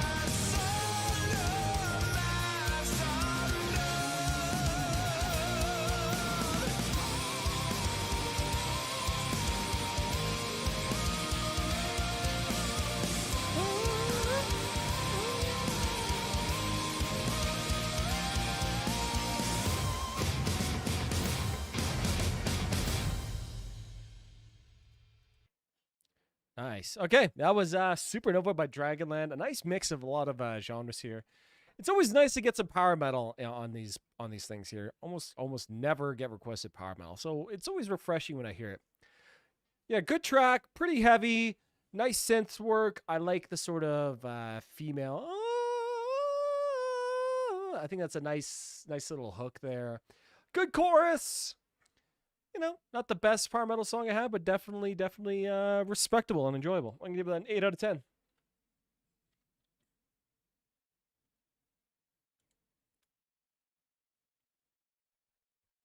I think having limited gear within reach helped albums carve out unique sounds and real amp takes versus reamped DI. Absolutely. That's a really big part of it. But, you could still amp real, a lot of these bands, they probably still have real amps being mic'd up, but it still just sounds this way, right? It's all about how everything is edited after. Even Dawn Patrol, it's nice slow before coming back up. Rust in Peace is also like a really, really great album in terms of pacing. Go listen to that, right? Holy Wars, really intense first half, nice little break, a little bit slower back half before it picks up again. Then it goes right to Take No Prisoners, right? Another balls out song. Or then it goes to Hangar 18, right? Nice. Yeah. I have to make a whole video on that. Rust in Peace, just such a genius album. Now everybody can have every sound and a plugin of every piece of gear, so it's a lot of analysis paralysis if you want to deviate from the meta and aim for originality. Yeah, absolutely, John. I could not have said that any better myself. 5 Magics might be my favorite, absolutely.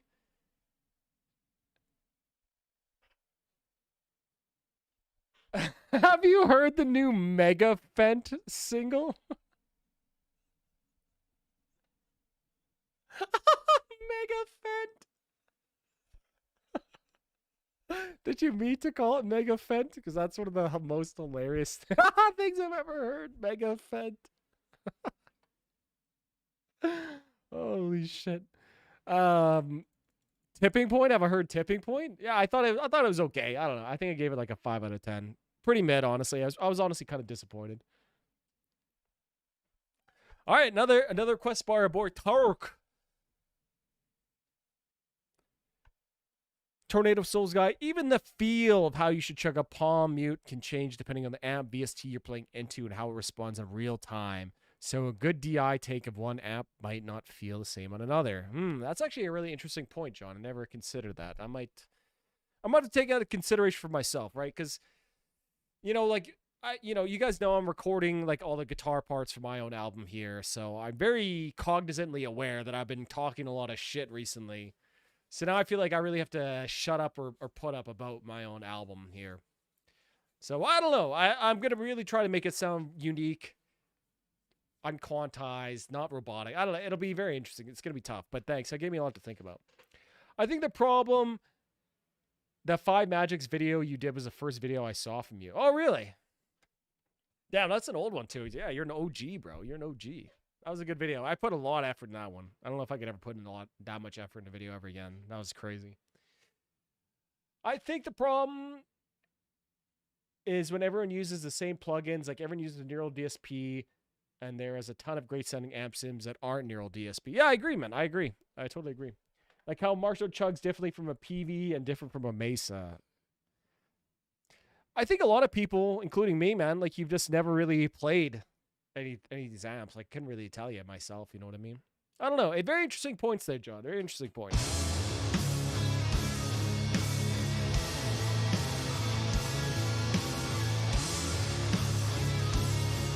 All right.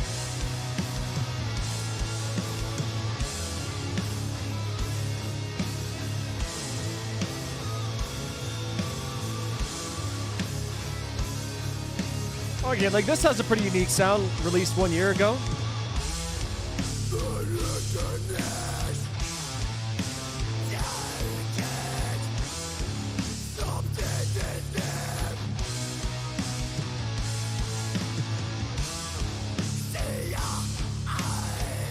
All right, let's go.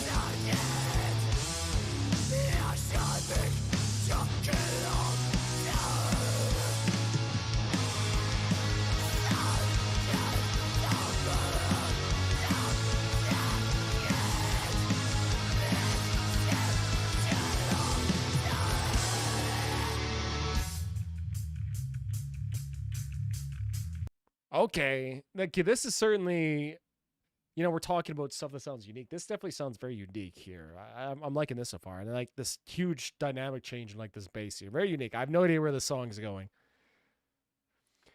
Just saying that to say maybe do a new take on the new amp instead of reamping the previous DI. That's a really good point, man. Really good point. Never. You gave me something to think about.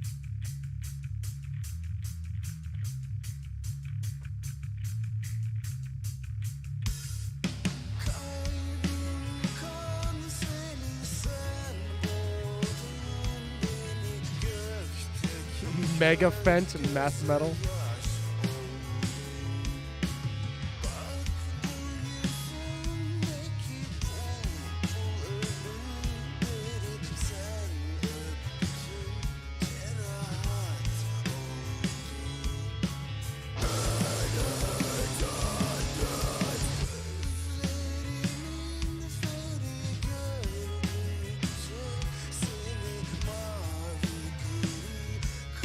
I'm a fan of the John Bush Anthrax era albums more than other years. Really? How come, man? How come?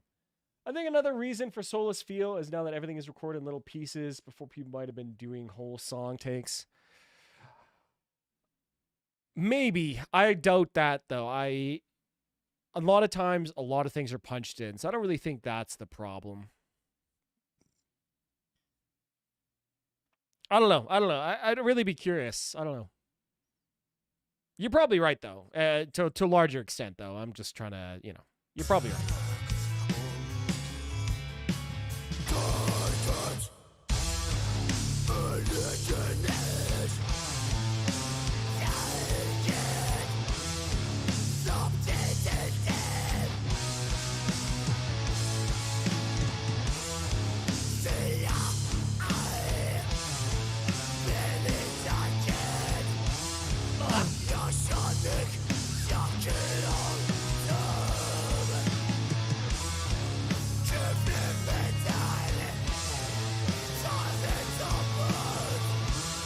I love this like very subtle like lead that's hidden in the background under this riff that you heard at the beginning too. Also, is it just me or is this album cover very, very reminiscent of a certain photo that name references a goat? Anybody know what I'm talking about? I don't want to tell you it out loud. The song really gets interesting towards the end. It's simple, but I like the dynamic contrast. All right. Felt like Belladonna's voice in match Anthrax sound. It sounds off to me. Oh, I can see that. He does have a very much more like singing sound, I guess. Not very like raspy and aggressive, I guess.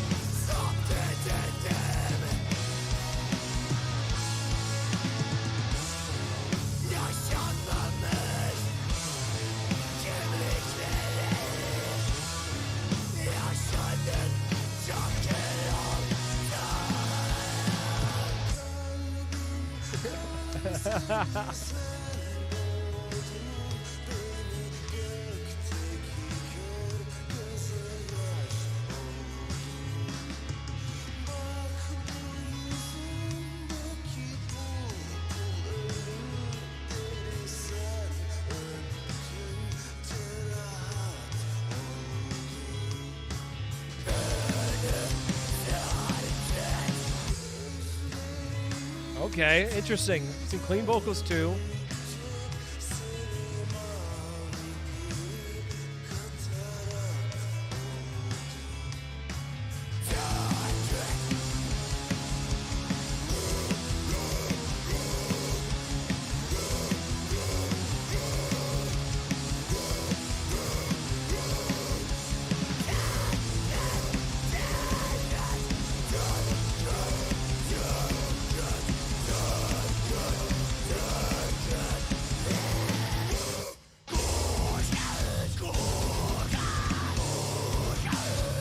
Okay, all right.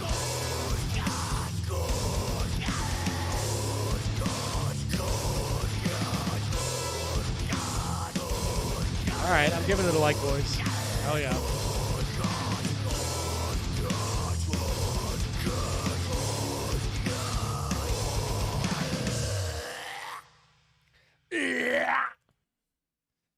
That was pretty goddamn good. I don't know you boys. That was fucking sick. Quite enjoyed that.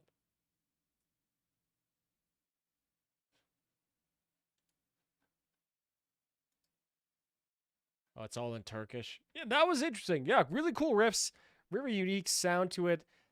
Very, like, kind of strange dynamic shifts in the song. I thought were very, very interesting. Yeah, this is a banger, man. This is a banger. Really quite enjoyed this track.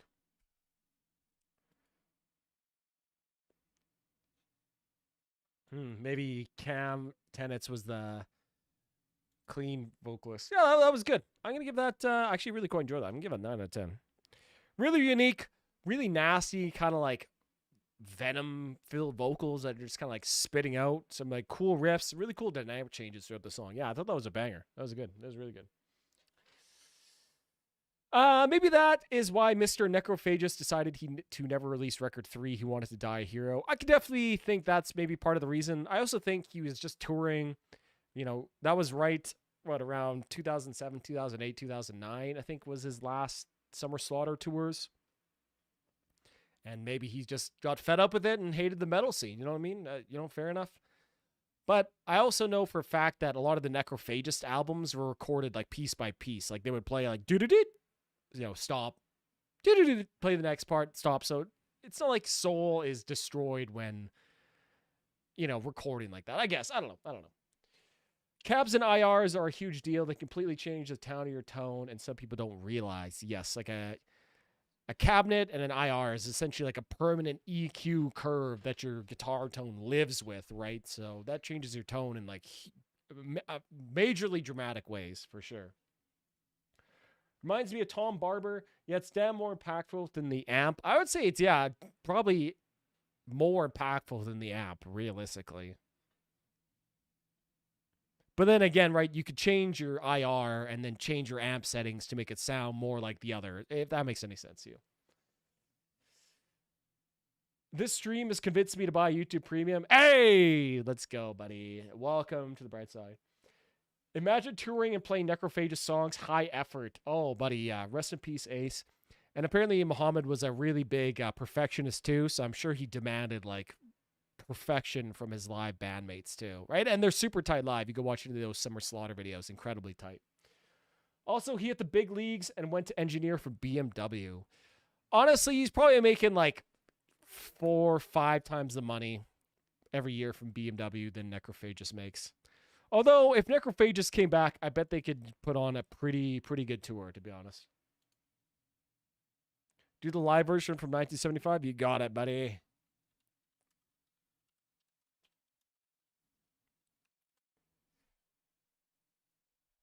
I often ponder how some highly technical, difficult bands have to sit out the party shenanigans to... Maybe not, though. I'm sure a lot of bands, you can go party, right? You get on stage, adrenaline comes up, you can kind of get over it. But I think any really serious band tries to hold back on the partying because it's, expensive. This one or this one, buddy? Which one? It's like 13 hours or 13 minutes of ads per hour. That's crazy. Is it interesting how some of the more famous metal guys don't actually listen to metal as their main genre? Well, I think they probably listened to metal as their main genre when they were younger. But then as you get older, you don't necessarily want to be listening to just angry music, angry, fast music for the rest of your life. You know what I mean? Especially when you're playing it as your job. Anyone check out the new Evoken album? Any Funeral Doom? I have not listened to that. Oh, your next first tour, sell out, easy to... The second one? Yeah, okay, you got it, buddy.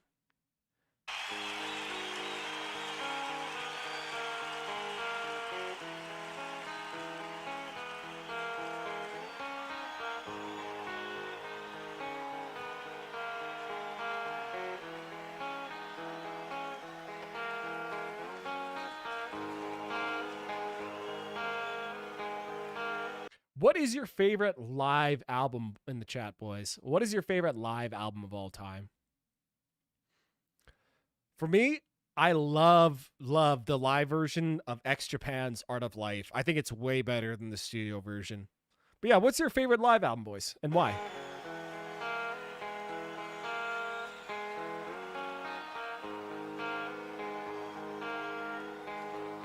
Should I set up the graveyard, boys?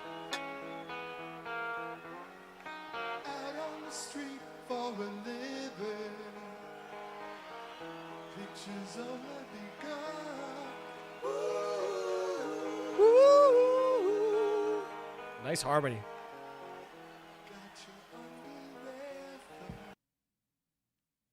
Jane live by who? Unleashed in the East? Oh, buddy, a Dawkins fan in the chat. Let's go.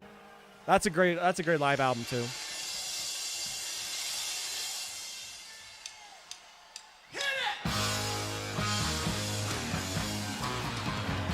Oh, it's a Priest one. Oh, okay, never mind.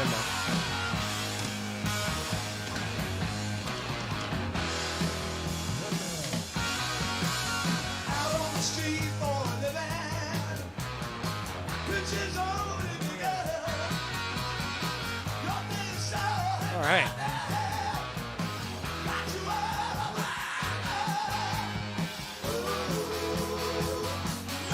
it's Jane Doe live. Oh. Okay, I see. Yeah, that'd be sick live. That'd be. Does it match the intensity and like franticness of the album?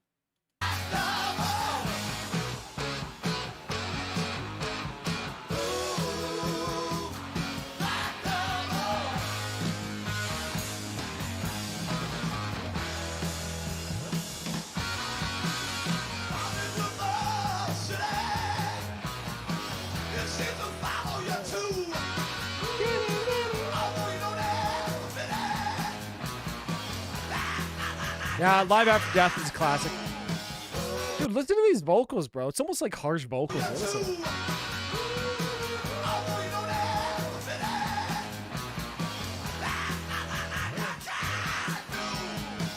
He's just literally just shouting.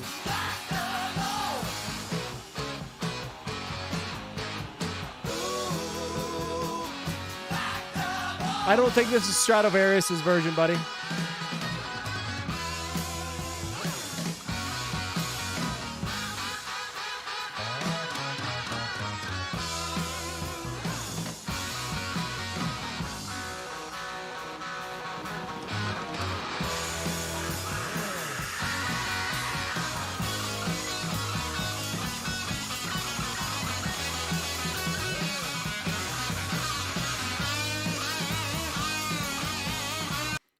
This is fucking sick. I'm really enjoying this song.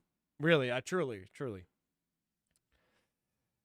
Yeah, I used to watch the Sonata Arctica live DVD a lot from the mid-2000s. I actually just saw Sonata Arctica live maybe like 3 weeks ago. Kind of a weird show. I'm not gonna lie. Weird vibe from Sonata Arctica on stage. Obscura. I've never actually heard that Obscura live album.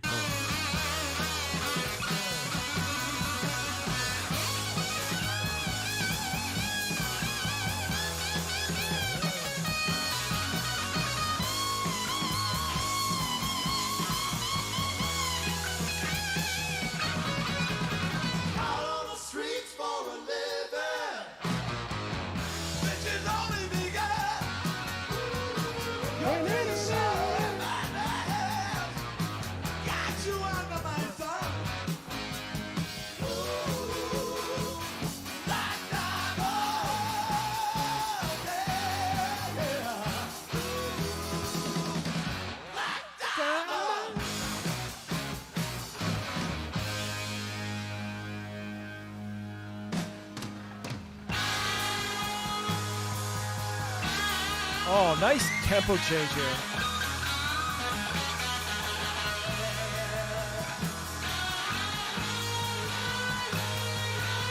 One, two, three, 4, 5, 6. Nice change into 6/8 here too. Really cool like shift in time and tempo here. I'm not okay. We listened to like 2 Kiss songs today that I've never heard before. Is anyone else hearing maybe a little bit of where like Chuck Schuldiner got a lot of his like ideas and song structures from?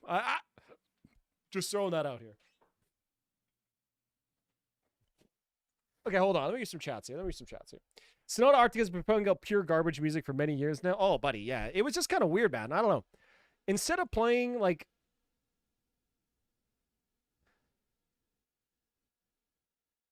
so the end of the set with like Full Moon, right? Obviously. But then they still played like music on stage for like another 8 minutes, but they were doing like these just like big rock endings, like hanging, like, you know, holding it. And the vocalist was like saying some shit and trying to get like a chant started about like vodka.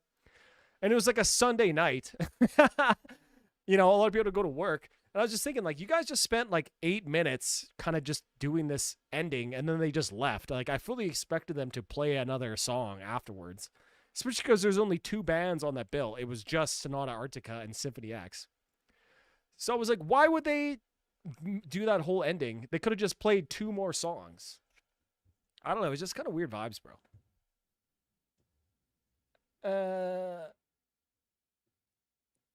I love Seattle 89 Metallica. Yeah, that's another great one. Haven't kept up with new Stradivarius releases since the 2000s. Both bands are favorites.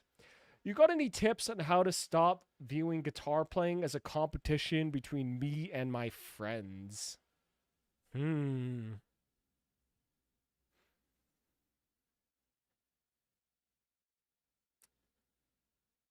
to stop viewing? Well, first of all, you got to realize, well, I guess in Bulgaria there might be like some competition, but really I would just choose whichever buddy is like the better guitarist and start a band with him. You know, instead of competing against him, get him on your side. You know, maybe? I don't know. Wasn't he a big Kiss fan? Yeah, Chuck Schuldiner was a huge Kiss fan. He got ideas from Iron Maiden as well. Absolutely. Actually, Between the Bear and Me just played here last night. I didn't go see it, though. I had to work. Awkward as fuck. Did they maybe not plan for the right set length? I don't know, man. It seemed like they planned and rehearsed that whole part out. Like, it seemed like it was planned and rehearsed. I was just like, why don't you just play another song, bro?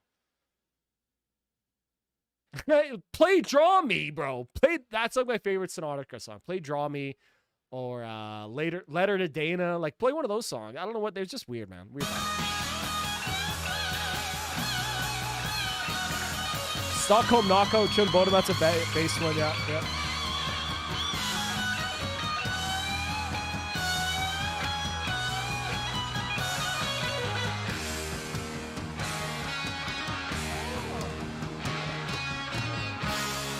Thank you.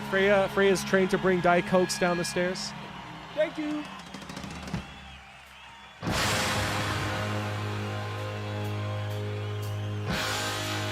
I know, don't worry about it. Sorry, I just can't wait on.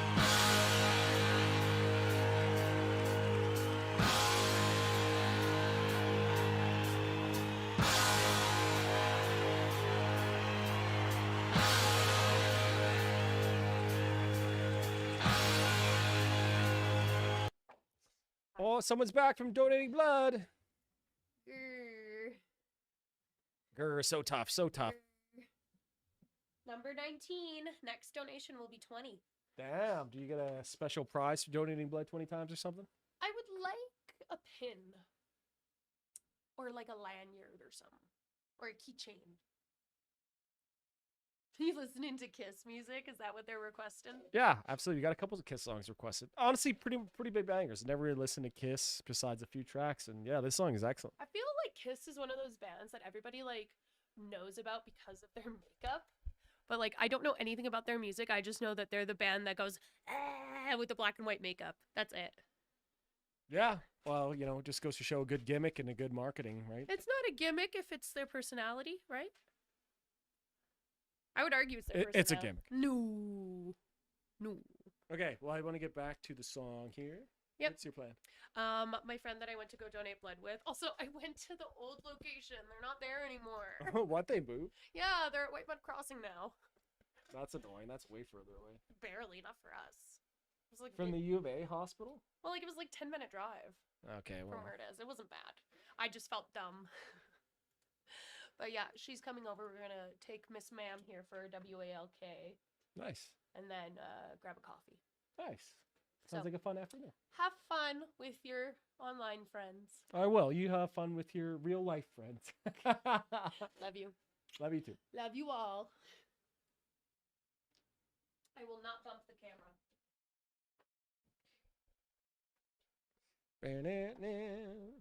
All right. I'm just gonna rewind it a minute or so.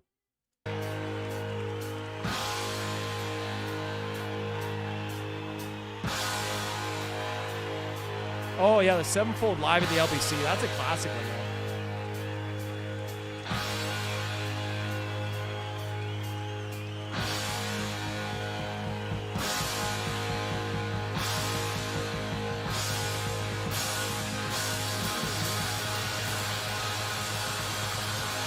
Oh my God, Kid! Oh my God, what's that?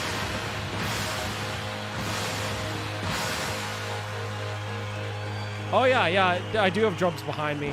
It's my drummer for one of my bands just left his electronic drum kit here because we're recording the drums with it.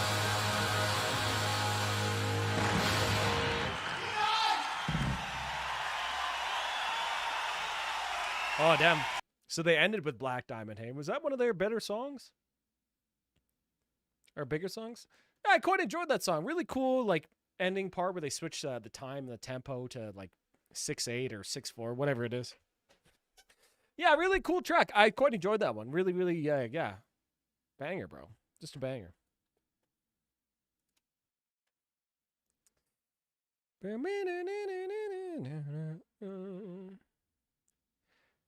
What are you thinking on that one here, boys? Kiss Black Diamond. I quite enjoyed that one as well. Maybe I'm becoming a Kiss fan, guys. I don't know. Yeah, there's a cool, interesting riffs. I like that. That was cool. Yeah, honestly, I can give that a 9 out of 10 too. Good shit. Why do people say Ghost ain't metal? Because there's no screams and breakdowns, bro.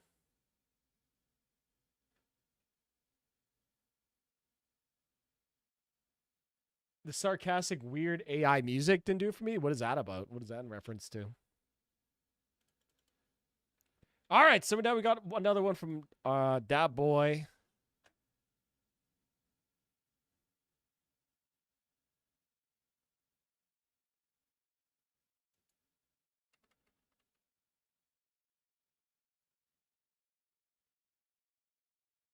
Okay, this is it. This is it, right? This is it, right? Yo, Double XD. What's up, buddy? How are you doing today, bud? How are you doing? Okay, boys. Diet Coke number 2 of the stream. Monster number 1. I guess this will be my second monster today. Killed. Add it to the graveyard. Yeah, I'll just give it a second. I think this is the one you wanted, right, Dat Boy? I'll just wait a second here.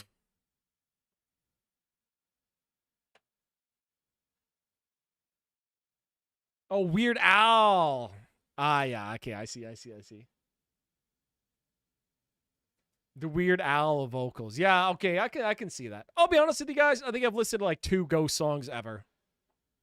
I don't know. Never really did anything for me.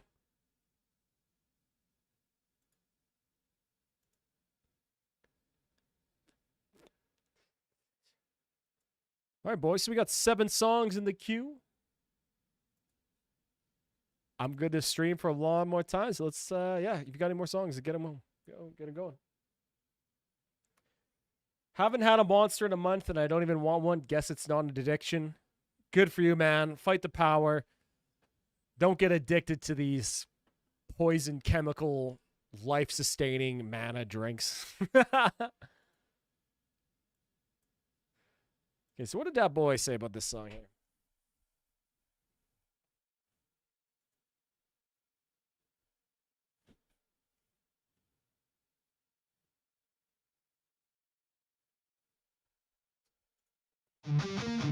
Obscene.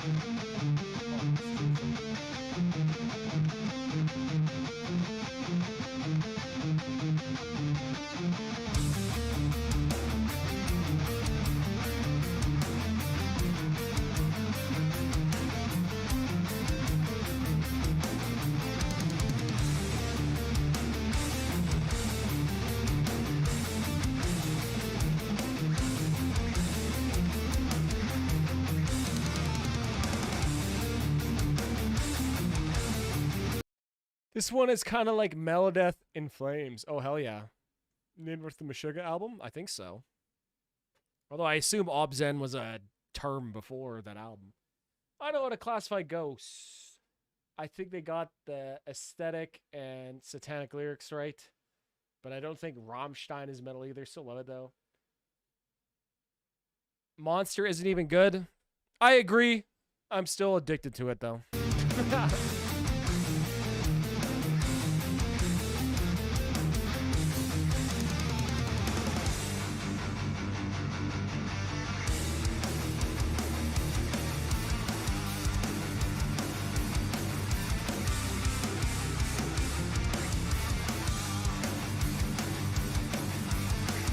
All right.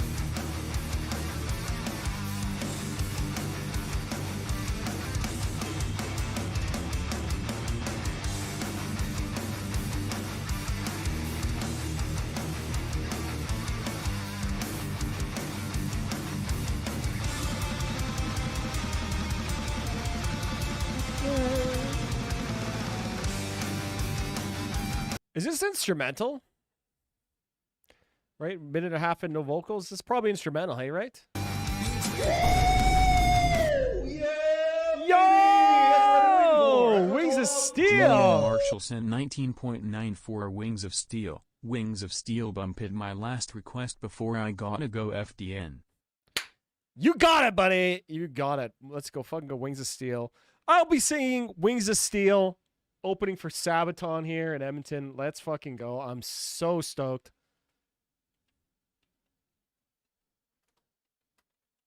So I got to thank you, Julian. You were the guy who introduced me to Wings of Steel. Otherwise, I probably wouldn't go to that Sabaton concert. I've seen him twice.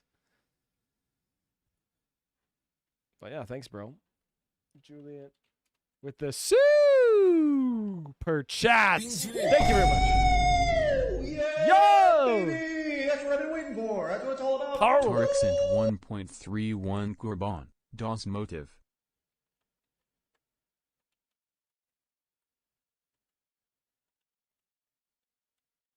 Hey, thank you very much, Tarek. I appreciate it. And for those of you who don't speak German, Das Motive just means the motive in German. I'm just fucking kidding. Hold on. Monster's too strong of flavor for me. I feel like Rockstar's a little milder. I feel like Rockstar is more chemically tasting. Depends on the flavors. Regular Monster's okay, but Mango Loco is peak energy drink in my opinion. Mango Loco.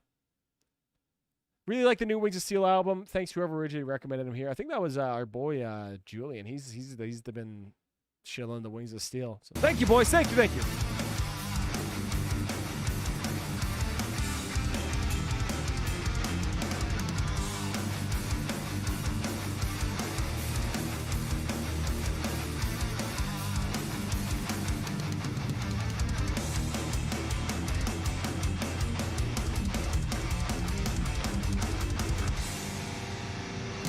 Oh, those diminished chords. That's cool.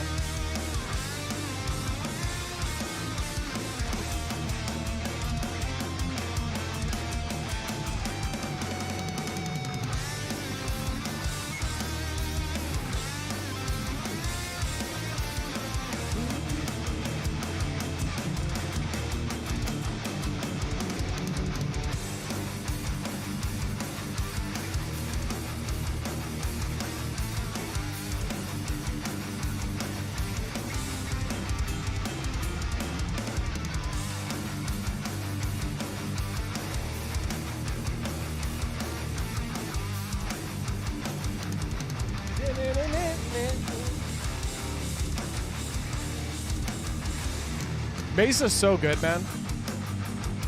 I need to listen to more of them.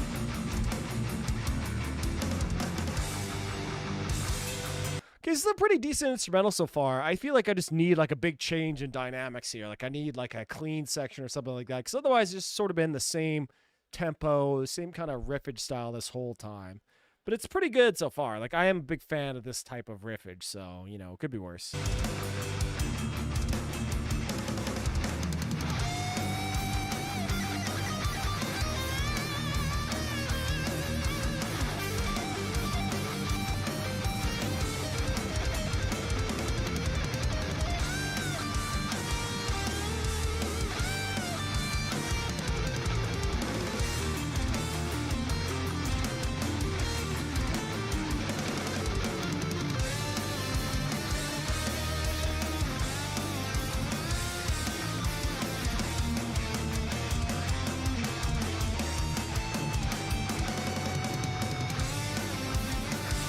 This is a pretty good solo. So these guys are Colombian too.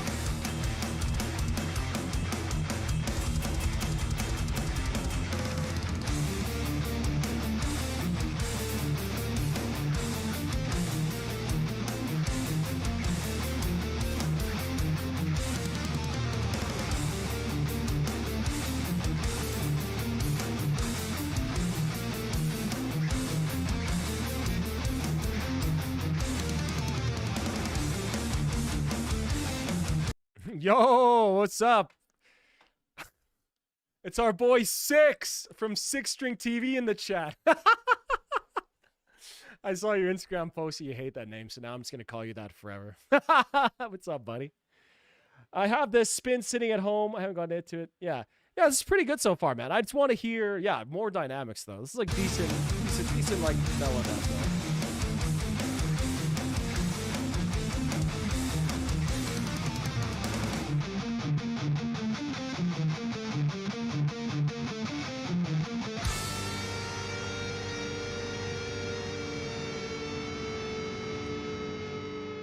All right, okay. I'm gonna say that was decently solid, if not a little bit boring, to be honest. Though, like I wanted something more. Like the riffs were there, but they never really got like really good. It was just sort of like kind of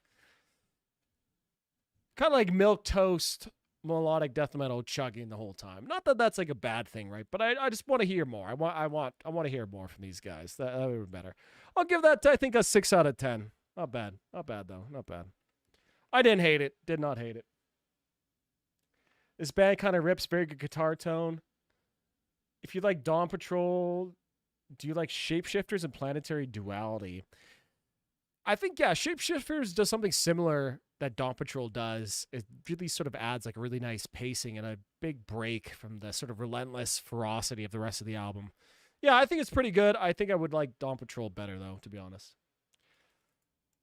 Oh, okay, now we got this Pika Casa again. We got our boy Laga with another one of these, Finnish crust bands, I guess you want to call it. And he also sent me the lyrics one more time. So let me pull these up again for you guys. The incredibly crass lyrics of Pika Casa.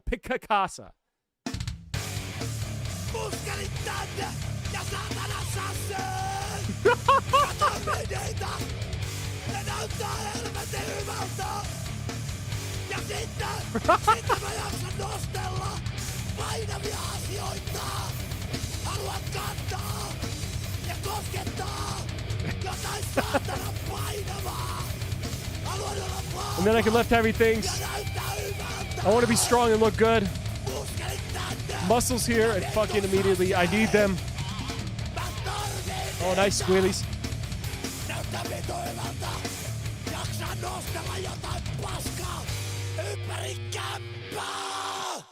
I can.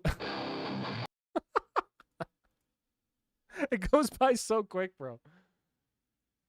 These lyrics, man. Muscles here and fucking immediately. I need them. Keep in mind, this is our boy translate this lyrics into English for us, so we can really appreciate the genius of Pika Casa.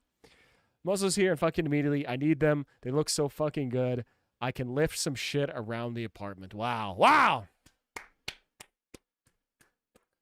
Thank you, Laga. Thank you, bro. Really appreciate it. Bro, that's a 10 out of 10 to me. I don't know about you guys. We listen to so many Pika Casa songs, I feel like I have to give him a 10 out of 10 at some point. You know what I mean, boys? Varvis, you forgot one song. Syracuse. Oh yeah, that's right. I forgot you had put in 2 songs in that message there. My bad, bro. My bad, broski. I feel like sounds like some angry German man. Close. An angry Finnish man. Close but no cigar. I consider Pika Casa as art. I agree too, man. Look at this album cover. Bouncing on the bottle. It's sick. All right. So we got to do the song. Oh, wait, hold on. I forgot. We got to do Julian's because he had the super chat. That was my bad, bro. My bad. Luckily, that was a short song, so my apologies. We'll do this one, and then we'll get into Syracuse again. Because we got to give Julian for his super chat. Before he goes to go hunting aunties at the bingo hall. All right. Look at the bullet bell in this, guys. 560K views, bro.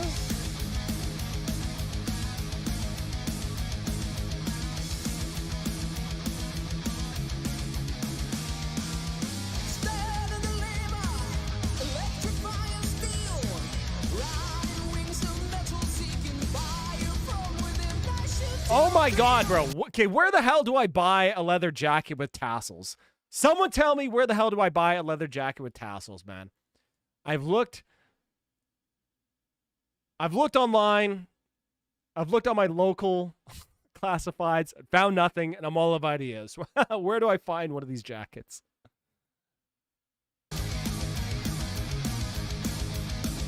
Yo, Lance 502 with the Black Dolly Murder My Asthma album cover art. Base, let's go.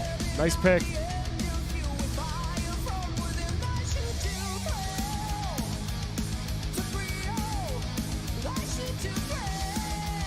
Make one.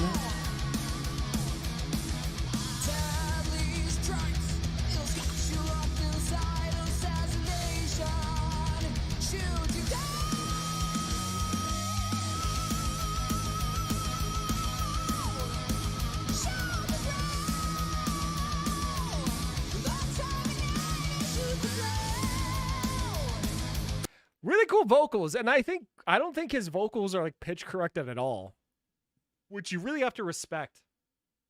You don't really hear. I can kind of hear his vocals kind of like a little bit flat and a little bit sharp, but there's nothing wrong with that, man. You know what I mean? Very, very cool. And yeah, these guys definitely are Judas Priest fans. And I love sitting here right at this pause. Nice Ibanez Destroyer bass. That's fucking based.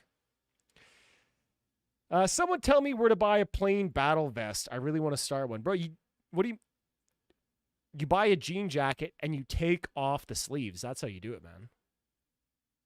What's up, bro? Yeah, what's up? What's up? What's up? What's up? What's up?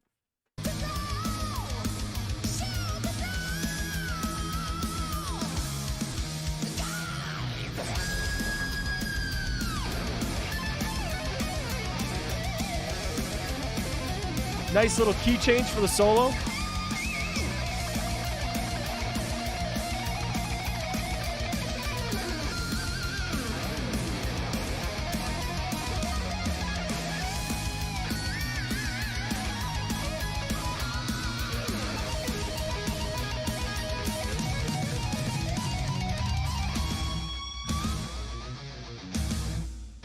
Yeah, like they sell jean vests too, but that's how people made them back in the day, right? You just take the sleeves off a jacket and you have a vest.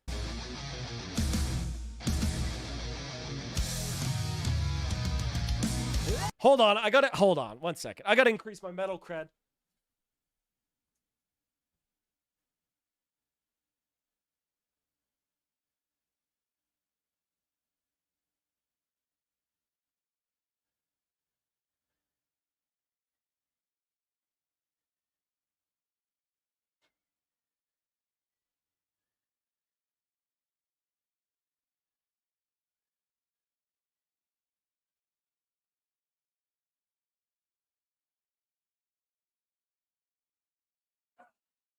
There we go, boys. There we go. There we go. Got the jean vest. Once upon a time, I had bought this to make a battle vest out of, and then realized I don't know how to sew. And I don't want to ask my mom to sew it, so I've had this for a really long time. Clean shreds. Yo, Yoda, what's up, buddy? What's up? Before the Dawn Dead song? You got it, buddy. I'll put it in the queue.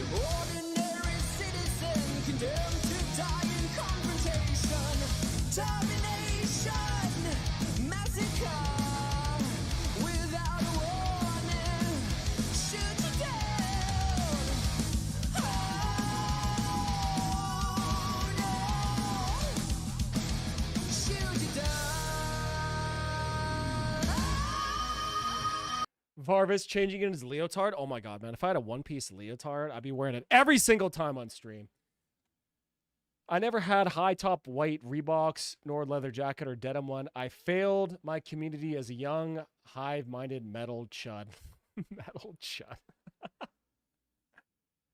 Listen, I dressed the way the metal kids did back when I was in high school. You had the side part with the bangs, with the super skinny jeans, with like the big, bold, impact font t-shirts. You know what it is. Varvis, will you release merch for your band for the channel? I am. I'm thinking about it. Honestly, I just need like a baseline of capital to do it, and I just don't really have that right now. I got to save some cash for it. But merch is in the future. I might do print on demand for like channel merch, but I want to make sure it's like high quality. And like it's like work, right? Work that I could just be making videos to make, more money, I guess. But I don't know. One of the shirts that I'd ever have, it would say "Make metal have riffs again," or like "Where are the riffs?" That's like a t-shirt idea I've had for a while. Just learned to sew. Wow, you should have told me that 15 years ago, man.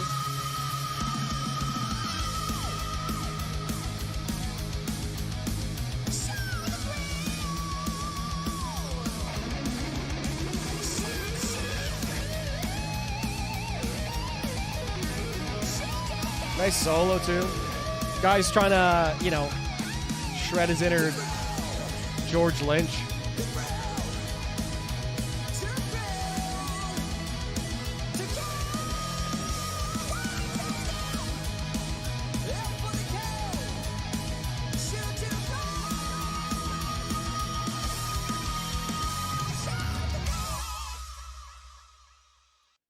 Holy based. Yeah, that's a fucking banger. Like, subscribe. Hit him with the based. Again, like it's kind of weird. Like a band's doing like an intentionally throwback sound and it sounds fresh. You know what I mean? I don't know. Maybe it's because I'm just so tired of hearing gent riffs. I don't know. It's just nice to hear like East Standard guitars. I don't know. Let's give that 9 out of 10. I really highly enjoyed that track. Great singing. Impeccable drip. Mega bonus points for the drip. Yeah, I'm really looking forward to seeing these guys live, honestly. I think that's going to be an unreal show, especially opening for Sabaton. I feel like that crowd would be much more willing and open to seeing something like that. Hell yeah. They didn't teach you to sew in home ec. I didn't take that as a option. I didn't take that in junior high. And then I just took foods in high school.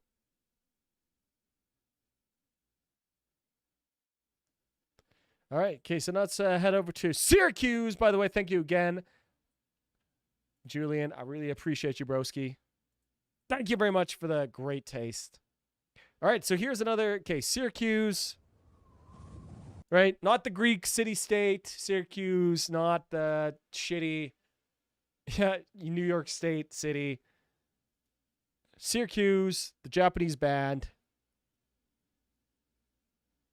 Yeah, or actually, these guys are Colombian too, actually. Yeah, man. The riff is the crux of metal in my mind. Metal is the riff genre. The bombast and drama is often null and void for me without the riff. Absolutely. Like, your riffs make the metal songs. Where are the riffs? Where are the riffs? When I call a song from other genres metal in spirit, I usually mean that it's riffy. Yeah, true. We were required child studies, cooking, and sewing. I feel like it should be something you should be required to learn. How to repair your clothing. But it doesn't really matter because you just order new shit from H&M or Amazon or Uniqlo anyways. You know what I mean? These guys sponsored by ESP? Yo.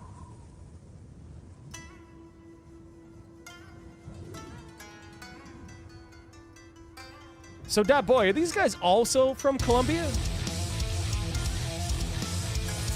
Yeah, they look Colombian. Okay, yeah.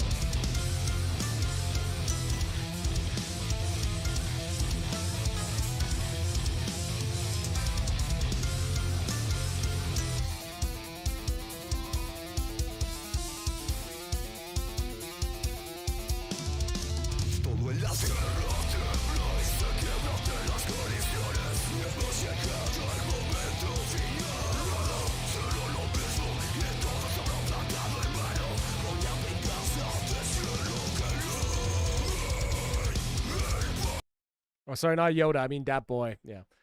Gotta go. Have a good stream, bros. Julia, my man. Have fun hunting the aunties tonight. Bye. We'll see you later. Uh-oh. Now one of those Sirius XM Octane Hammer riffs. Dude, it's like the Doomsday riff, man. Over and over and over again. Spooky request time. What's up? Exhume Nightwork. You got it, buddy. I'll put it in the queue.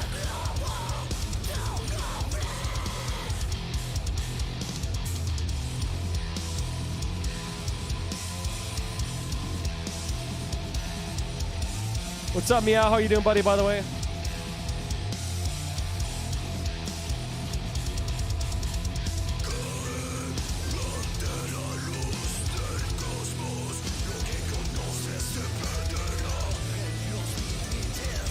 I'll be fair to these guys. This came on 2019 though. I'll be totally fair to these guys. So not like they're making this today, right? This was, you know, when you tied an onion on your belt, as was the style at the time, right?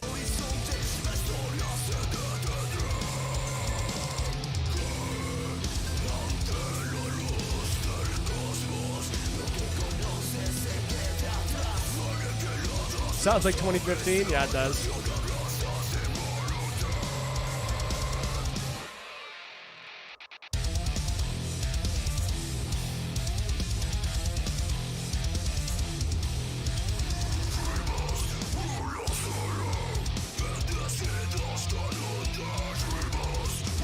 I would have been all over this shit 2017, bro.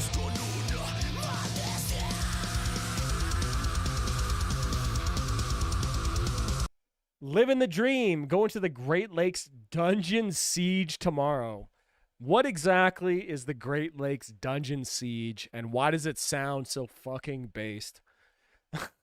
Going to be rocking my battle cloak? Battle cloak.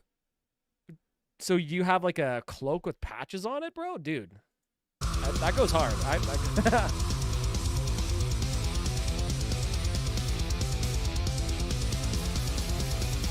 Doomsday ref. It is like the Doomsday ref.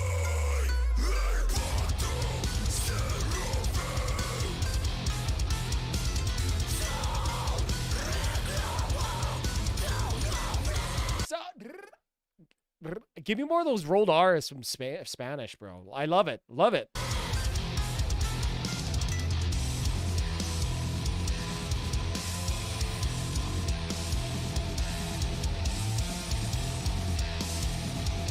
Wait, hold the fucking phone.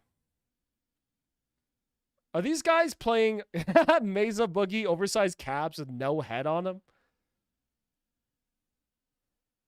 I assume because they're using...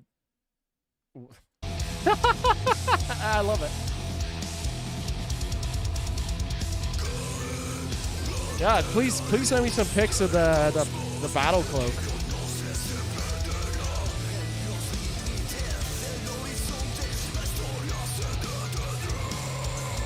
And and let me know if you want if you want me to share these pics of the battle cloak on stream. I won't if you don't want me to, but I think they would appreciate what a battle cloak is. It sounds sick as hell.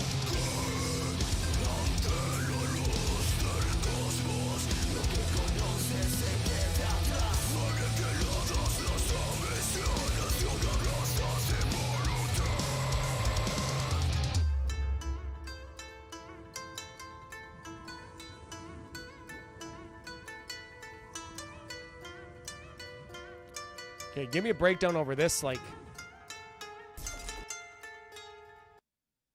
Okay, interesting. I feel like the Japanese... I don't know whatever instrument that is. You guys know what instrument I'm talking about that was playing at the end there. I don't know what it's called. That needed to be used more. Like, that's sort of what's unique about the sound, and I wish that was used more.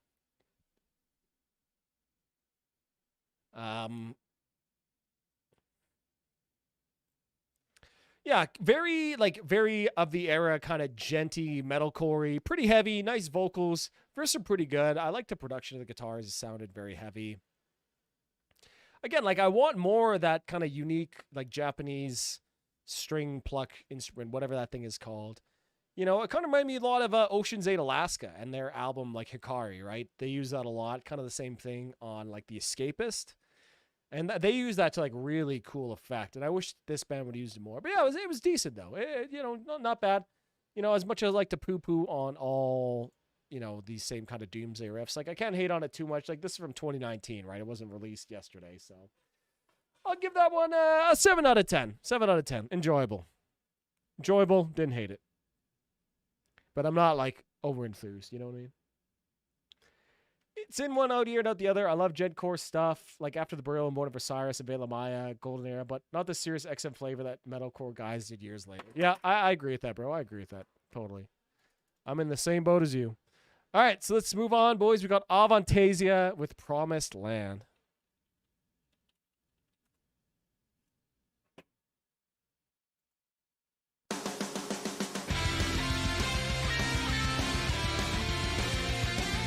All right, I'm not going to look this up. I'm just going to try to guess who is the featured vocalist in this song here. Look for the live DVD version and skip to minute 50. You got it, buddy. Thank you. Thank you for the great instructions. I appreciate that. By the way, Ed Guy, extremely based.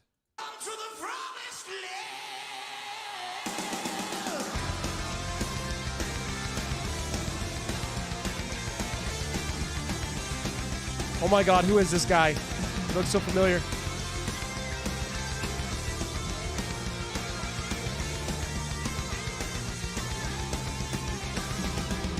All right.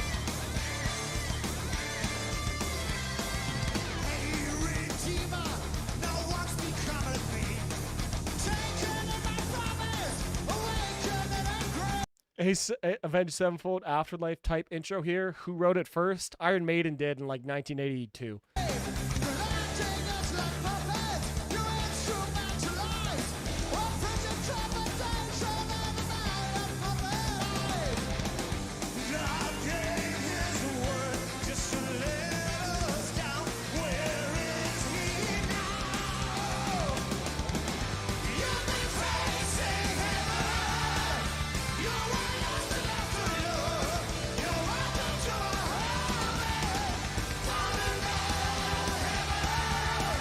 Holy shit, what a huge chorus.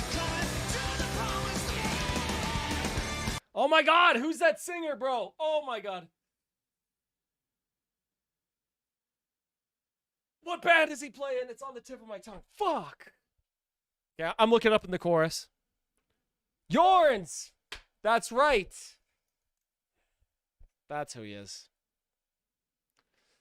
No, not just a dual harmony over power chords. The riff is the same tempo and grooving key and phrasing, I think. Got to see when it comes back. Okay, we'll look it up. We'll look it up. Then we'll do some detective work about that.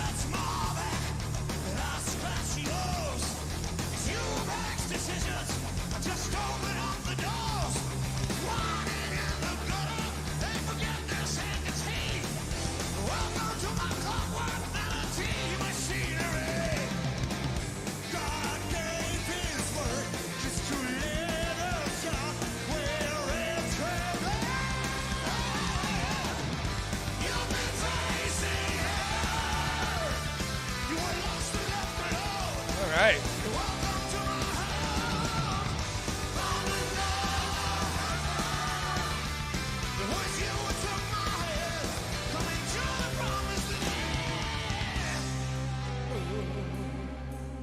As far as the eye can see, and in submission, but too afraid. An army of ugly scarecrows like me, thousands of broken dreams, thousands of tragedies, try to run. I'm a big Ed Guy fan. I'm not the biggest like Tobias Sammet Avantasia fan, but this song's pretty goddamn good. I think it all really depends on how, like, who's the featured vocalist he has here. Like, Jorn is such a great singer, right? Just such a fantastic, powerful voice.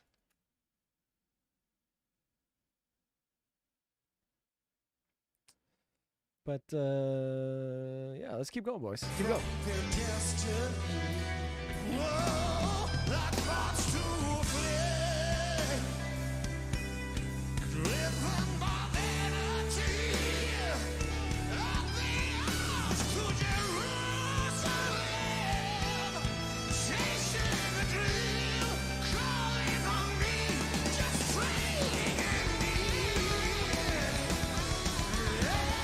Nice little key change with the solo. All right.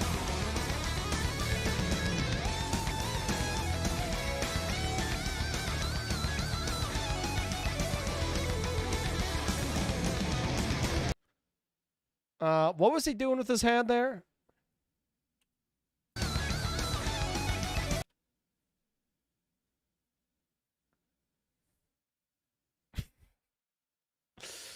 Tobias, what are you doing? What are you doing, buddy?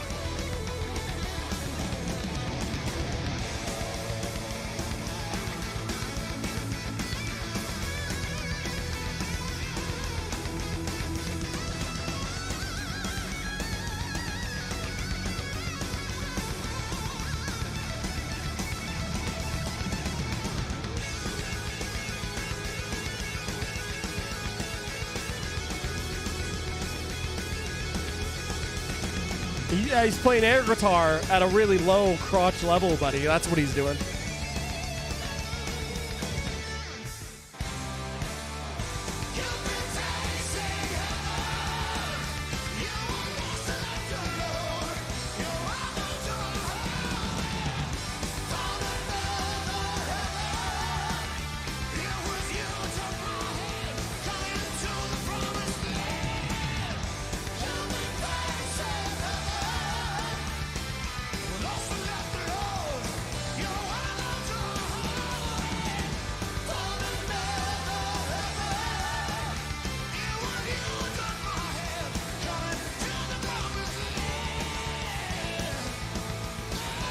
He's playing air bass. Okay, air bass. I'll take it. I'll take it.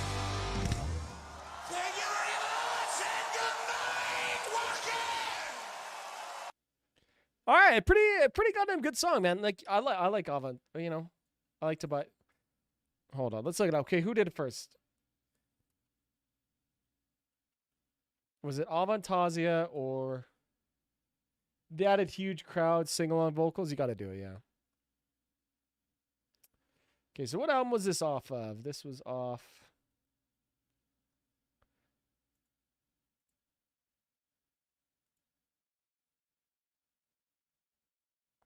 Yeah, John Land. Yeah, so yeah, that was the same vocalist as was featured with Alan Russell from Symphony X on that one. There's one project, Land and Alan. Banger album, by the way. Okay, so this was released on 2010, so it was definitely after Afterlife by Avenged Sevenfold. Okay, so they did it first. They did it first. Yeah, pretty good goddamn song. Gotta say, nice huge chorus, but it was just kind of like a pretty bog standard kind of power metal song for me. Didn't really do anything special. Wasn't like the best chorus I've ever heard. Yeah, I did feel sort of inspired, but it goes on. But yeah, I don't know. I just felt like it wasn't the best power metal song I heard, but it was definitely enjoyable. John Land has like a fantastic voice. Tobias is pretty good too. Yeah, not bad. I'm going to give that like a 7 out of 10. 7 out of 10 for that one. Pretty good, pretty good. 2007, I believe. Okay. I'm just going to go to the washroom one last time or another time here, boys, and then I'll be right back, and then we'll be starting with Blind Equation by the Eternal Curse.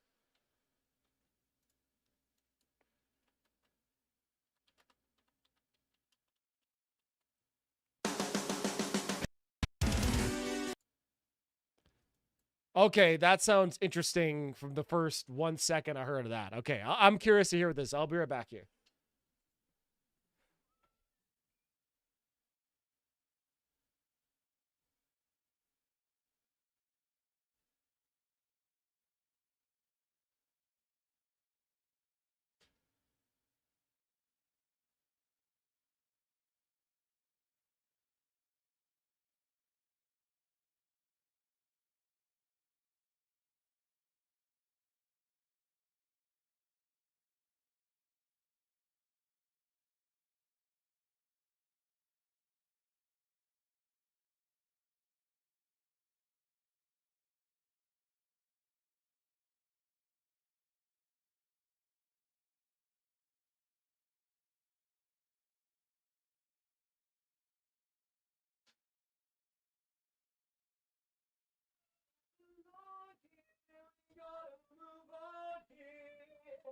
Escape from this afterlife, 'cause this time I'm right.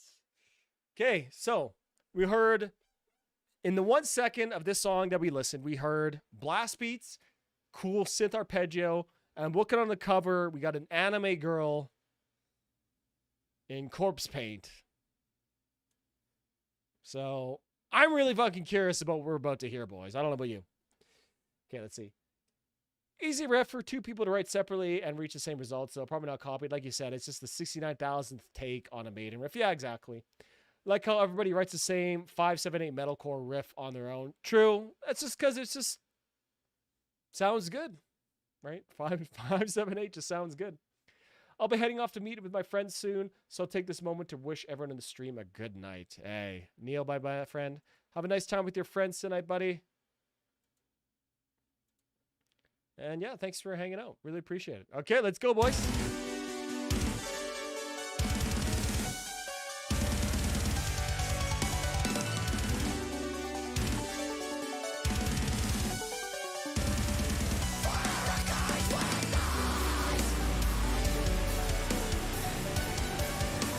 Okay.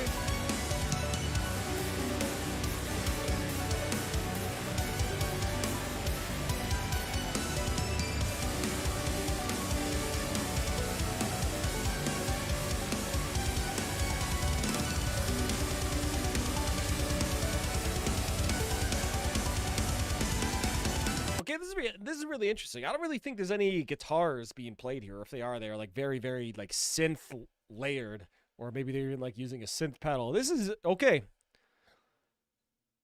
I'm very much intrigued.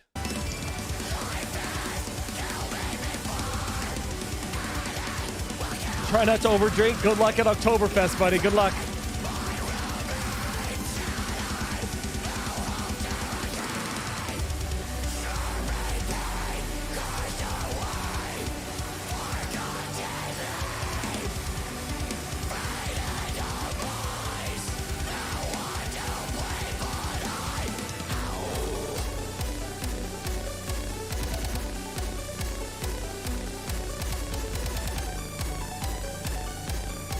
Okay, I can safely say I've never heard anything like this before. This is honestly kind of fucking sick.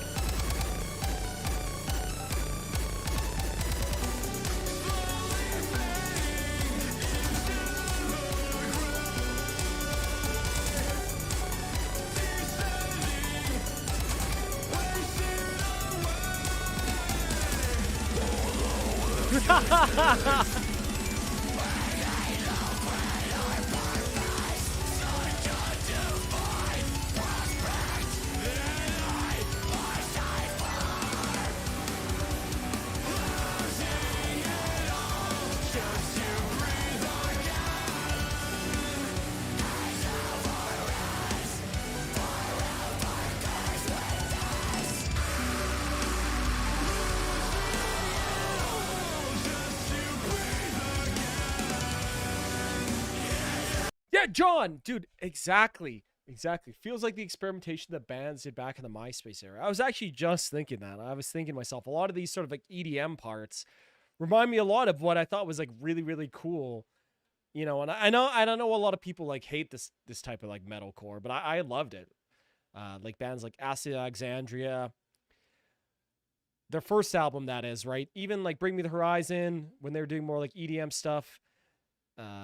Attack, I See Stars, Digital Renegade, like those integrations of like EDM with metal, I thought were so fucking cool. And then all of them just like completely abandoned it and took like the wrong lessons and took all the lessons from Gent and went way heavier and like more Gent influence instead of leaning more into like the EDM influence, which I thought was what made those bands really, really unique.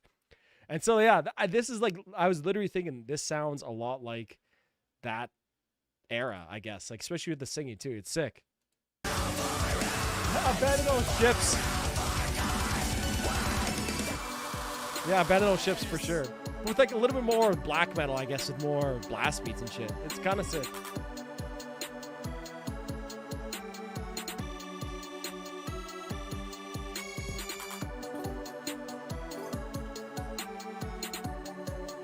Add another DC to the graveyard, boys.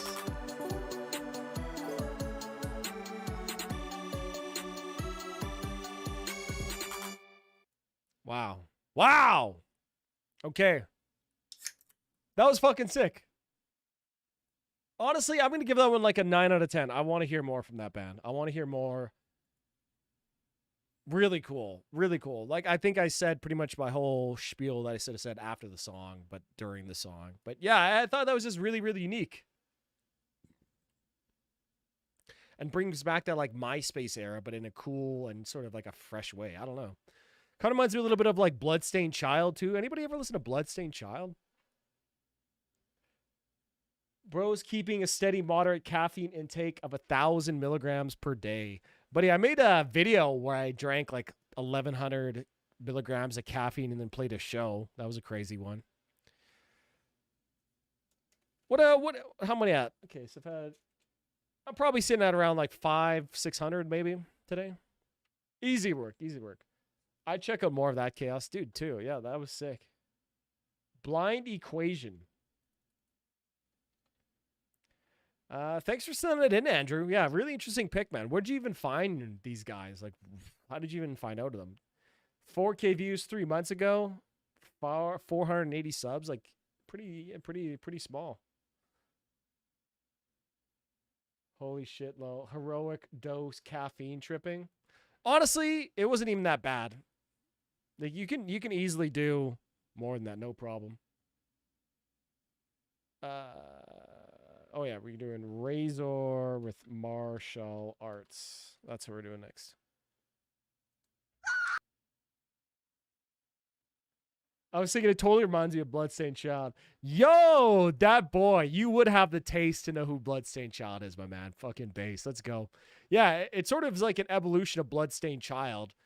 You know what I mean? Kind of that fast, really fast, super EDM influence stuff. Yeah, bro. Like, yeah, I love Bloodstained Child. Such a unique sounding band, too. Especially on Epsilon, that album. I love that album.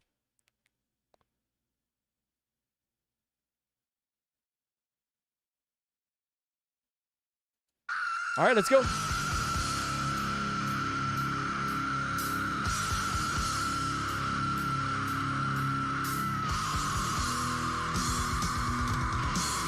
Holy fuck, that scream.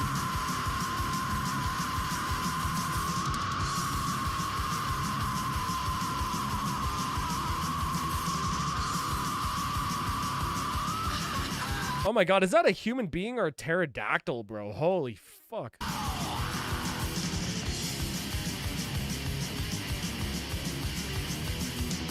Listen, how about after the song, we'll listen to a Bloodstained Child. I get a song pick every once in a while. Yeah, it does look like Final Fantasy 13.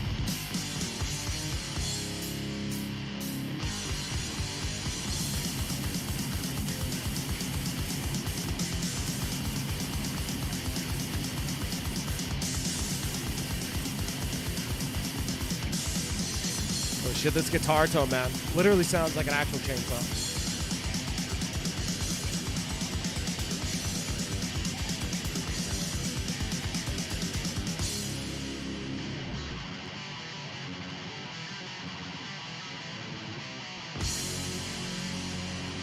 I get it why it's the martial arts one.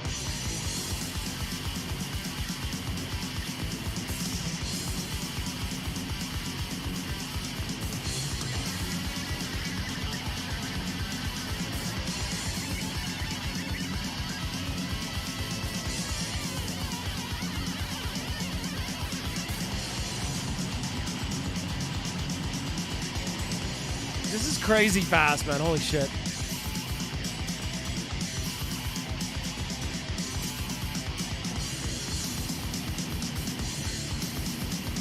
Hey, what's up, Gabe? Welcome back.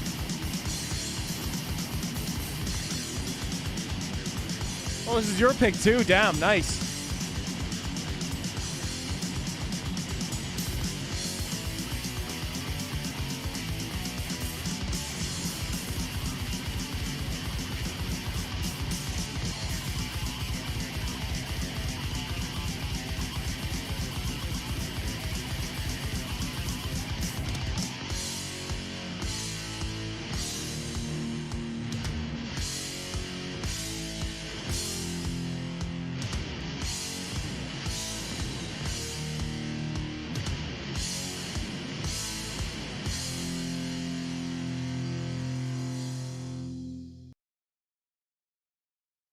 Holy shit, boys. That was fucking intense, man. Dude, that guy screamed at the beginning.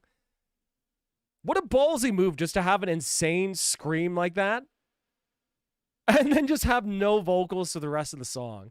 And I totally see why this is called the martial arts now, right? Obviously, because they are playing through their martials. Duh. I don't know why. I didn't realize why I thought you spelled that wrong after. Crazy song.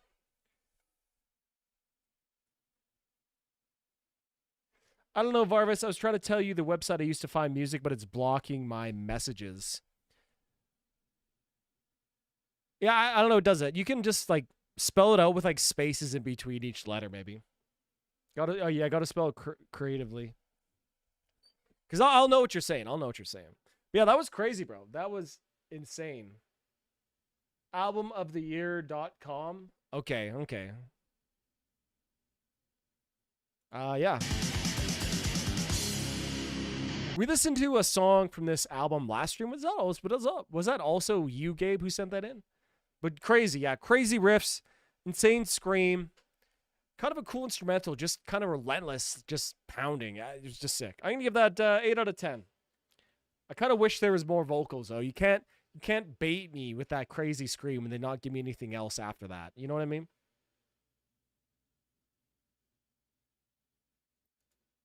Shotgun Justice is brutal as fuck. I think that's what we listened to last time. Rate your music competitor platform. Okay. All right. But now we get a song from your boy. Now you get to listen to something that I want. Bloodstained Shot, Electricity, boys. Yeah, it was you, Gabe. That's right. Yeah, you're the Razor picks, man. I love it.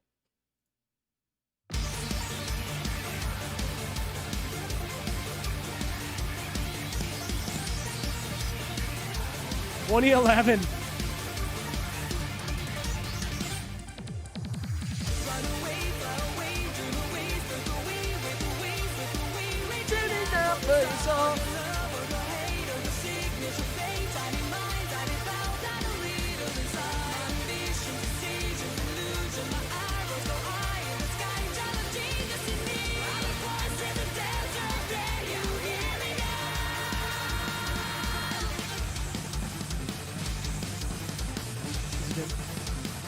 Yeah, they sort of lean like very hard into that, like, you know, Ridge Racer style of like trance music with like a healthy dose of melodic death metal too. I think it's so sick. One of my favorite albums for sure.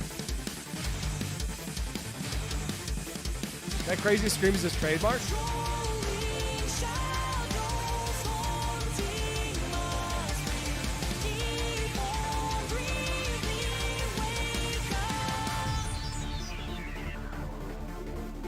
Like, why did this sound go away, man? This sound is so cool, and I feel like this works so much better with metal than like dubstep or anything like that.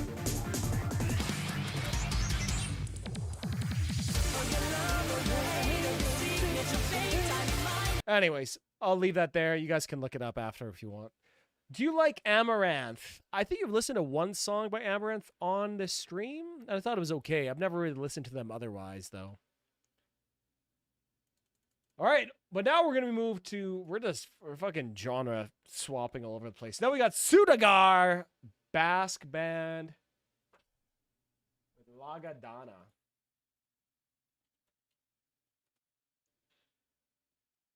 God, this is honestly, this has to be one of the best fucking album covers of all time. I don't know.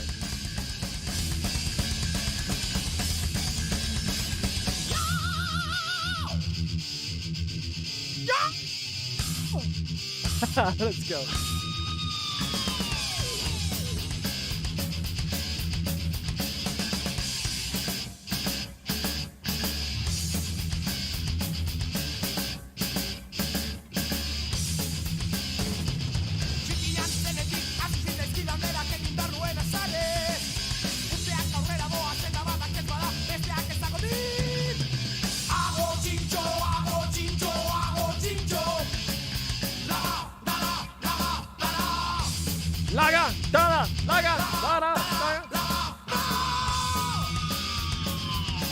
Another sick intro scream. Bring that. That's sorely missing in metal, like modern metal, in my opinion. Those like high vocals, like that would be interesting to see in like a more modern context. You know what I mean? Not talking about like the Bad Omens, you know, Noah Sebastian type of high singing, because he can sing really high too. I want that, like, yeah, you know, with like some more modern metal. That might be cool. Okay, I was gonna look up what does Lagadana mean in Basque. That's what I was gonna look up. Assume you'll have heard the whole album. True. Let's see if it'll just auto detect. Will it be Basque?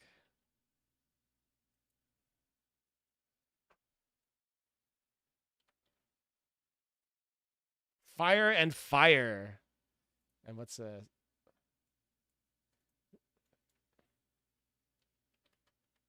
Lagadana? Maybe means something else.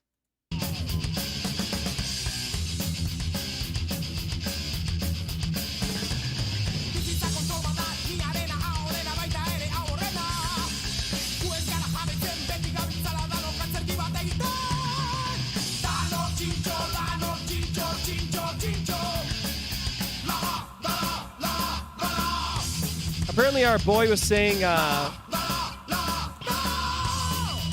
boy Alana, who requests all this stuff, he says that Joe Duplantier from Gojira loves this band, loves Sutagar. Yeah, bring back the macho high notes. Yeah, exactly.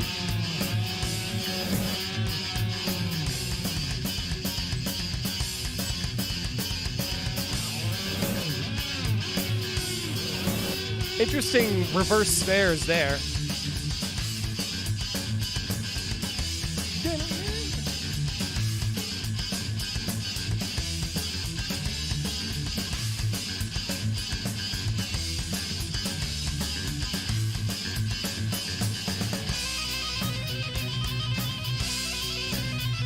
Okay, 6 solo. Yeah, so true. If they lived in California and sang in English, they probably would have done pretty well in the scene. Absolutely. That's another thing back in the 80s and 90s and 70s. Like, you had to be part of regional scenes where you had people to get in contact with to send your music around and stuff like that. Nowadays, it's a lot easier. You can kind of live anywhere and be in a metal band now, right? But back then, right, Sudagar, I never would have heard of these guys if it wasn't for a boy who's from the Basque region sending these guys in. So I so appreciate it, man. But yeah, so true. Lagadana, leave everything. Okay. Thank you, buddy. I appreciate you coming in and clarifying all this Basque for me, buddy. I appreciate that, man.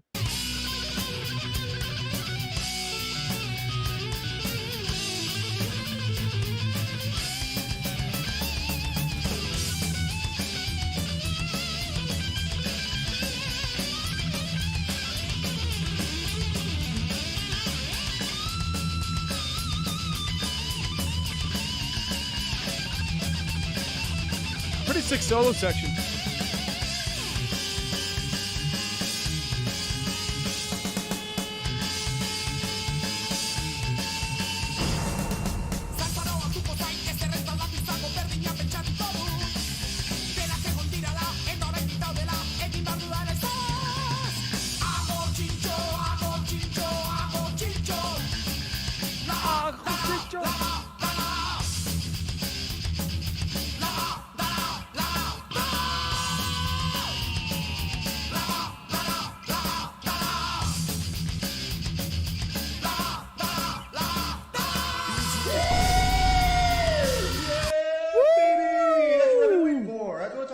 Andrew sent 7.12A7X, Afterlife live in the LBC.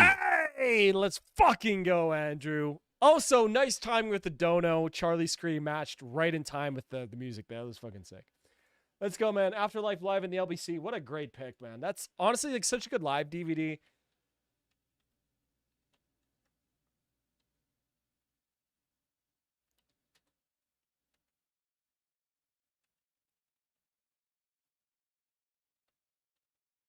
I remember, like, that was right around the time I really started getting into metal, and YouTube kind of was first becoming a thing when that came out. Yeah, I watched a lot of that. It was sick. Thank you very much, buddy. I could have just let it play one more second.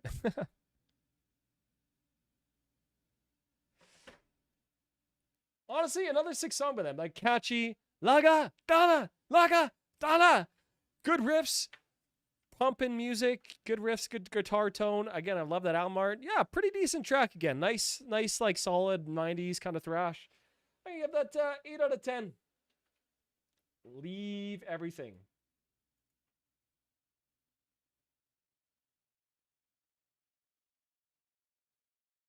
Yeah, that's so true. Yeah, Avenged Sevenfold is very authentic in that sense. Yeah, you kind of do understand why they were such a big band. Yeah, yeah.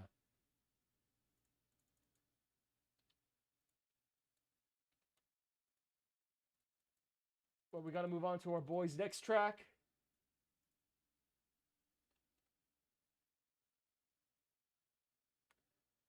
Gaolu Bitan. 533 views, boys. I'm interested. Let's hear it.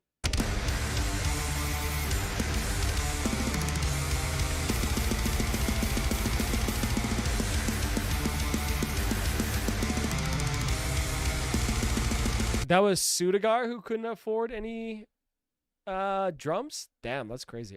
Is this band here another Basque band as well, bro?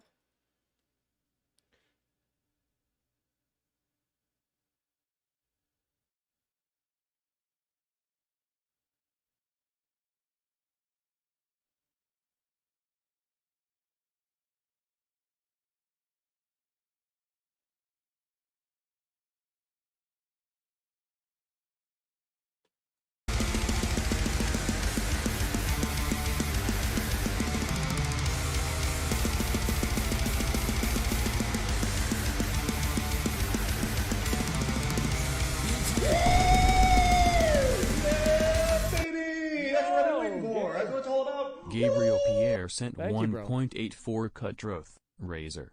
Since you're curious about his vocals, that song is brutal. I'll put that in the queue, buddy. Thank you very much for some more Razor. I really, really appreciate that, man. Thank you, thank you.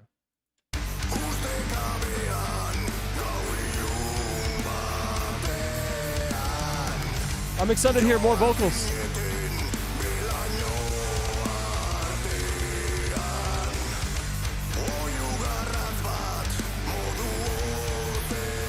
Nice groove here. That song is brutal. I'm done.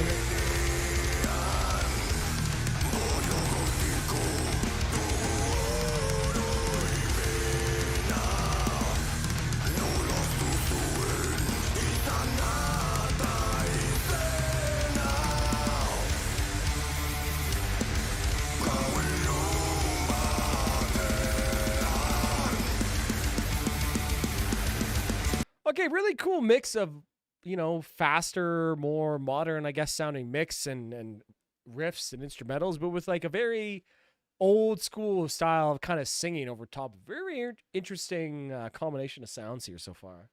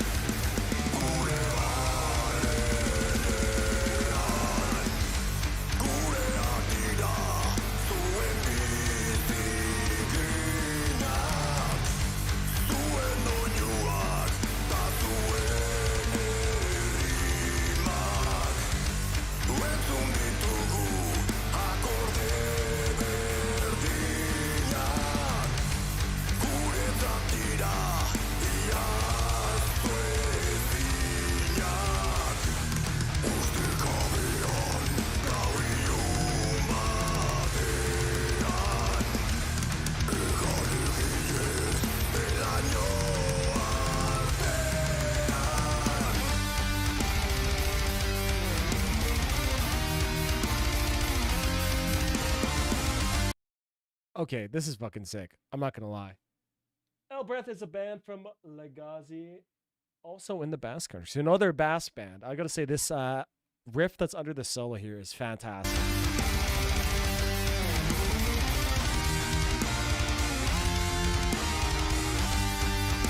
This fucking slaps.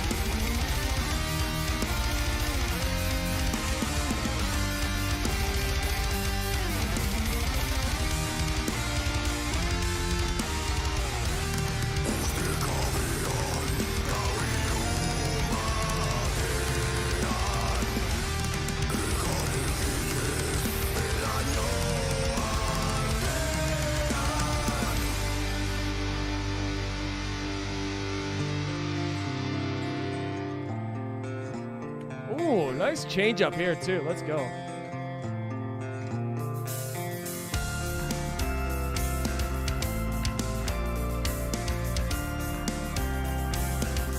Okay, a really cool change up here too that I think is kind of drastically, well, not drastically needed, but a welcome addition to how the rest of the song was very much sort of full throttle the whole time.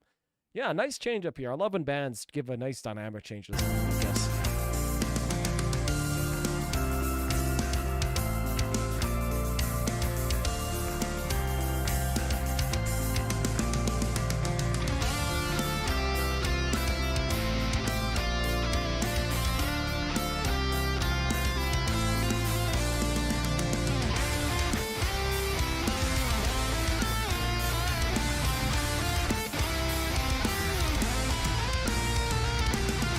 This is a banger.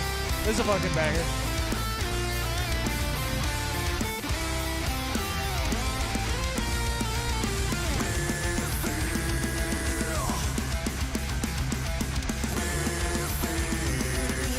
The 750, 540, and 320 that everyone writes here. Yeah, and what's wrong with 7554 and 32? What's wrong with that? You know, minor 1 to the major 6 to the major 7 chord progression, bro. What's wrong with that?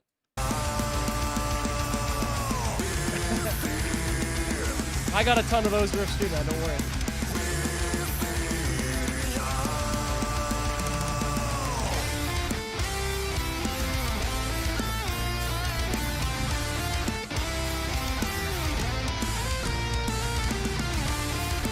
I know what strings do with that, bro. Don't worry.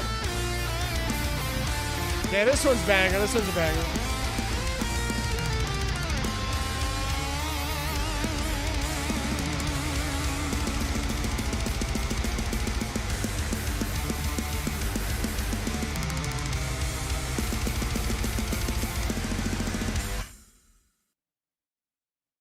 Damn. Damn, actually, that one's fucking sick. Love all these riffs here. Great melodic riffing, up pace, nice dynamic change in the middle, nice solo section, cool little chorus. I like how it's not screaming vocals. We get more like of a older, clean type of vocals here. I don't know, man. Maybe the Basque just do metal differently. I don't know. Maybe they do. I don't know. Honestly, I fucking love that. I really enjoyed this song. I'm probably going to actually give that a 10 out of 10. I would definitely check out more from these guys. Fucking sick. Really cool mix of styles.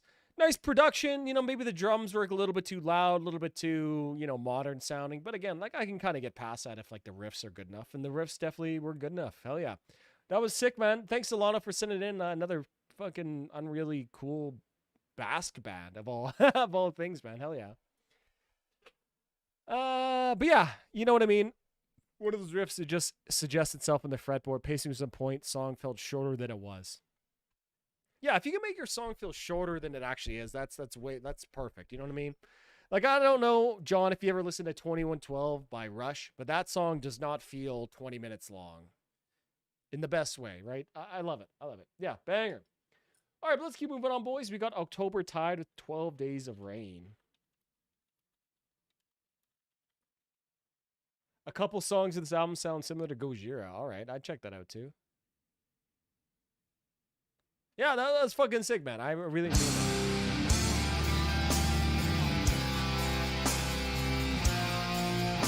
All right, all right.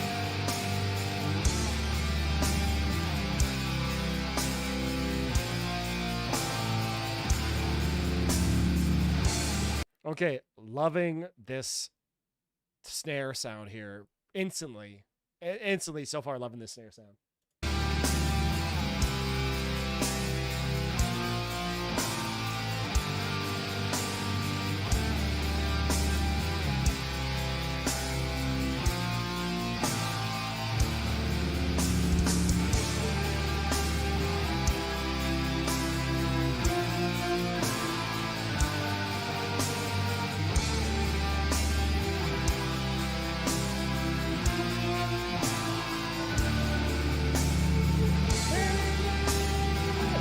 That's a nice, really nice.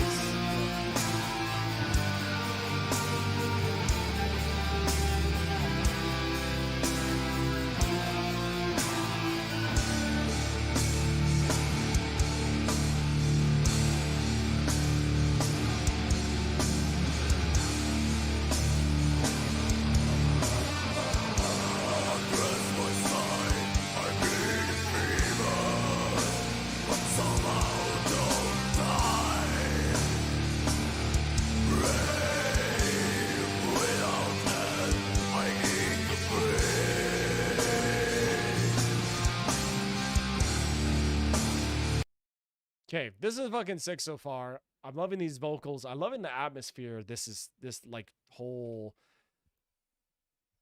Oh, okay. I'm loving this whole aesthetic that the music is painting here with the guitar tone and everything like that. It really feels like I am standing like by this like thatched roof house, like on this field, like looking over like an oncoming storm or something. It's honestly sick so far.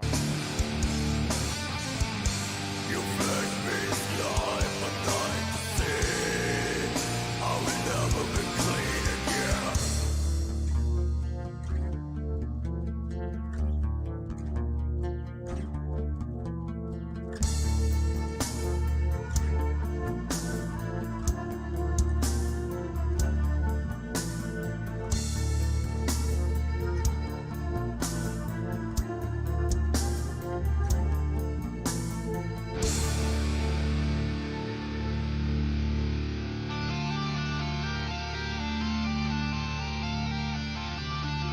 All right.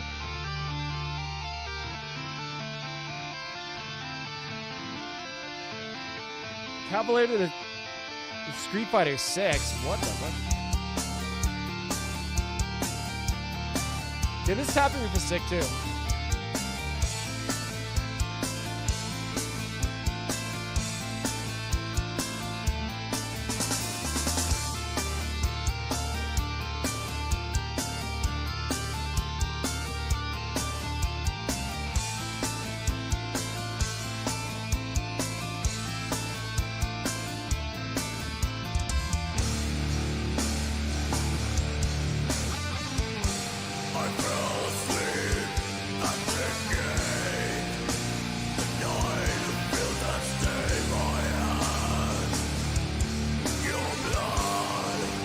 What genre would you guys consider this to be? It's kind of like doomy, kind of. A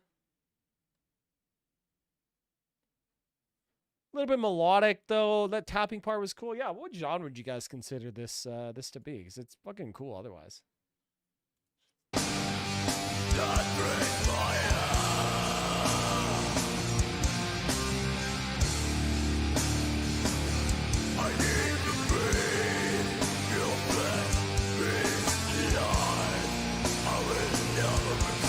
Doom Death? Okay, that makes sense.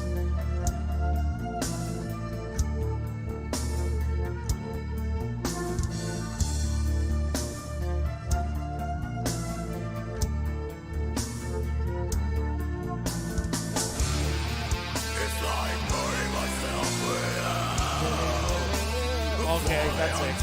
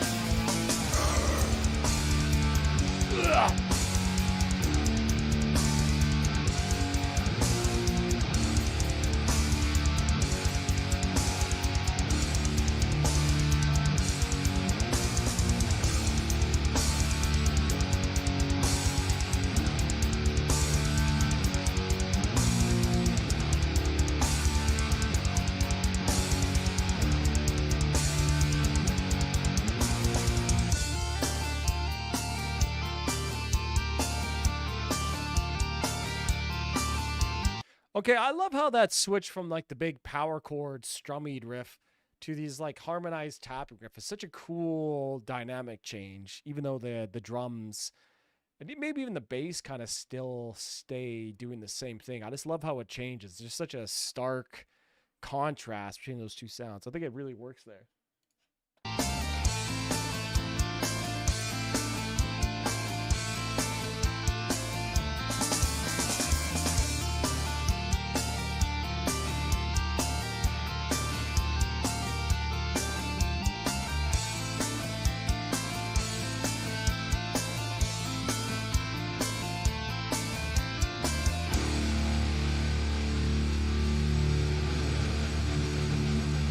Okay, what are we going here now, boys? Okay, come on.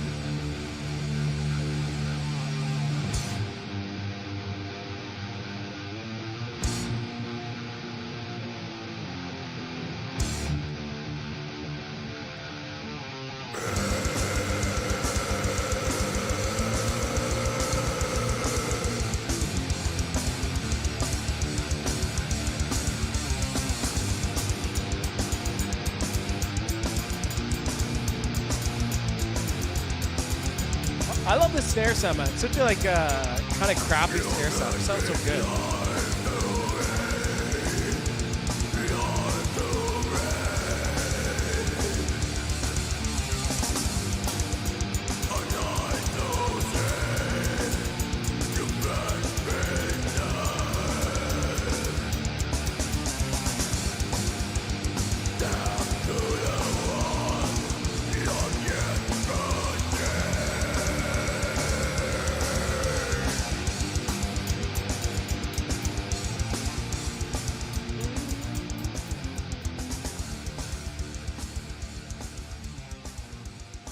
All right, yeah, good track. Maybe a little long, but I think all the things were there to make a really nice, cool, enjoyable song. Yeah, I don't know, maybe like 2 minutes too long, really, but I think that's sort of part of the appeal of Death Doom, right? To have it, I guess, linger a little bit longer, I suppose.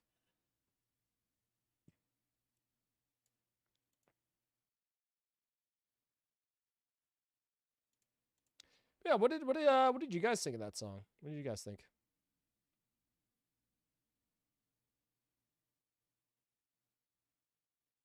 Oops.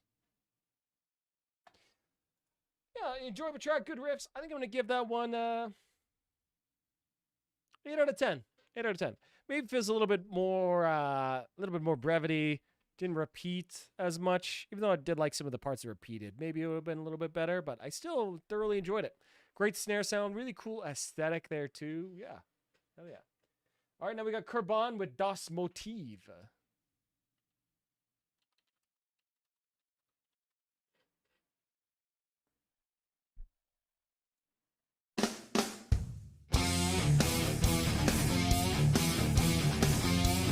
All right, all right.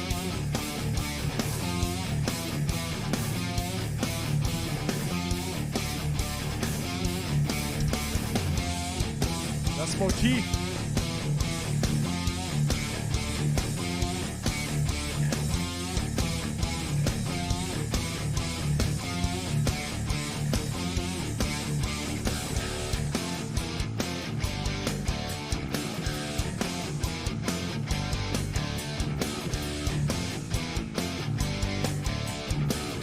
It sounds pretty metal to me. Those riffs, that's pretty metal riffs to me, bro.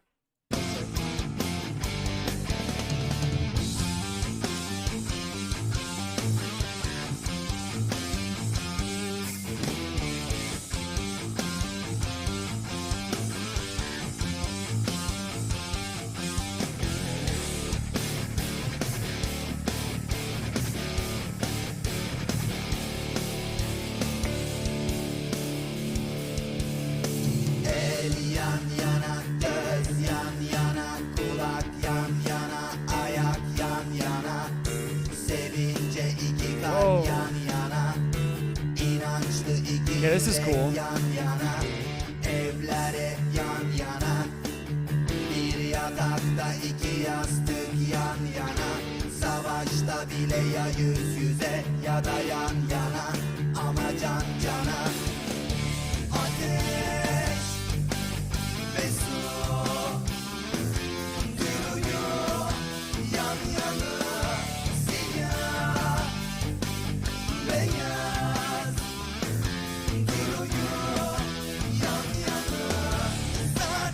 All right, I'm fucking with this big time, man. I'm really liking this. That was a nice chorus. Really, really great riff so far. There's a nice vibe to this song, too. And it feels very organic. In like the best way. I don't know. Yeah, this is dude, I'm liking this so far.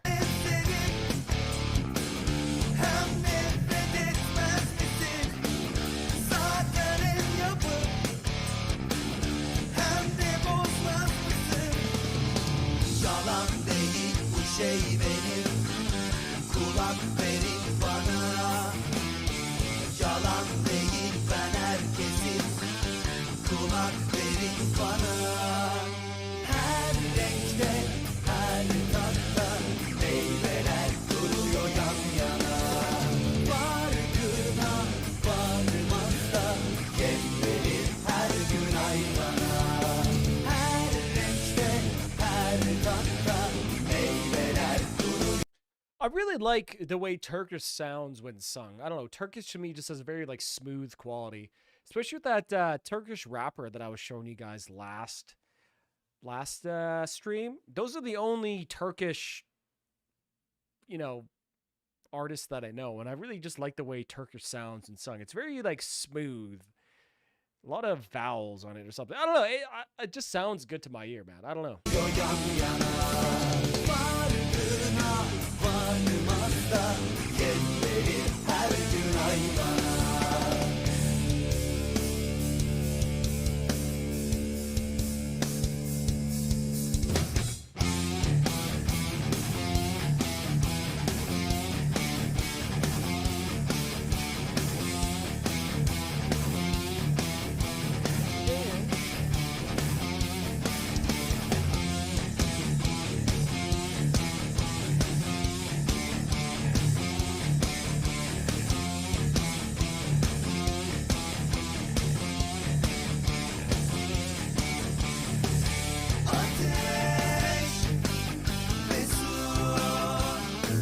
I love these vocal harmonies here too.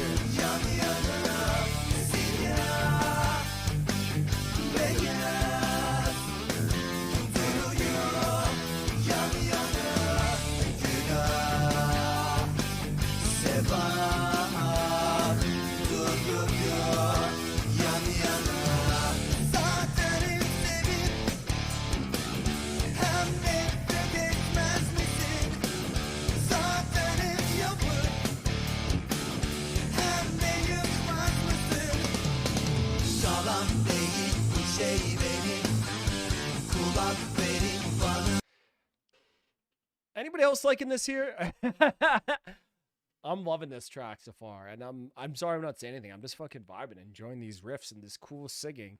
I don't know, just the fact that they're not singing in English, so I can't really understand what I'm saying. I'm just sort of sitting here, and I just get kind of like entranced by like the sounds rather than like the words these people are saying.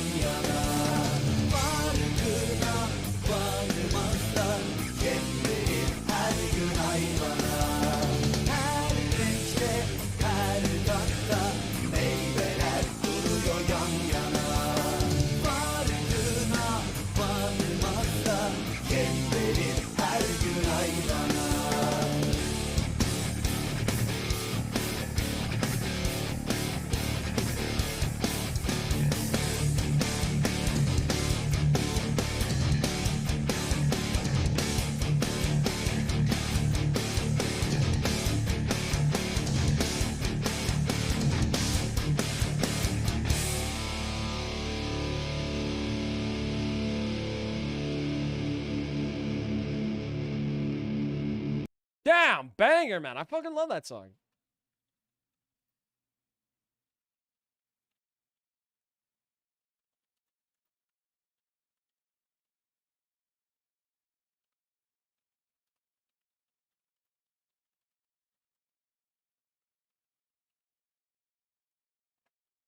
They played in my city. I missed the opportunity to see Opeth in concert when they toured Brazil shortly after they exploded in popularity. I didn't know the band at the time. That must have been a long time ago, hey? But yeah, Das Motif. I thought that was a banger, man. Really cool, like, kind of, like he said, on kind of like the verge of metal riffs, but it was still good. Nice singing, too. Like, you don't need to be super heavy and metal to make an enjoyable song, you know what I mean? I'm going to give it a 9 out of 10. Yeah, really quite enjoyed that one, too. Let's go. Thanks for sending it in, man. Like, how would I have ever listened to that otherwise? Like, if you would have sent it in, how would I ever find it? It's like Turkish. You know what I mean? Ugh, I just love it, man. This is the best. Would have loved to see Opeth where they went full soft. Never go full soft.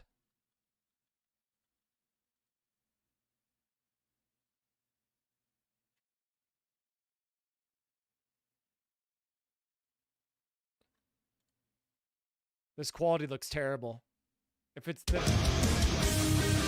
All right. Video quality shit, audio quality is good. We could vibe. We can roll with it.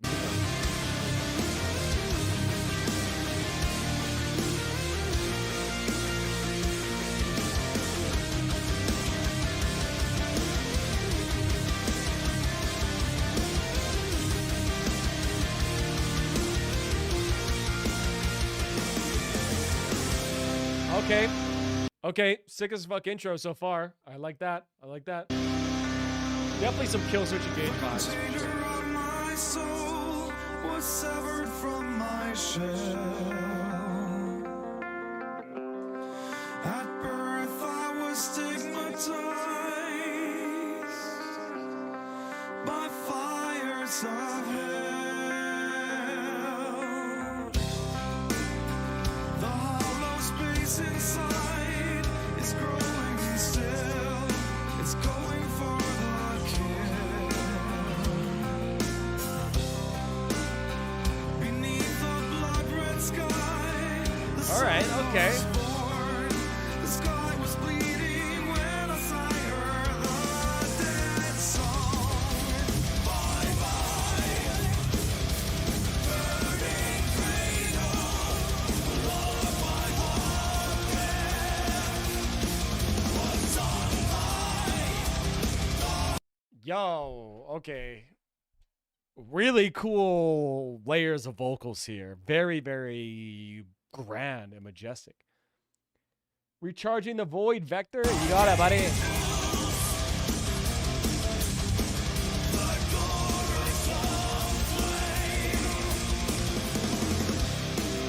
She slept under my wings, a cold embrace.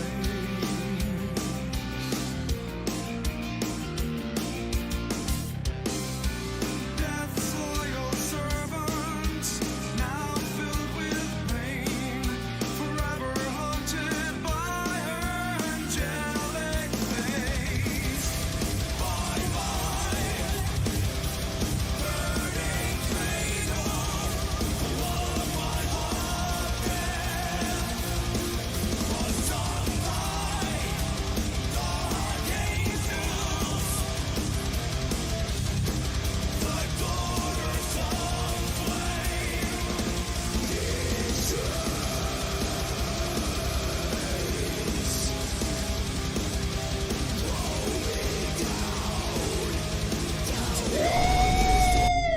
Yo! Baby, that's what I've been waiting for. That's what it's all about. Underscore Lagacola underscore sent Laga, bro. 9.35 Q is almost empty. So here's something to the Q. Brymir, Wings of Fire. Brymir Wings of Fire. Yo, you still here, Laga, bro? What's up, buddy? How late is it in Finland now, hey? So, thank you very much, my man. I really appreciate that. Brymir, let's go. Fuck yeah. This music video, look at this.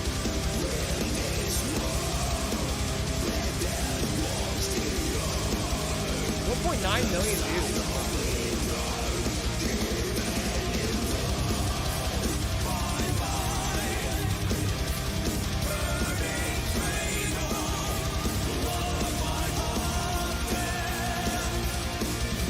$145. Oh, okay, that's not that big, man. That's not that bad. I thought it was big, man.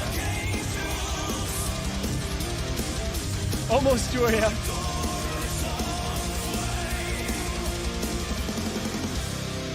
Well, I appreciate you guys still being here. That's awesome. And speaking of awesome, this song fucking ripped. Holy shit. 18 years ago. I can't believe I never heard this song. I feel like this would have been right up my alley. Before the Dawn. Dead song.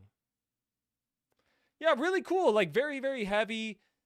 Sort of like metalcore-y, but not really metalcore-y. You know what I mean? Kind of had like clean vocals and stuff like that, but it wasn't really all that metalcore. It's more just... I don't know. It sort of felt like a Devin Townsend song, but way less proggy, if that made any sense to me, which I kind of really, really liked, to be honest. Mellow Death from Finland. Oh, these guys are from Finland, bro? Dude, the Finns always just do it better than everyone else, man. Honestly, that's another 9 out of 10 for me. Yo, Ace! Baby, that's what I've been waiting for. Some That's what it's all about. Meshuggah! Ace sent 10 Meshuggah. Humiliative. Hey, thank you very much, my man. I'll put that right in the fucking queue. Let's go. Humiliative. Let's go, boys. Hey, thank you very much for the support, my man. You guys are the best. This is for more softer side from them. Oh, okay. Yeah, dude, that was excellent. I really like that. I would definitely listen to more of that. I got a couple bands to check out from this stream. This has been a good stream so far. Okay, so now we got Exhumed with Nightwork. Part of the spooky season, apparently.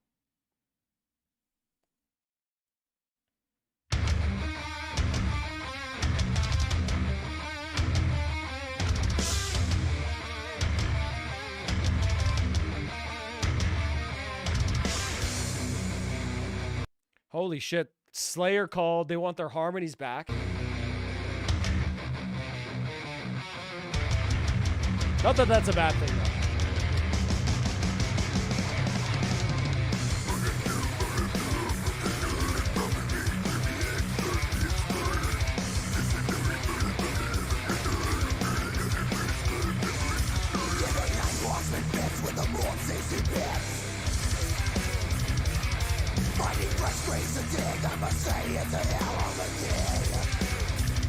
Grave robbers.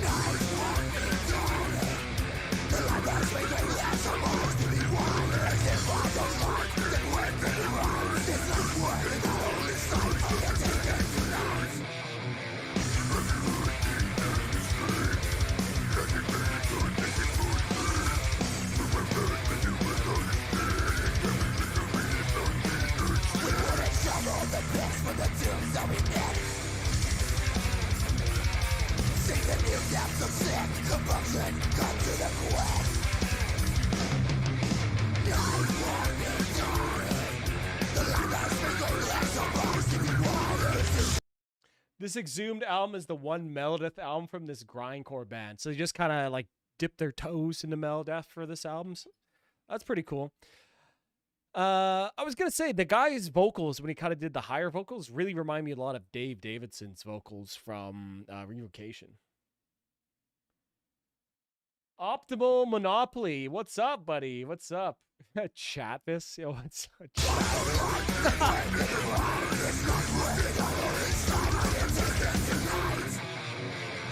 Guy on the left here looks so much like Tom Hardy in Peaky Blinders playing that Jewish guy. You guys remember that? Looks so much like him. Alfie, I think his name was or something, wasn't it?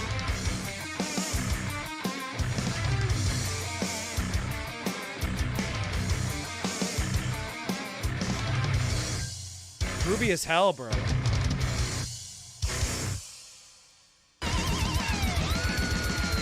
All right.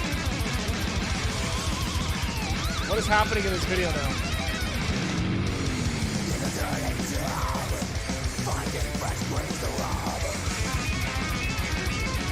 Haven't Brecky Australian? He must be Australian then.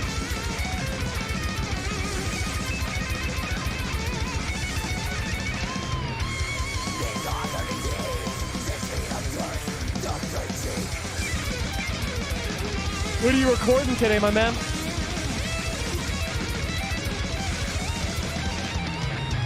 Driven by greed.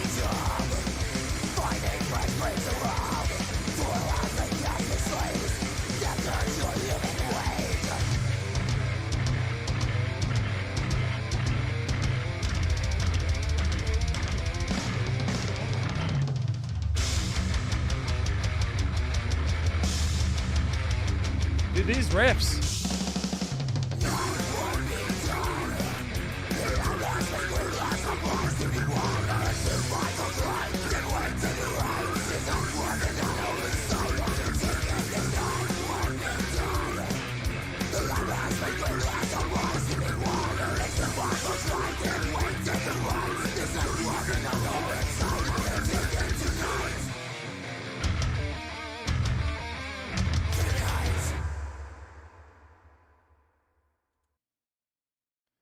All right, okay. Cool ass song, first of all. Like I love it felt like if Slayer made a death metal song with that type of riffage and different harmonies and stuff like that. Music video was very cool too. I was kind of trying to decipher what's going on. Night work, I guess, killing people and then robbing them or taking their organs or something like that, and they're paying the guy who works with dead people, autopsy, man. I forget what the name is that, but yeah, pretty cool. I saw, man. Good groovy. 1.2 million views. Just goes to show you how. Yo. Yeah, baby. That's what I've been waiting waiting for. That's what it's all about. Buddha Fucus and 5 West Gage, the wolf everyone must bear witness. And don't look up his black metal catalog. Wes, is this Nicolas Cage's son? Is that who Wes Cage is? Thank you very much, Buddha. I appreciate it, buddy. Maybe I don't appreciate it. I guess we'll find out. Yeah, Exhumed Nightwork, pretty good goddamn song, gotta say. It was good. I can give that 8 out of 10. Not bad. Good riffs, good groovy riffs. Cool sound. Yeah, I love it. Working on a song about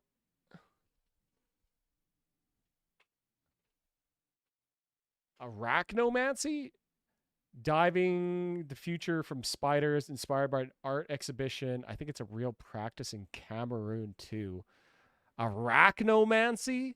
What in the fuck? How's Canadian Friday? Kind of cold here this morning. It was like -1. Pretty nice otherwise here in Canada. Yeah, not bad.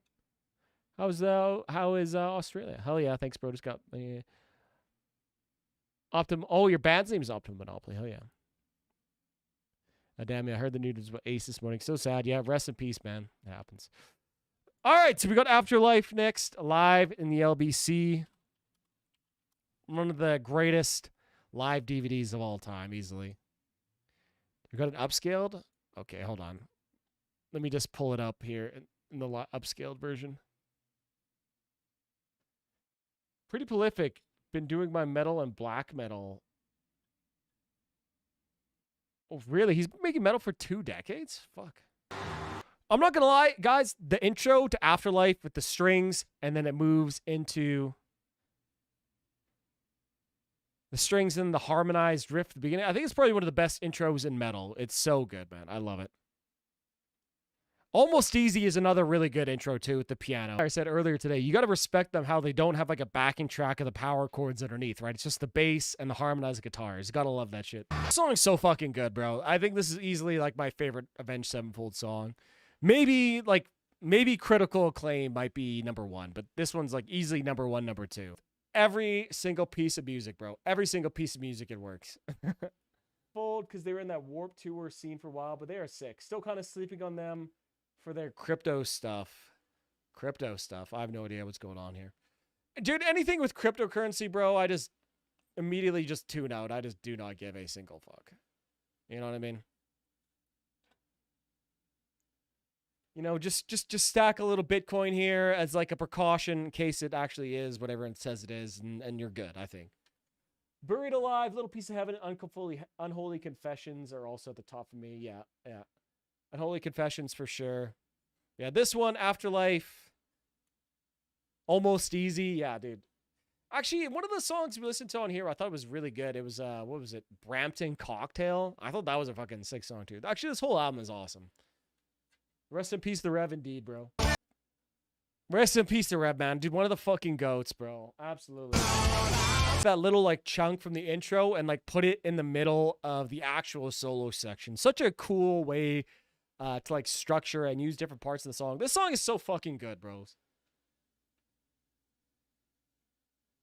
Rev could have been the singer, a real Don Henley type. Yeah, dude, he has an excellent singing voice, man. A really, really good singer voice. Just kind of like a modern renaissance man, dude. Rest in peace, bro. I don't think I need to explain to you guys. That's a 10 out of 10 for me. I kind of explained some of it like while we were watching here. And you know, man, honestly, maybe this song deserves a deep dive. I haven't done an Avenged Sevenfold deep dive. Maybe that might be popular. I don't know. We'll see. Maybe we'll do that. Probably gonna be on this song. I fucking love this song. 10 out of 10. What a fucking banger, bro. Unbelievable. A great track. Maybe one of the best metal songs made in the last like 20 years, in my opinion. Is that too much to say? I don't know. I just really like that song. I think it's great. So crazy, the urge to clap at the end of a song that's on a screen, lol, but I get it. America claps. Canada, you know, Canadians aren't immune from that too. But lads, let's move on here. We got some more Razor Cutthroat to listen to. And apparently this song has some really, really fucking nutty vocals. Yeah, recharging the void. We got some Vector coming.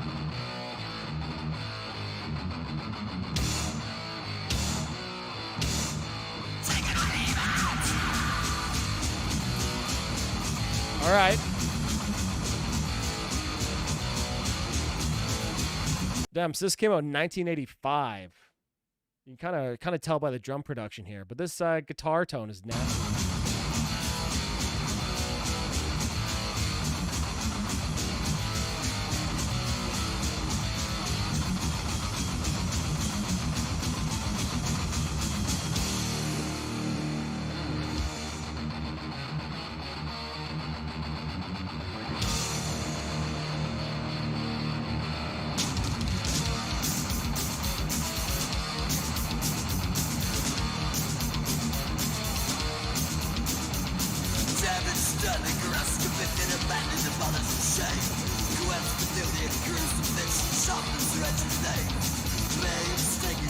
Yeah, I guess it totally is a Terminator on the album. Terminator riding a Harley Davidson motorcycle. What could be more 80s than this? You know what I mean? Pterodactyl time. Pterodactyl.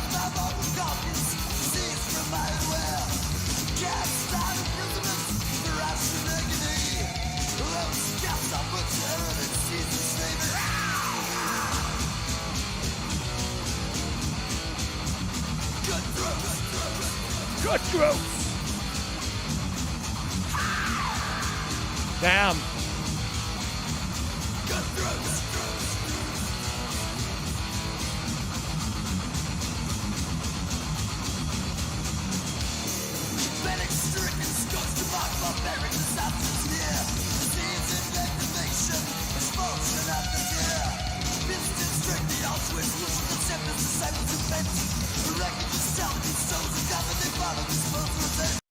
I bet if you heard this in 1985, you would have just absolutely lost your mind over it. You know what I mean?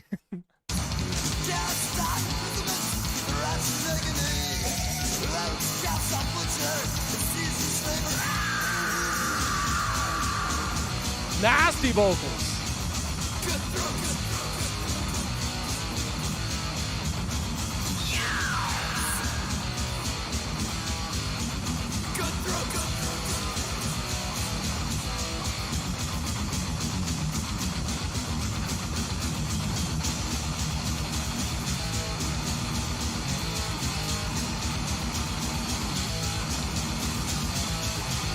Is anyone else's picking hand hurting just from listening to this song? But yeah, this guy has like incredibly nasty vocals. Like someone saying like his whistle register or something, like whatever he's hitting just makes like the most grimace inducing noise. It sounds like his throat is just being destroyed completely, and it's fucking sick.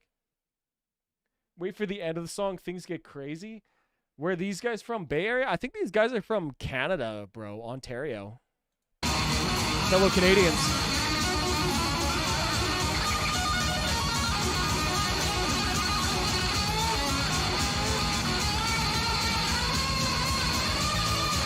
Yeah, they're from Ontario, Canada.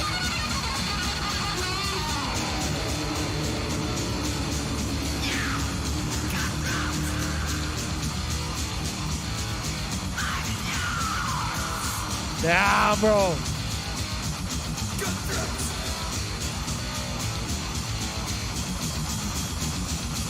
There's something wrong with the cymbal sound. Yeah, these drums sound like complete ass, bro. Like there's no kick drum, and there's some like weird kind of, I don't know, like phasing or something going on with the cymbals. Maybe they had like the overheads slightly out of phase or something like that. But honestly, despite that, it still kind of rips though. The Canadian Big Trash 4. Yep.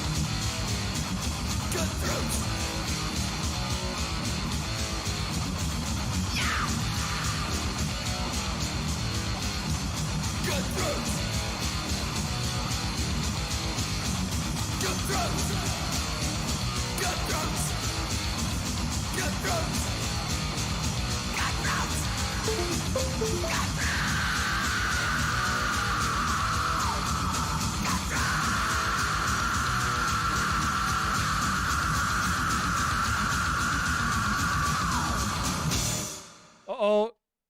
My camera froze. Give me 1 second here, boys.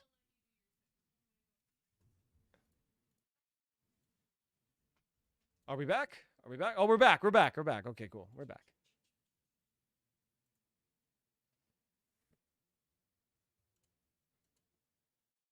Okay, we're back. Sorry, boys. Sorry, boys. We're back. We're fixed. We're fixed. We're back. We're back.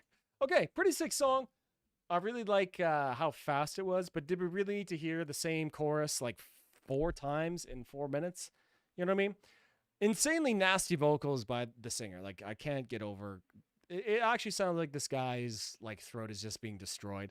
And I really kind of doubt that he's able to do these sounds still too. But yeah, Razor, man, kind of a super underrated 80s thrash metal band. Even me being Canadian, right? I've never listened to any of these songs. They're pretty goddamn good. Pretty goddamn good, I gotta say. I don't know, I'll give that one like a 7 out of 10 though. Kind of beyond the guy's really notable singing. I don't really, you know, there's not really much else to listen to on that, in my opinion. Not bad though, not bad though. Wet cardboard bass drum. Yeah, exactly. That's what it is. Bro, Ace, a 13. Bro, pick another Vector song. That 13-minute song. Come on, man.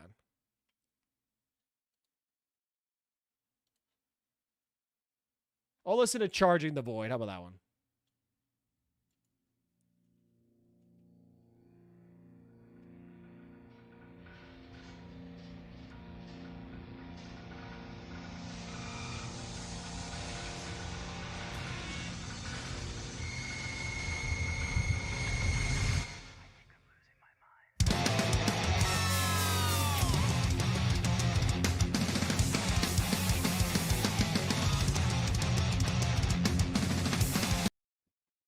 Yeah, dude, you missed some more before the dawn. Incredibly sick band, bro. So good.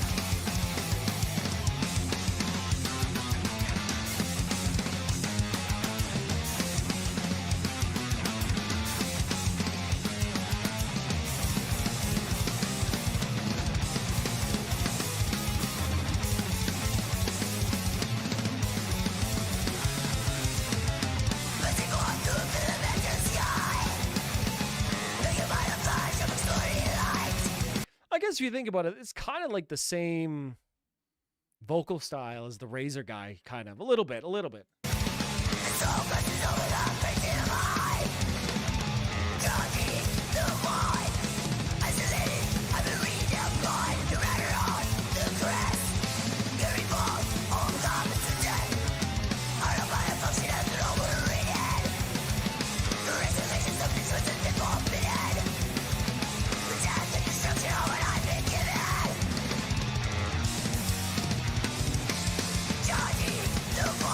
Vector, one of the only bands to tune up, and it just sounds sick.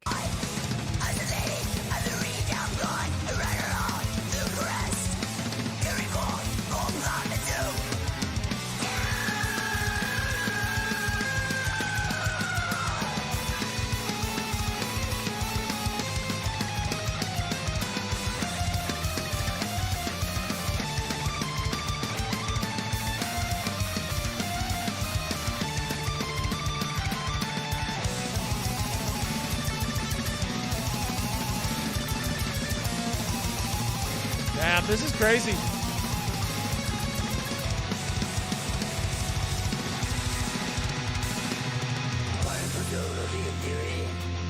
Within my grasp, entering the cloud of the exploded mass.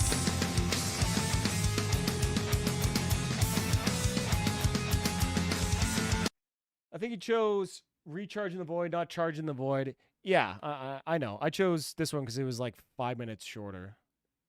13-minute member pick, bro. Come on, you know what I mean? The other one is the Magnum Opus, in my opinion.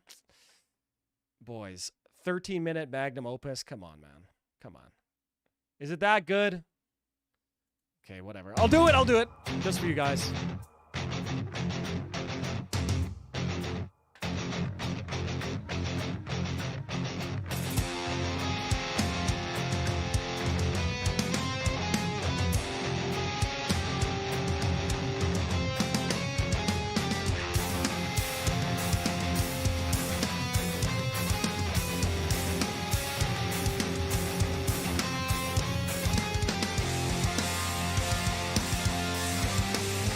I'll be honest with you guys, I've never listened to this album. I know, take away my metal cred, so I'm willing to be convinced. Yeah, baby. Oh, Ace, That's what I've been bro, you waiting didn't have for. to That's do what it's that. all about. Ace. Ace sent 10.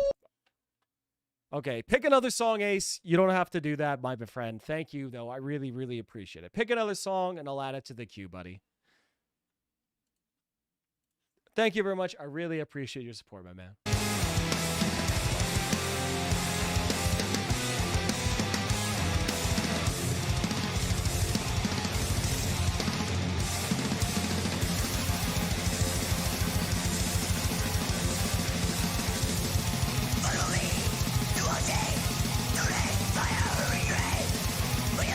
All right, okay.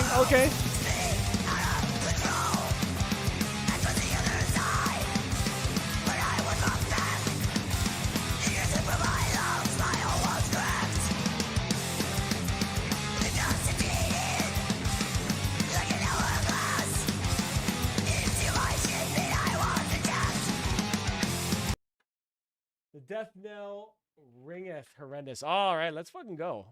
Horrendous too. Let's go. Horrendous. The death knell ringeth. Hey, thank you, Ace. Let's go, buddy. I appreciate that, my man. Hudafuka, I've never heard this either. Yeah, I don't know. I think I just looked at it, saw like the songs were super long, and I said, no, I'm good. So I'm definitely willing and totally able to be convinced here.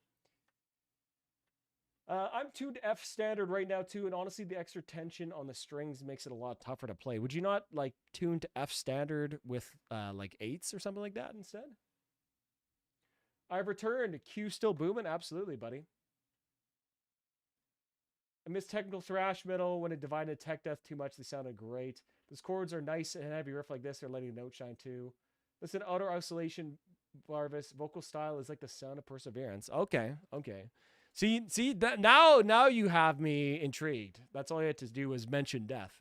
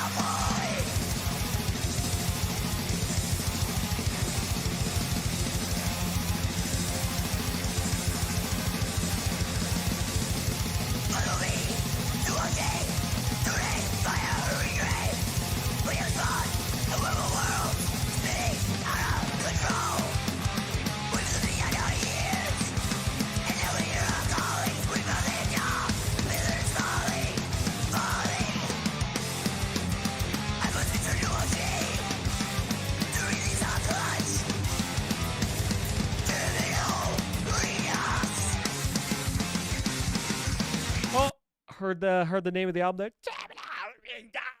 Dude, how the fuck is this vocalist even like making these noises, man? What in the fuck? Gotta give this album a listen.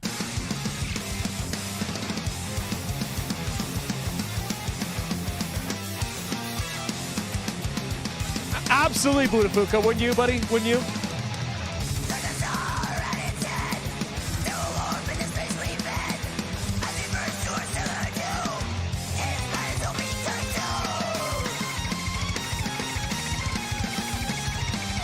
Okay, that's it. I'll give it a like. I'll give it a like.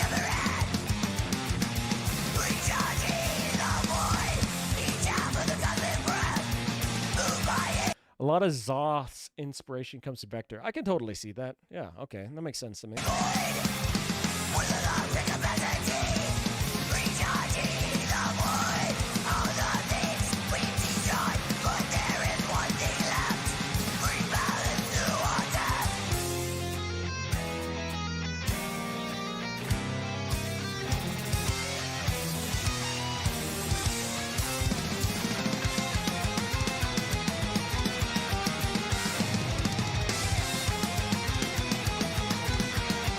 Yeah, I don't think Vector's from Canada, no?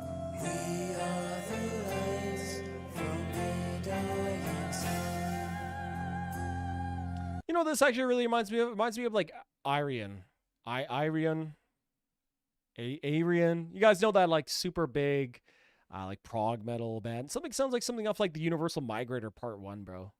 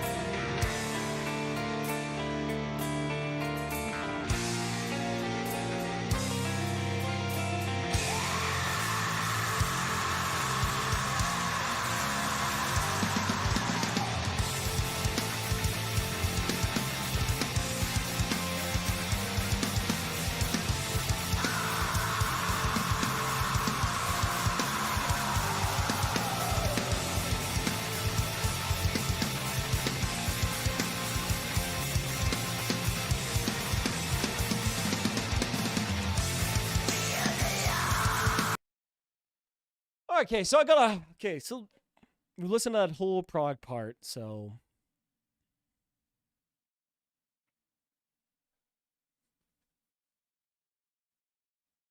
it's pretty good. I gotta say, pretty goddamn good so far. I'm enjoying it. I'm enjoying it. Was that all necessary though? I don't know. You know, I think it's a lot different when I'm like reacting to a long song on stream versus if I'm just like listening to it on my own time. You know, because when I'm listening to a long song, I feel like I have to pause it every few minutes, and I do for YouTube. Otherwise, they get really mad at me, basically. Yeah, to make it short. But yeah, that section was nice. Really nice, cool chord changes. I like the sort of pulse that was going on there.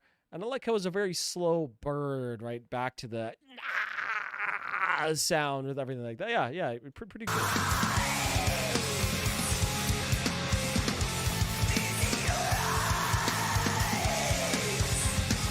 But yeah, I feel like this could easily just be 2 or 3 songs, though.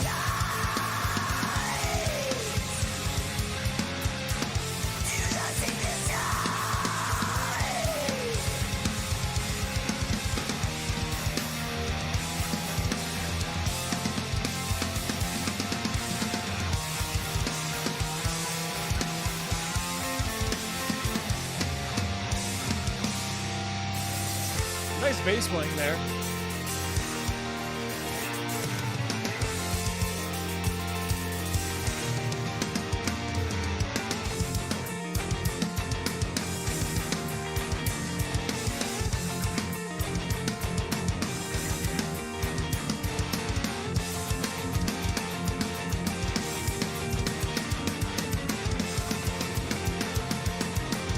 I like these kind of almost like rush chords being played here.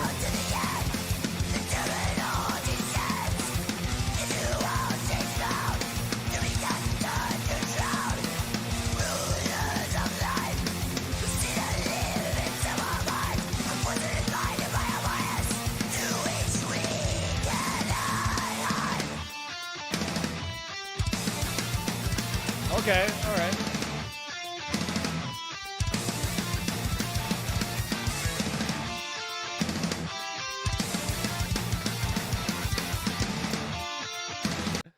Outer Oscillation and Black Future have less fluff. Give them a chance. Varvi poo.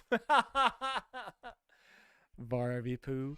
That's cute. My mom used to call me Chrissy Poo all the time. That's cool. I haven't been called that in a long time. And thanks. That was sweet. That was sweet. Man, I had to learn to listen for the bass in songs as a kid. Like, it never stood out to me in the way guitars, vocals/drums do. Honestly, in my mind, if the bass is played perfectly, or like if you really want a great bass player, you don't want it to stand out. You just want it to kind of lock in with like the rest of the rhythm, the lower rhythm of stuff of the song. If that makes any sense, maybe that makes you feel a little bit better.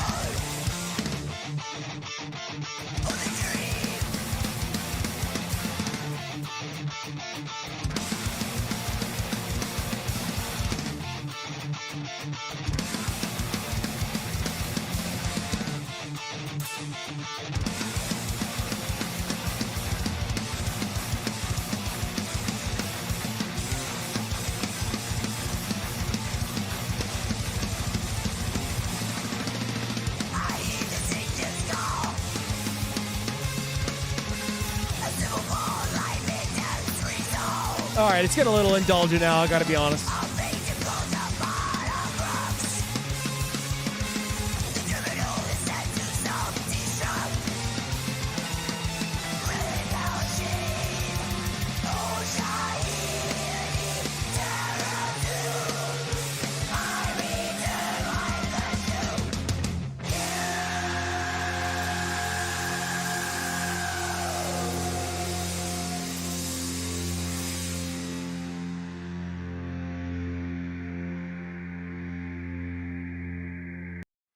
All right, pretty interesting there. Yeah, very interesting that there was just major key like technical death black thrash. Certainly, I don't think I've ever heard anything like that before. Very cool.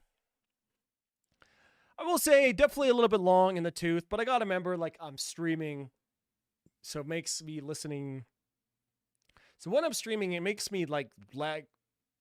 When I am streaming, it makes me like longer songs a whole lot less than I guess I probably would otherwise when I'm just sort of sitting, you know, maybe playing balloons or editing a video or something like that and just throw an album on. You know what I mean? So I got to kind of take that into account when I give this score. But yeah, it was pretty good. There were so many long songs. The middle bridge part was kind of cool, and it did climax in a very epic fashion. I quite enjoyed that. Yeah, good. A lot of, you know, was the sum of its parts better than the individual parts? Maybe not. Maybe that would have been better kind of broken up into like 2 different songs or something like that. But, you know, the riffs were riffing. The vocals were vocaling. Bass was bassing. It was pretty goddamn good. I'll give that an 8 out of 10. But I would definitely like to check out some of Vector's other shit. For sure.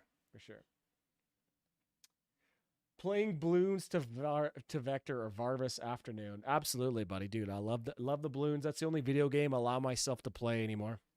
Had to ban it. There's like 3 minutes and 30 seconds of stuff I really like in this track. That's kind of what I was feeling too. You know what I mean? But yeah, I definitely down to check out some other stuff. Matthew Gosman says, how do you get away with doing this without getting copyright strikes? So copyright strikes are different from copyright claims. Copyright strikes are when your channel gets, the video gets completely taken down and you get a warning, like a strike on your channel. 3 strikes and you're out, basically. Whereas copyright claims are sort of automated and they claim the income from your video. Sometimes they might be blocks, but blocks are different from strikes. It's all very confusing. But basically,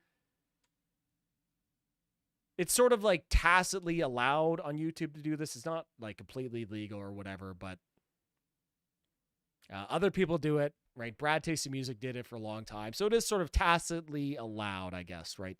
But just to clarify, I don't make any money from the ads that are shown on this stream, like to you guys, right?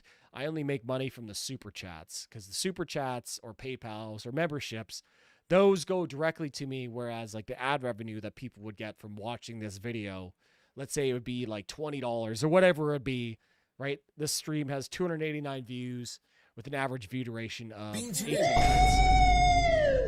Yo! That's what I've been waiting for. Yeah, with the 20 bones. Let's go! 23 cent 20 Vector, Tetrastructural Minds, NOW.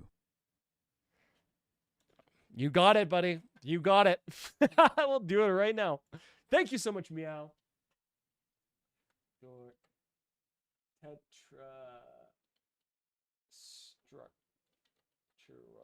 Minds. Meow with the super chat. Thank you very much, Meow. We'll listen to that right now, my man. Let's fucking go. Thank you, buddy. Thank you. Barvis, have you heard the newest Blood Incantation? I feel like it does a better job at incorporating the Pink Floyd sound into metal. Yeah, I did hear the latest Blood Incantation album. I really liked it too. But I also wasn't listening to that on stream, I guess, if that makes any sense. So it makes it a lot easier to digest those last songs. My favorite song on that latest Blood Incantation was the last song, because they basically just ripped off Just a Race in Flames at the end there, and I love that. So you don't monetize the stream, got it. Well, I do, but it's monetized, and the income that it makes is split between all the people whose videos claim the income from the stream, if that makes any sense to you. But the super chats and stuff goes right to me, I guess. It's like this playlist vids have 100 million views. Zero money is made from the uploader. Yeah, absolutely. Absolutely. Yeah. I swear a band's channel was a money laundering shelter for his parents. Fake donations to move money and establish a high going rate, price, and momentum. I swear Brad's channel was a money laundering / tax shelter for his parents. That's a crazy theory, bro. Yeah, baby! That's what I've been waiting for. That's Yo, what it's all Mr. about. Scrizmo. Mr. Hey, what's up, Skiarism bro? is sent 2 nails. You will never be one of us. Video. Is that a 1 minute long song, bro? What's up? How are you? Nails. You will never be one. How are you doing, Mr. Scrizma? That's an interesting theory on Brad taste. I just think there's a lot of people who want him to just listen to the, music, I guess. He just happened to blow up. I did hear, though, that in 1 year, Brad Taste made over like $300,000 just from donations. So you might be right, because that seems like an incredibly high amount, to be honest. All right, let's go vector tetrastructural minds now.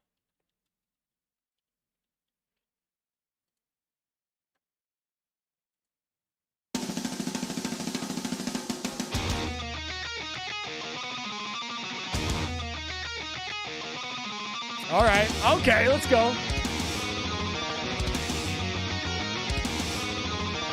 Really, which channels are those, John? I'm curious. It's such an interesting strategy.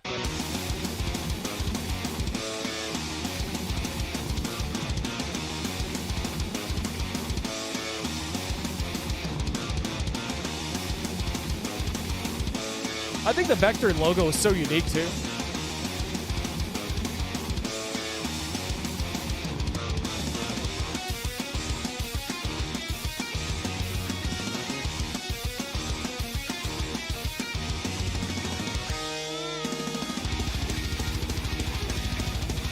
Holy fucking refs!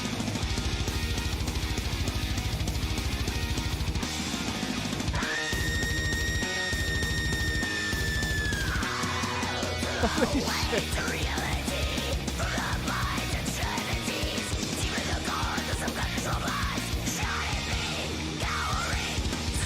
Okay, I definitely do hear the sound of Perseverance style in the vocals here, totally. And that initial scream was just bonkers. Damn.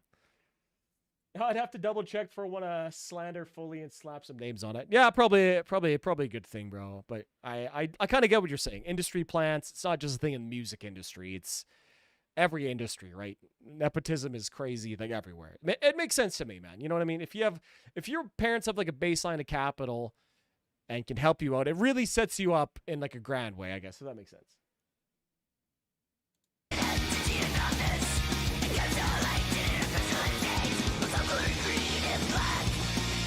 Yeah, those stack chords are sick.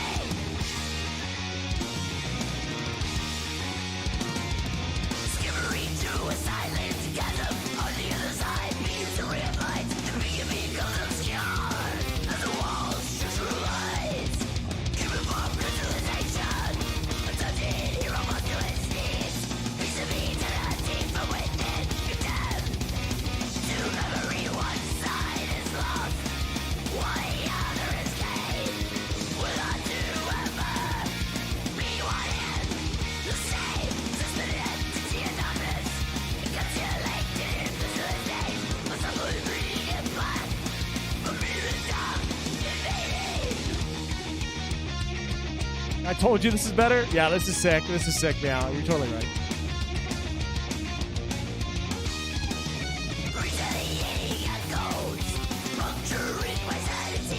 Chuck smokes a painkiller? It kind of is like that, yeah.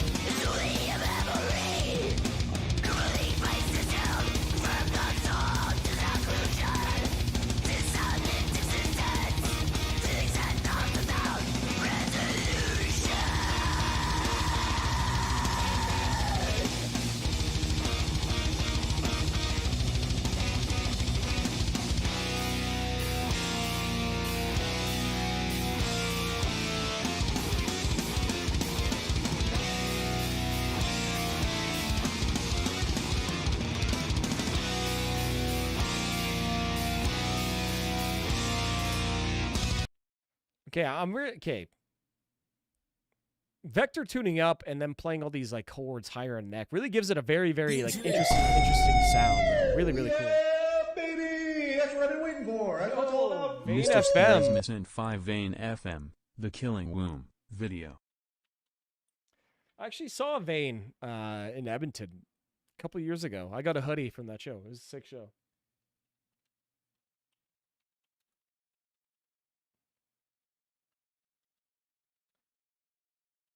Thank you very much, Skarisma. I'm excited to listen to some more Vane. It's been a really long time since I listened to him. Fuck yeah.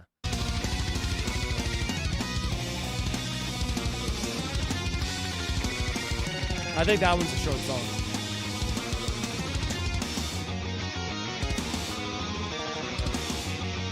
Oh, I didn't finish my thought. Yeah, the stack chords that are played higher up in the neck give them just like a really sharp and distinct sound. I don't know. Yeah, really, really cool sound of these guys. It's fucking awesome.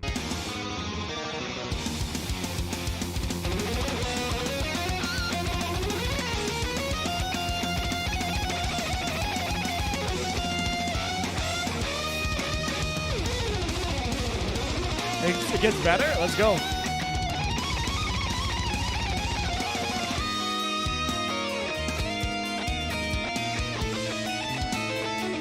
Nice change up in rhythm here. Interesting.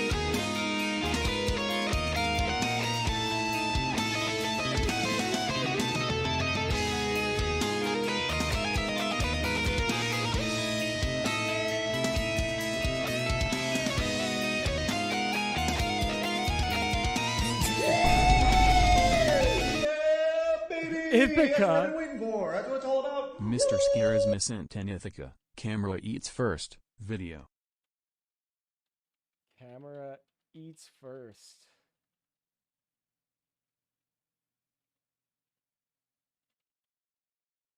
Hey, Mr. Skrisma. Thank you very much, bro. I really, really, really appreciate all the support here, man. Fuck yeah. Thank you, bro. I'm excited to check out all these tracks.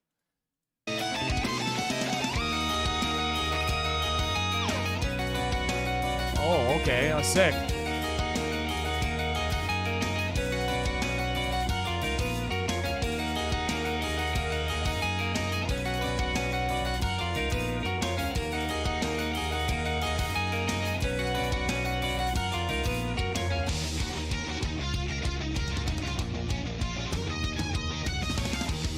Damn, bro. This song's like riff hoarding, bro.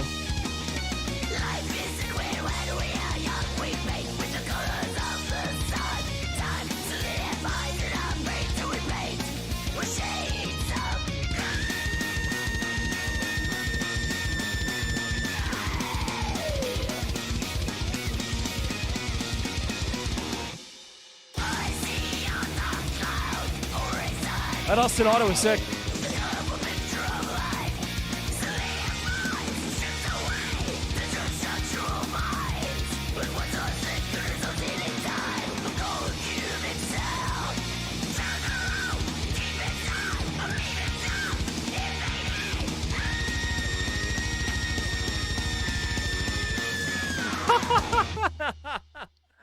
Holy shit. Fuck yeah. Okay. Oh my god, what a shuffle to the contortionist right too. Yeah, that was sick. That was sick. Like I said, that was just like riff hoarding. How many unbelievably sick riffs were in that song? Like 40? Truly just mind-boggling how someone could just stack like so many riffs in a song that are just ever changing, man. Truly mind-blowing. That one was sick. I actually give that one a 10 out of 10. That was fucking sick. Really, really enjoyed that one. Super Scuffed. Great name, bro. Super Scuffed. Crazy high whistles. Yeah, that was sick. Meow, bro. Thank you. Thank you for saving and redeeming Vector for the stream, bro. We all appreciate you. Thank you. Thank you, my man. Let's keep moving on. We got Brimir with Wings of Fire. We listened to Brimir a really long time ago on stream, like a really long time ago, maybe almost a year ago. So, but I haven't listened to him since, so I'm excited to check this out.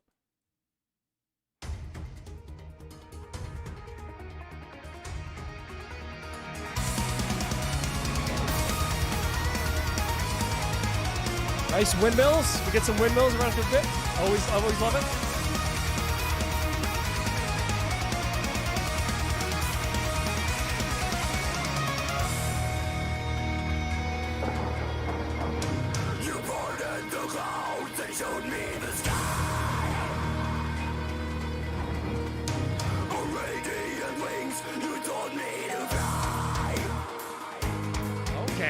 All right, all right. My sanctum, my temple, my tempest, my storm.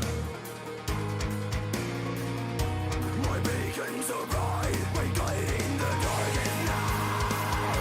You raise me from ashes, as my lonely shadows return night. My sword in the viper's den.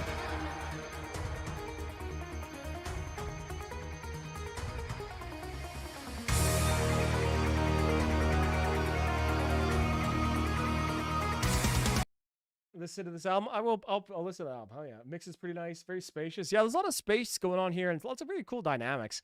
You know, kind of like those sharper keys. It almost kind of reminds me of like baby metal and like some of these synths here. But then they kind of give it a lot of space and room. There's a lot of stuff going on here. This is sick.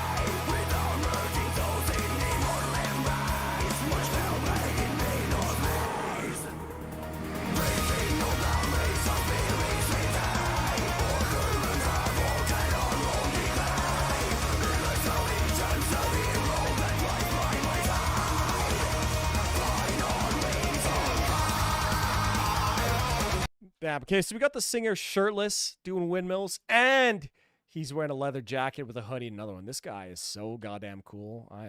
I wish I was as cool as this guy, bro. I'm sitting here in a university sweater, Adidas track pants, and a jean jacket. Is it metalcore or power metal? I don't know. I still have yet to make up my mind here. What exactly this is.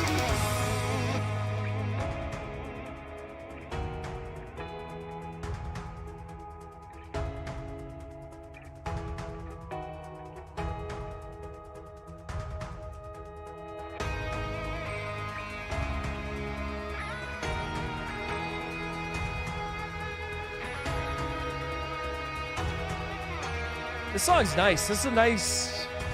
What a dude.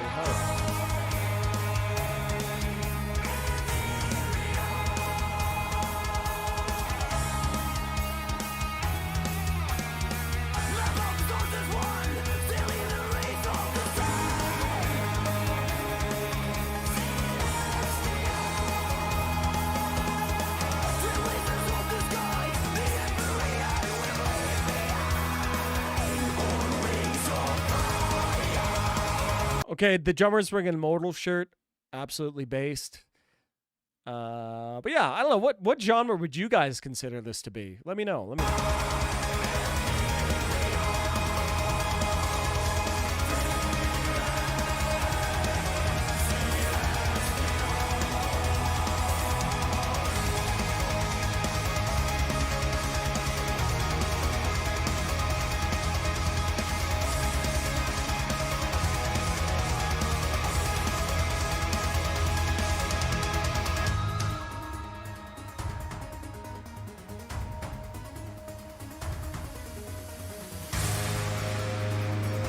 Yeah. Totally right, John.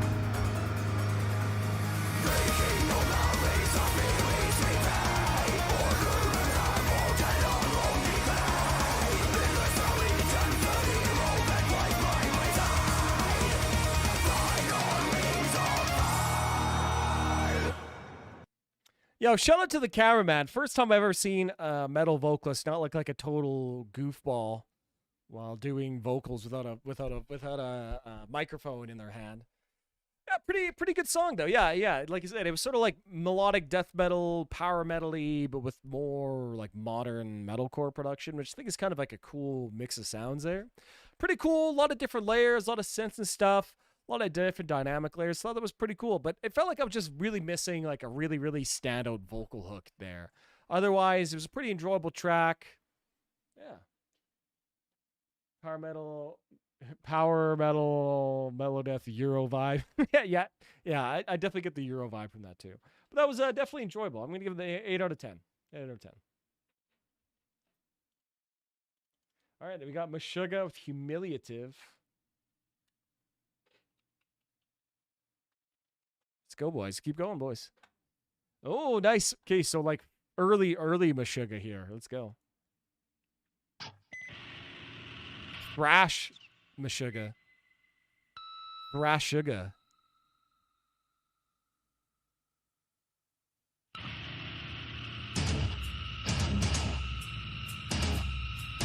Okay, hold on. Let me try to find a better... That's terrible quality. This looks better.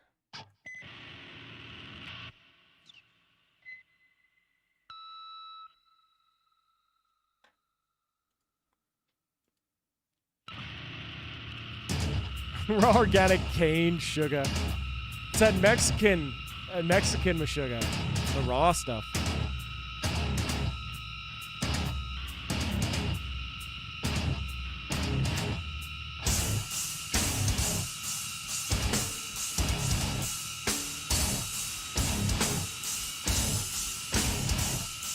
Damn, Textures really just stole like everything from Meshuggah, didn't they? Crazy.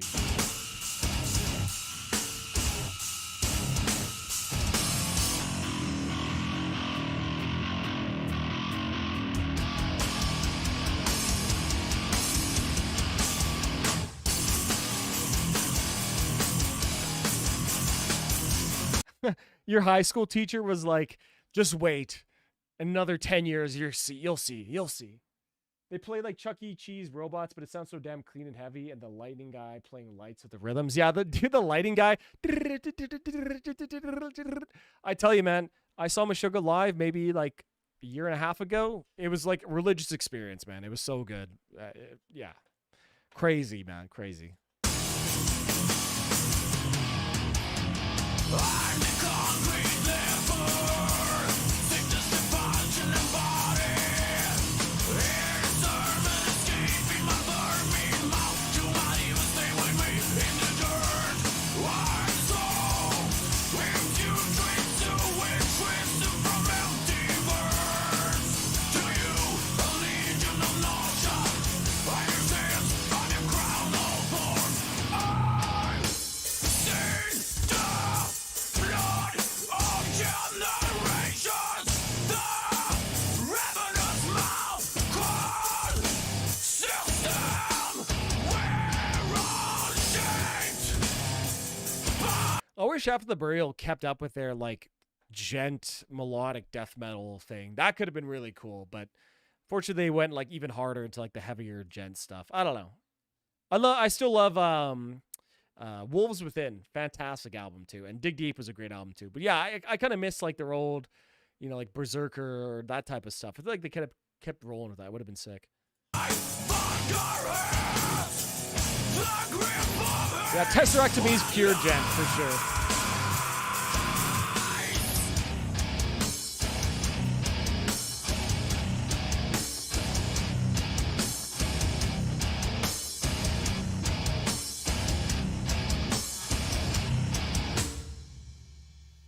Something else to our bellicose ways. Ignorance almost justified. Up to ground from humanity, fraction grows. Skull alive, lobotomized. Hear me, I'm ignominy. There's no renaissance. We're bleeding.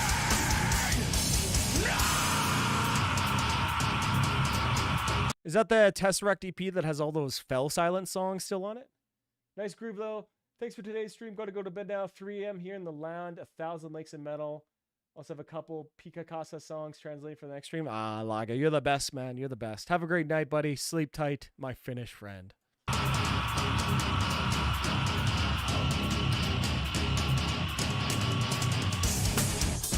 I think when they lost Justin Lowe, I think he was maybe a big part for that early stuff, you know what I mean? I'm stank face it, boys.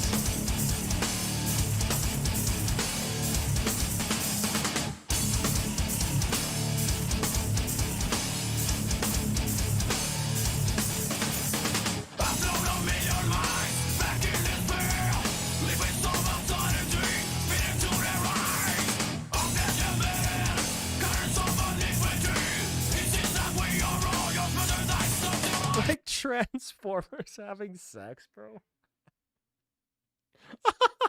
Who told you that? They need to go to church or something, or go see a priest, bro. Holy. The Concealing Fate EP. The first half of those were an album. They wrote and released those 6 songs first. Dude, Concealing Fate Part 2 probably has some of like the best grooves in the Part 2 of all those songs, man. Yeah, Tesseract, I love it. Well, I saw Tesseract maybe like 2012, 2011 maybe, and it actually like changed my life, and I become just like a gent kid for the next like 3 years. It was great.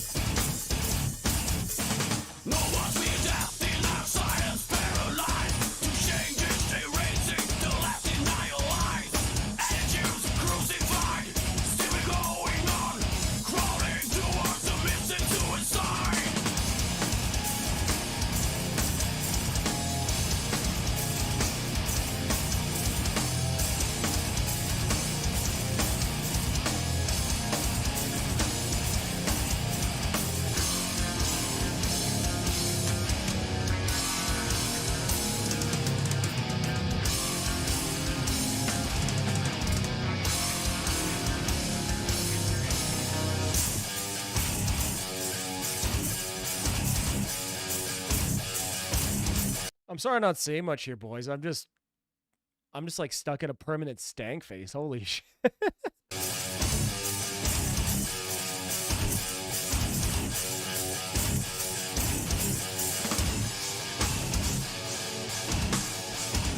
Was the Tesseract show with Protest the Hero? Yeah, I think it was Tesseract, Protest the Hero, and Scale the Summit, I think might have been opening. Or maybe it was Ancients? I don't know, man. I've seen Protest the Hero like 10 times now. It all just blends together over the years.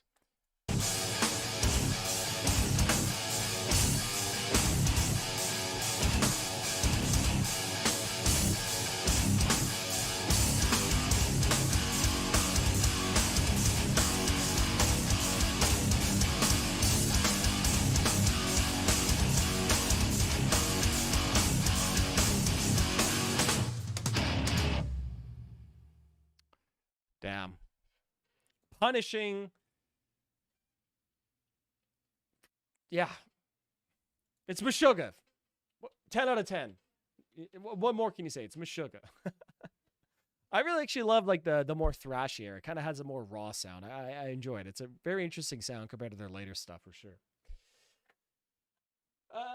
Let's see here. Okay, same. Gent was the most exciting and fully invested time in metal for me. Late 2000s through the early 2010s. Yeah, Gent was super, super exciting when it was first developing. Felt like metal was just so exciting. Like new stuff was coming that was just mind-blowing like every week. And then, you know, everyone just started playing the exact same shit for the next 15 years, basically.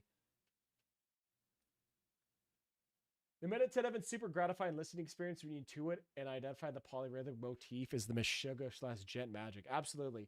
I think we went to the same tour on the other side of the country. First time I heard around the Tesseract is around that time at least.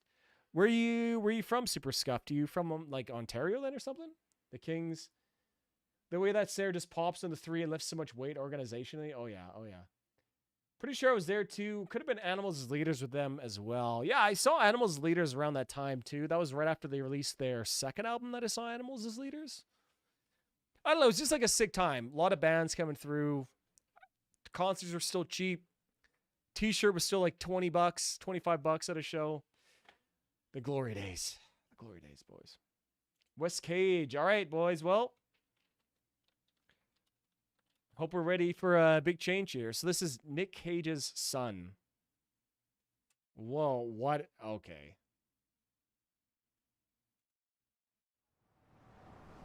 What is this? Ontario? Okay, yeah.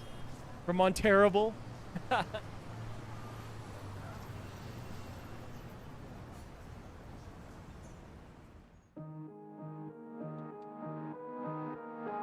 bought Kazaya on CD for $5 and opened for Trivium in America, and Luke got held back at the Canadian border for weed. Oh man, do you remember when that happened? Remember when that would have sounded? All right, guys, hear me out. If you get past the undistilled cringe, this is actually a pretty solid track. Listen, Budafuka, you know I'm a big butt rock fan, so I'll look past this and I'll give it a fair shake.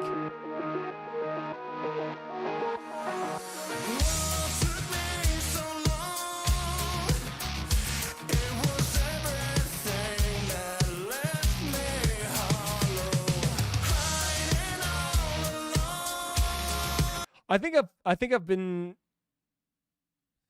Yeah, I went to go see Born of Osiris, another song too, or another city, and they got stopped at the border for weed too. Right around that same time. Maybe that was the same tour. I don't know.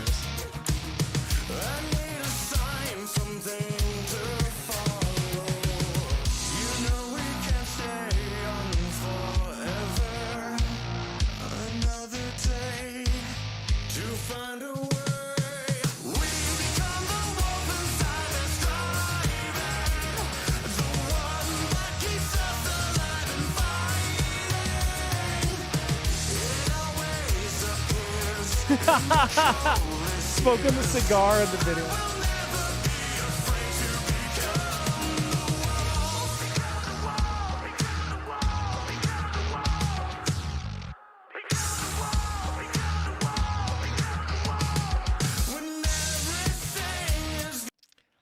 Okay, yeah, decent chorus. Like, obviously this isn't metal, so I'm not going to judge it as metal. It's sort of like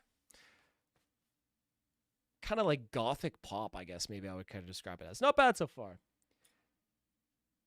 Roadie stage banter is a shit show every single time. Lots of the charm. Dude, my whole roadie was like a god at banter. Illusion was broken when I saw in Edmonton they played the Kazaya like 10th anniversary tour. They played that, you know, back-to-back nights. And I actually went to back-to-back nights, and Roadie Walker said the exact same thing in between each song. Both nights. So I was like, oh, he just plans it out.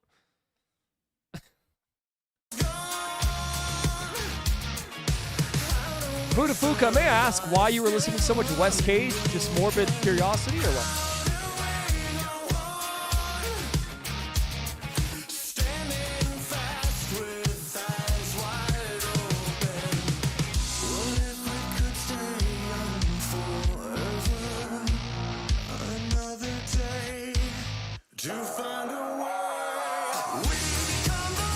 My mic is cutting out. Okay, hold on.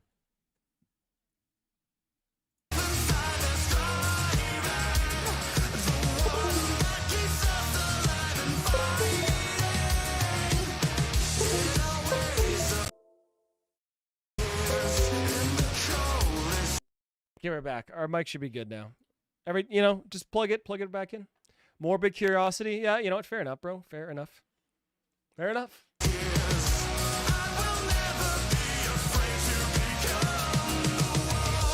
He ordered a pizza on the stage. That's hilarious.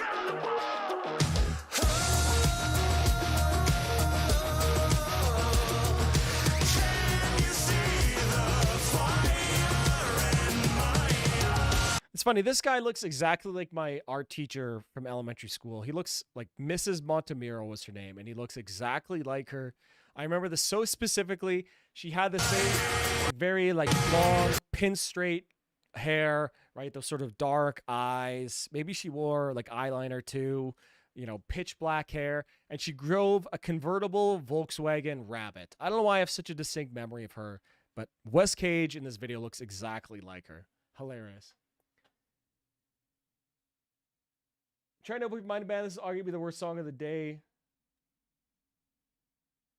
Holy shit, do we got a misconnection here? Two guys in the same chat were from the same thing? Dude, that's hilarious.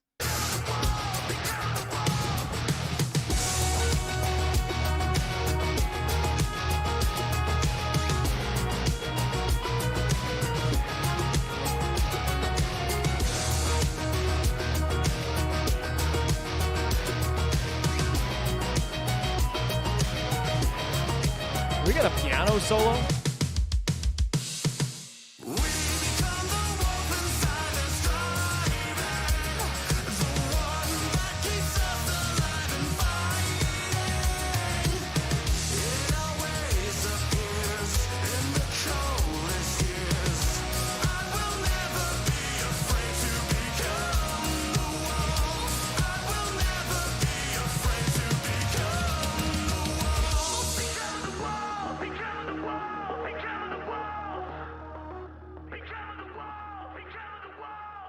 All right, well, okay, that was mildly entertaining. I listened to that once. Probably would never listen to that again.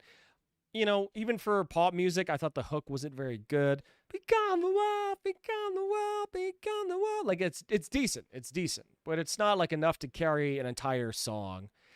I don't know. I felt like maybe the tempo needed to be a little bit faster, or maybe some different instrumentals. But I think ultimately, it really just boils down to Wes Cage just isn't that charismatic of a vocalist. You know what I mean? I don't know. Pretty much it. If you're trying to make pop music, right, you need to be very charismatic as a vocalist in some way, right? Doesn't mean you have to be like the best singer of all time, or you know, the best rap or the best bars, whatever, right? But you got to find some way to give your voice some charisma. And to me, it just seemed like it was just sort of like a charisma black hole in his voice. So if this is the best that Wes Cage has to offer, I'd be afraid to hear the worst. I'm going to give that a 4 out of 10.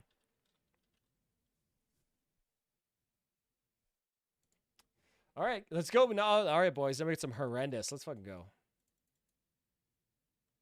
That's the best he gets. Wouldn't recommend.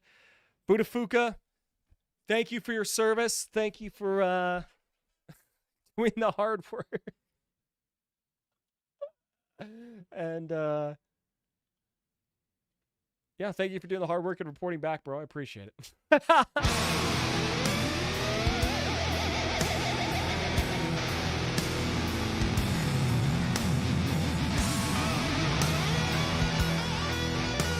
All right, some horrendous, boys. Let's go.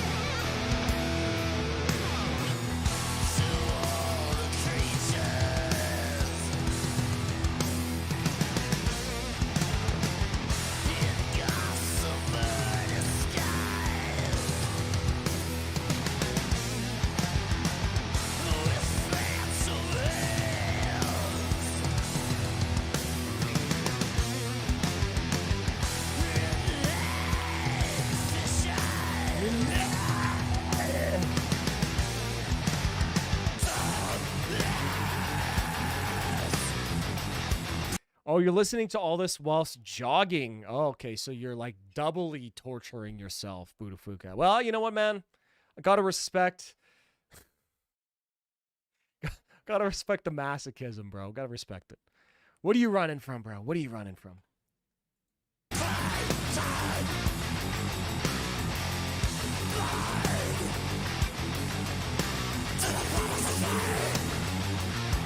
I guess a little bit like both. I mean, I guess, yeah.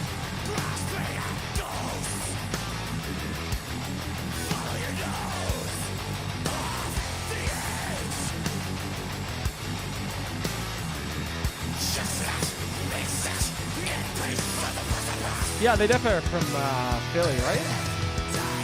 We've listened to a lot of horrendous before.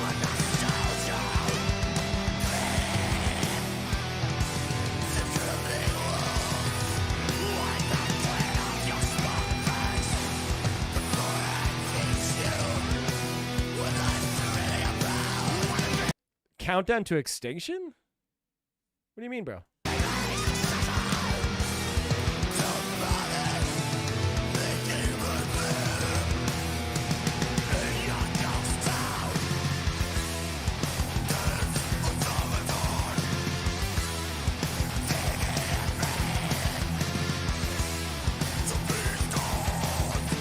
Oh, he's from Philly. Nice.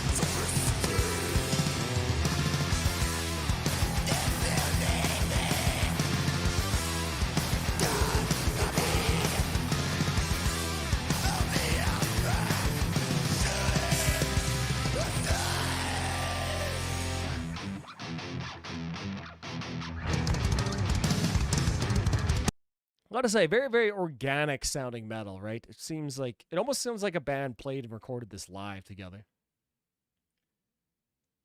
This song reminds me of Countdown to Extinction. Really? The Megadeth song?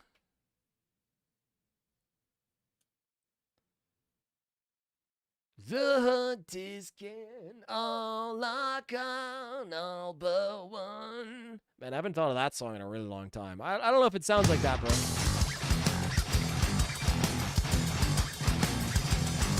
Okay.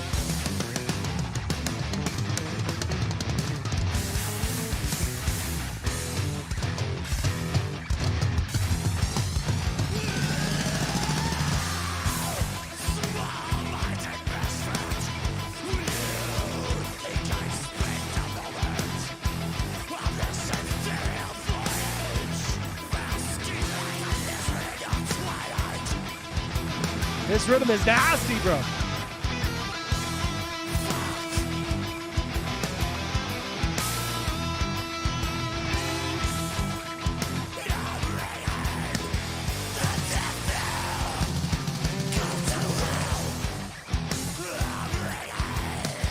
They definitely blue ball that drop very nicely. You're right. You're totally right.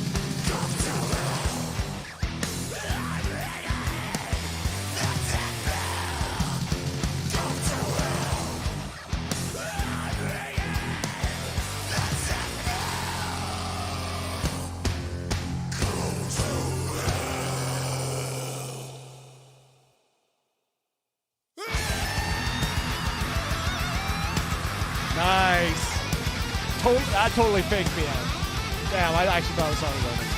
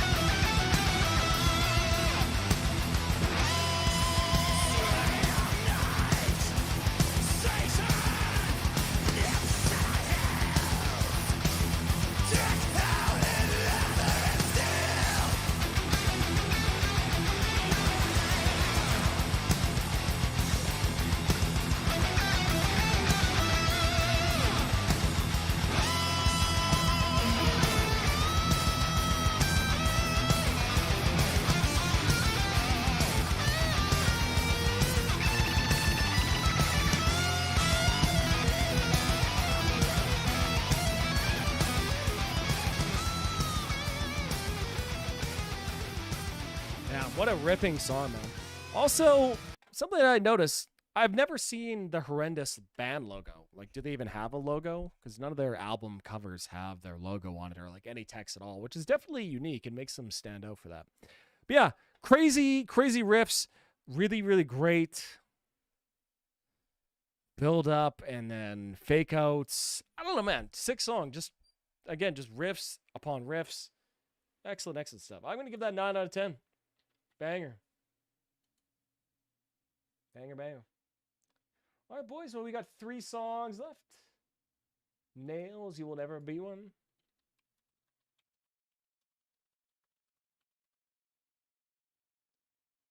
It was a minute-long song. You're the best, Mr. Scrisby, the best. Let's go! I don't think... Have I heard a Nail song before? I'm not actually sure if I have. 2.2 million views. 1 minute and 36 seconds. This might be kind of based, boys. This might be kind of based. You will never be one of us. You will never be one of us. You will never be one of us.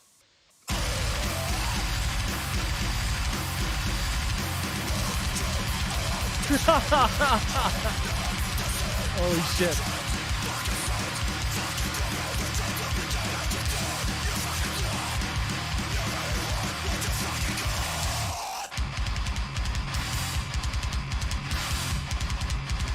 Okay.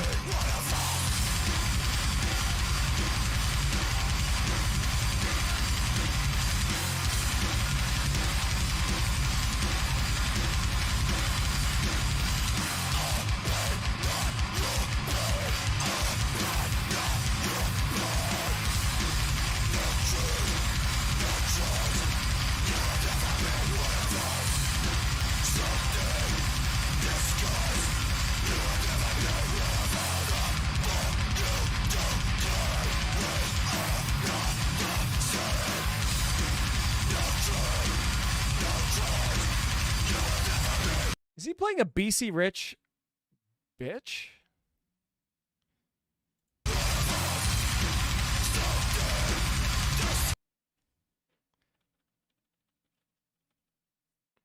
Oh my god, he is. That's fucking bass. You never see anybody playing one of these guitars. Almost never.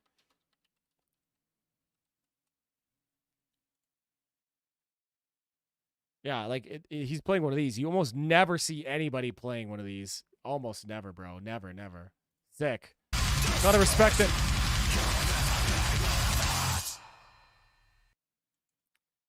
Damn. Ferocious, heavy, the perfect length. If it was any longer than that, I probably wouldn't have hit as hard, man. Yeah, that was that kind of melted my face off. Is all Nails tracks like that? Nails is one of those power violence. Always want to love Nails, but it's not as substantial as journalists, hipsters, and hardcore scene dudes make it out to me. But I respect and would love a live show. They kind of have that Dying Fetus thing about them, rawness. Yeah, I was kind of thinking that too. Kind of reminded me a little bit of Dying Fetus, just how like punishing and pummeling it was. That was good. That was good. 8 out of 10. I'll give that an 8 out of 10. Maybe a bonus point because of how short it was and because the guitarist was playing a BC Rich bitch. All right, let's go Vane FM, The Killing Womb.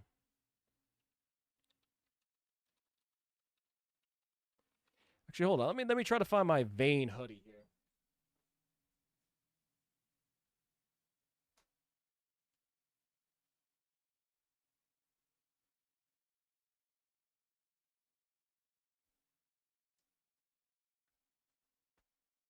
All right, okay, well, it's in the wash. It's in the wash. You're just gonna have to trust me that I have one. It's green. It says like Vane on the sleeve. It's sick. These guys put on a great show. That was a fantastic concert.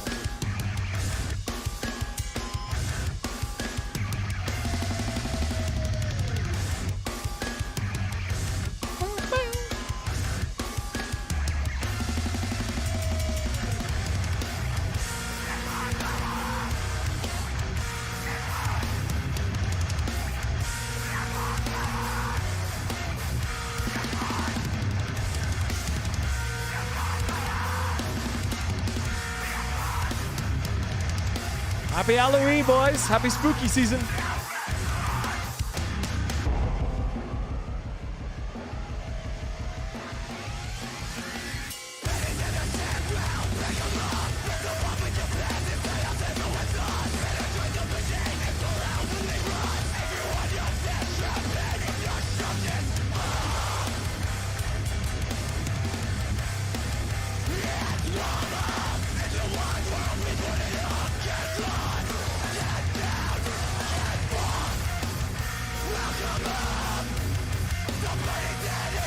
John says, I feel like the hardcore scene is more fresh and thriving than metal right now, at least at like the mid-scale touring level.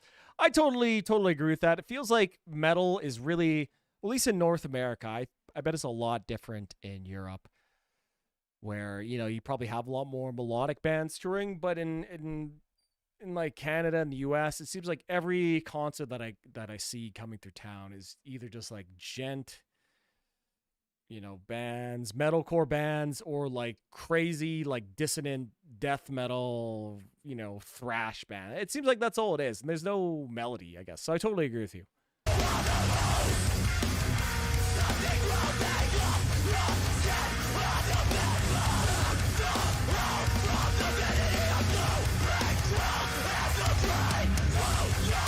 Yeah, totally, John. Definitely.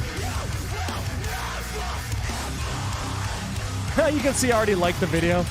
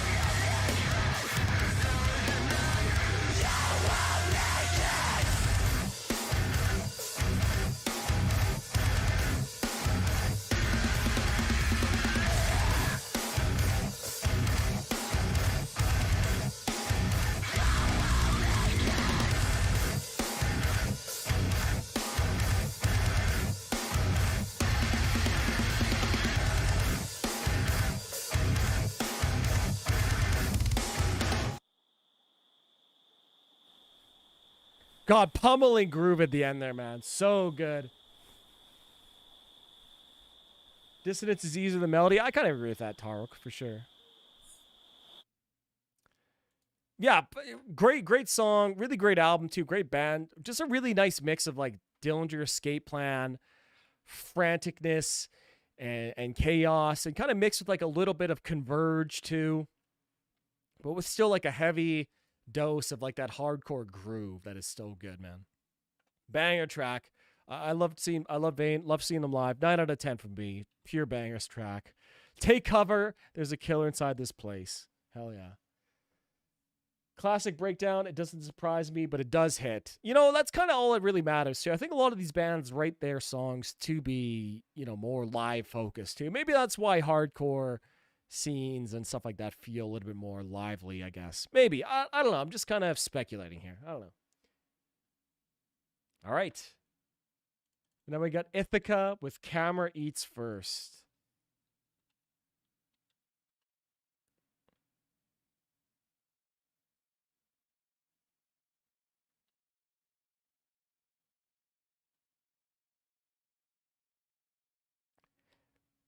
Ithaca. What am I doing? Sorry. No, okay. I was thinking of, this is going to be so weird. I was thinking of Steamed Hams, the Simpsons Steamed Hams, and he said he's from Utica, not Ithaca. Sorry. Metalline aesthetics, hardcore leaning ethos. Yeah. I think maybe that's kind of what makes Knocked Loose so popular too. But Knocked Loose definitely has a lot of death metal in their style. Like there's a lot of bolt thrower riffs and grooves I find a lot of Knocked Loose songs. Maybe that's why they're just so big, man. I don't know. What do you guys think? All right, I've never heard this song before, never heard of this band either.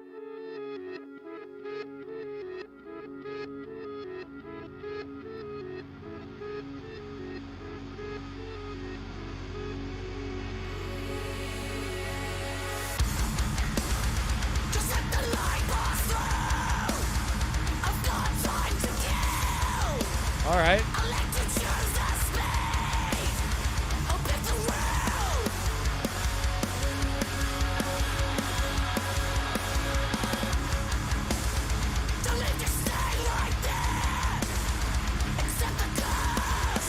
Mr. Skrizma, is that the vocalist of the band or just like an actress playing it? Sounds like her. It sounds like her.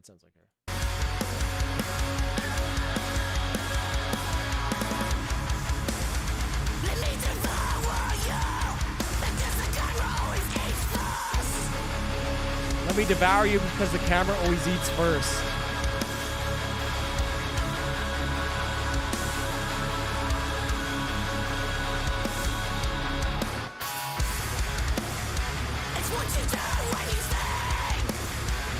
Whoa, let's get some riffs. Nice.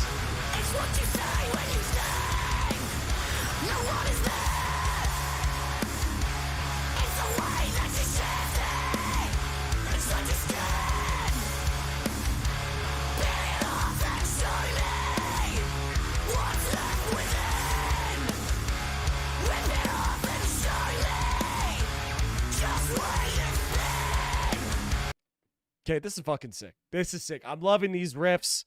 Great screaming vocals, nice grooves too. It's really developing well. I can understand what the singer's saying even though she's screaming. This is sick. I don't think a band like Knocked Loose could become that popular, but I guess nowadays anything is possible. Knocked Loose is just a really great example of a band putting out consistently great music for like a decade, getting bigger and bigger. You know what I mean? Knocked Loose and Turnstile blowing up mainstream is not expected. Turnstile was an interesting one, but they made a hard shift, right, into more of like a dream punk sound with their album Glow On, right? But Knocked Loose kind of only got heavier and heavier and just keeps getting bigger and bigger, which I guess is like the biggest paradox.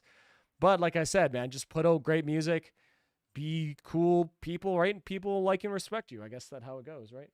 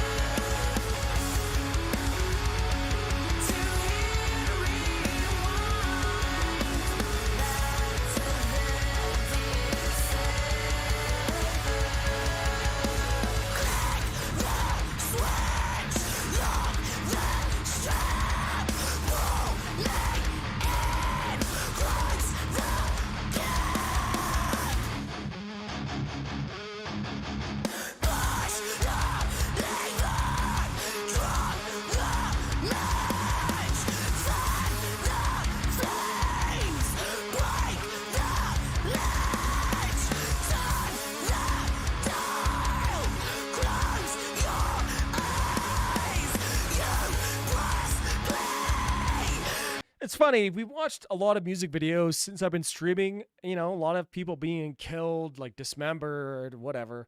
But this is like the most foul music video of them all, right? And I think it's directly, right? The little message is being directly meant to evoke these images of like an eating disorder. So gotta respect him for that, man. A topic you never really see anybody touch upon. And I feel like this is meant to make me uncomfortable, and it's working.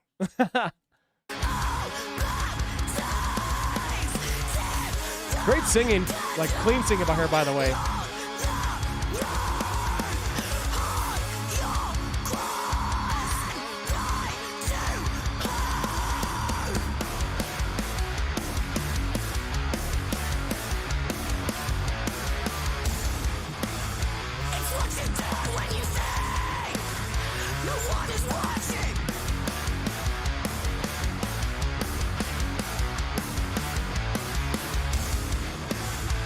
That's such exactly. It's messy. It does seem to be a parody commentary on the tied up hot girl and makeup from the metalcore videos. Ah, yes, we remember those. Makeup, yep. But applied to modern mukbang mean. I want to request the last song to listen to. A sick female vocal requests are not full yet. Spreadsheet is done. Stream over after this one. Well, we might listen to Tarks after this, and then I'm done because I've been streaming for 6 hours already. Yeah. So after the next one from Tark, we'll do it. So just let me know whatever song you want to listen to Tark and we'll listen to. Oh, nice change here. Sick.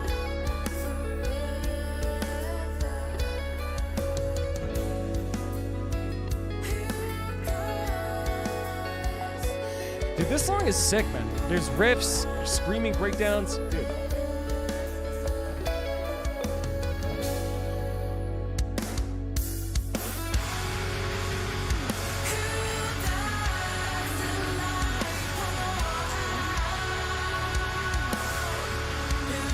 Nice, playing those add 9 chords. Love it.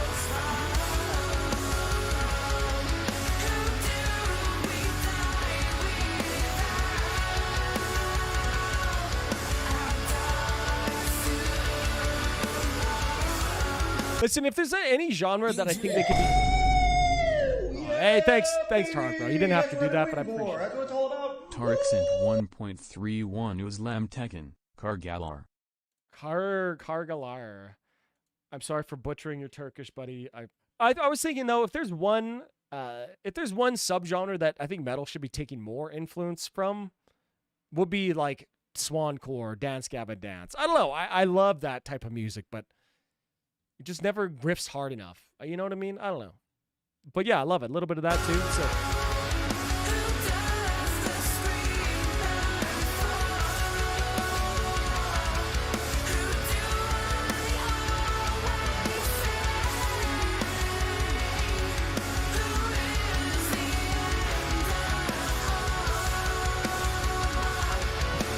Bro was feeling that there.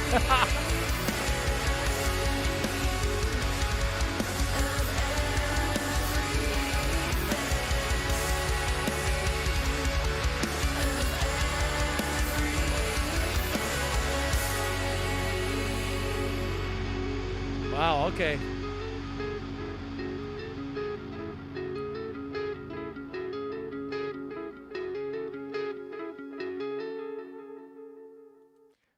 Dude, that was sick. Amazing track. Holy fuck. That was sick. I know it's the band Broken. I'm not gonna leave a comment though. Based. Yeah, it does a lot, but doesn't focus on the meat and potatoes. I know what you mean about swancore genre. Yeah, like there's so many swancore songs and dance gavin dance songs that are almost so good, but then they just kind of devolve into like meandering messes. I don't know. Dance gavin dance one album. I forget which one it was, but it was with Tillian. I really like Dance Gavin Dance, by the way. What one was it? Let me just look it up really quick.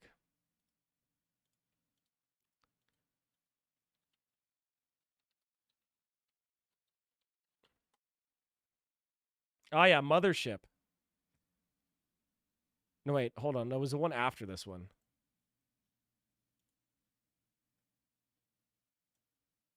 Yeah, Artificial Selection. I feel like Dance Gavin Dance really like peaked here, man, to me, because they kind of toned down the random, you know, lol random XD factor of like the late, you know, like early 2010s, and kind of had it all kind of stripped out for this album. I love this album. So many great tracks here. And it was really just like all hooks and like cool riffs and really cool tapping parts here. Especially this song, Evaporate, man. I love this track. So good.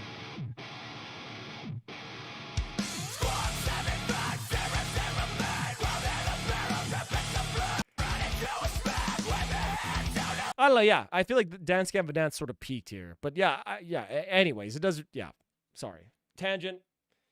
Yeah, I really like that song. Cool message. A lot of really cool riffs that were hidden in that song, too. Like, it wasn't all just open string chugging, you know, maybe you throw in some chords every while. But yeah, they had some like open string chugging, some like cool riffs, cool, great singing, great screaming, like a really kind of evocative and, for lack of a better word, like nasty music video in like the best way, I guess. Yeah, great track, man. I really like that, Mr. Scrisp. I'll give that a 9 out of 10. Fuck yeah. Yeah, a little bit more poppy and simple in that album. Yeah, exactly. And it really, really worked for sure. Similar to prog metal, really, they innovate so that other bands can refine it to more digestible. They do the heavy lifting in a martyr-esque way. You have good taste, my friend. I know you have good taste, my friend. Yeah, sort of like how Dream Theater made like the super technical prog metal, like power prog, and then Seventh Wonder came along later and perfected it by making it like a little bit more simple and refined, I guess. All right, well, let's move on. We got the last song of the evening here, boys. Wish they were a bit heavy, dude. That's what I'm saying. Actually, well, if you ever guys, have you guys ever listened to Idola? Really quick.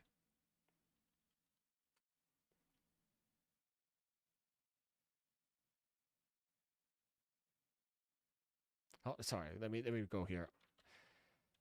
Idola kind of.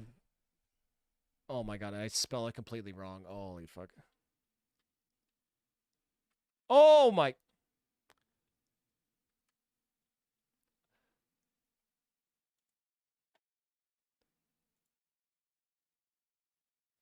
They kind of went really, really interesting, kind of almost like genty kind of way here too. I thought it was really good. Which one is it?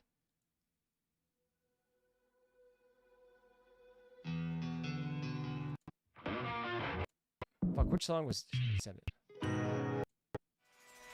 Oh yeah, this one. How many times will I see you compromise? Say to watch you waste your life. Oh yeah, here you go, this one. Yeah, Idola, they kind of went like, I don't know, like genty swancore in this album. So sick. Yeah, Idola, the vocalist for Idola is now just Dance Gavin Dance vocalist.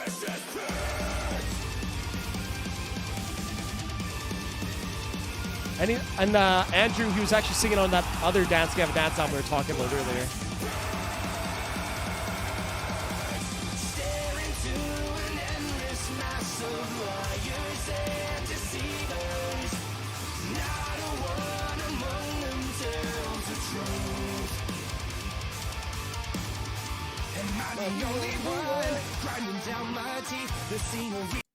Is that the dude who was a second vocalist for Dance Gavin Dance after Johnny? No, that was Kurt Travis. He did like the song that was Uneasy Hearts Weigh the Most off their self-titled. I love Kurt Travis too. Great vocalist. To feel her touch. Yeah, Tillian had some allegations, that's for sure. And we'll leave it there. You know what I mean? But yeah, this is what I was looking for. Yeah, dude, that boy, check it out, bro. This album is excellent shit, man. Like, it's very heavy. It's like heavier Dance Gavin Dance, basically. And then on this one, they went a little bit more lighter too. This album is really, really good as well. I love both these ones.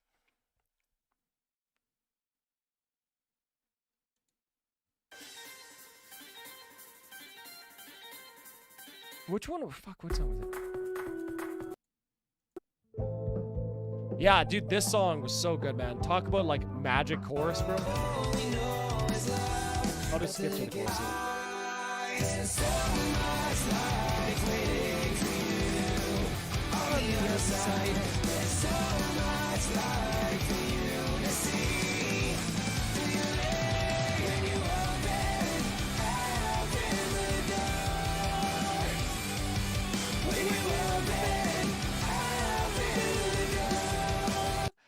Tides of Man. Oh my god, bro. That is a song I haven't heard in a long time too. That's crazy. Tides of Man. Wow, bro. That's throwing it back. All right, Tark, let's get to your track. Sorry for messing around so much. I never get to talk about Swancore otherwise, you know?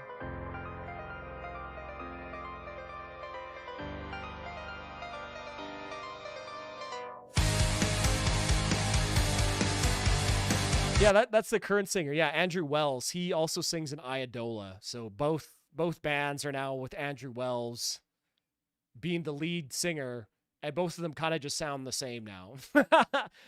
It's hilarious. After this song, John, I'll show you another album that you'd probably really like if you like all that stuff too. All you guys as well, actually.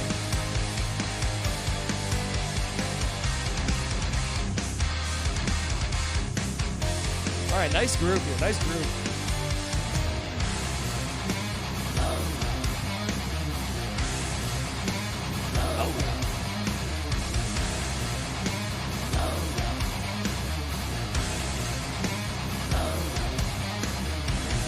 Kalbimi yerinden söktün, hançerleyip hapsettin, esaretin tadı. Also, Tark, what goddamn time is it in Turkey, bro? It must be almost like 4 a.m. for you there, man. Dude, respect. Elinde cesaretim bilmem nerede.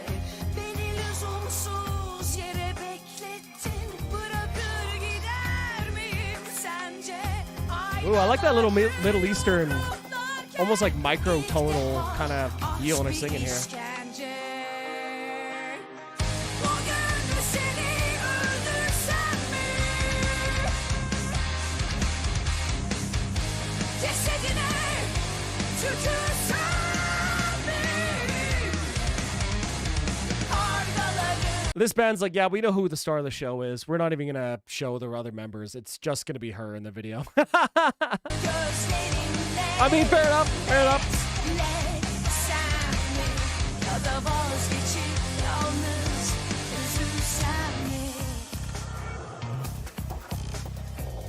Kalbimi yerinden söktün, hançerleyip 4 a.m. Damn, bro. Respect. esaretin tadı dilimde, cesaretim bilmem nerede. Beni lüzumsuz yere beklettin, çeker gider miyim sence? Aynaları yumruklarken ilk defa aşk bir işkence. Yer yarılsa Okay, cool. dibine düşsene gömsen. Big change. I thought we were getting another like chorus repeat, but that was a big change. Yüzünü örsen, şeytan görse, son sözü neyse. Bugün seni öldürsem mi? Yeah, John, I call that the Gooner metal bands. Cesedine Or simp points. tükürsem mi?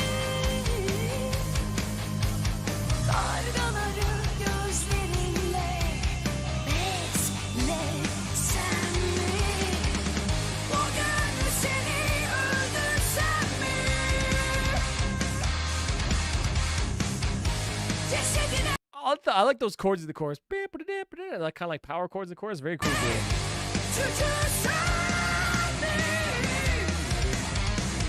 Kargaları gözlerinle beslesem mi? Ya da vazgeçip yalnız üzülsem mi? Affetsem mi? Affetsem mi? Affetsem mi? Simp box.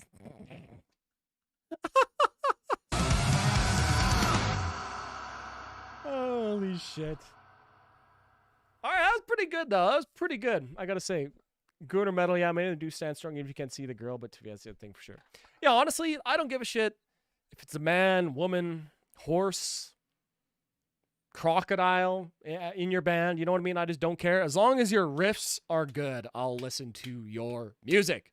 And that that song there, to be completely fair. It's a pretty good riffs. I really liked how they brought in a little bit more of that sort of like Eastern, sort of not Western 12, tone, equal temperament scale feel, right? There was sort of like some microtonal stuff going on there, which I thought was really, really cool in those verses. And she has a great voice, not really sure about the dreads with like the shaved sides, but that video came out 9 years ago. Pretty good track, honestly. I'm going to give that an 8 out of 10. Not bad at all. Not bad at all. I'd throw Spirit Box in the legit pile. Yeah, Courtney's good too. She's been around forever in the scene. Not a big Spirit Box fan. Yeah, it was solid. First Spirit Box EP was the best. Instrumentals are actually interesting. I don't know. I like Spirit Box. They just make good songs. Like at the end of the day, they just write like good, catchy songs. So I think, right, you can do it. Okay. Well, boys, I will just show you one last thing. I found this band through like a YouTube Shorts meme. It was like Milkaholics Anonymous. I can't even begin to like explain.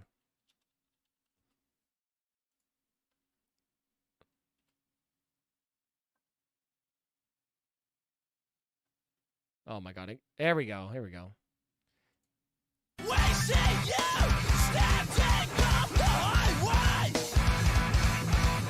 It was her last album 10 years ago that she retired and lives in a village now. Yeah, our requests are closed, buddy. Sorry, I've been streaming for 7 hours. I gotta go to bed.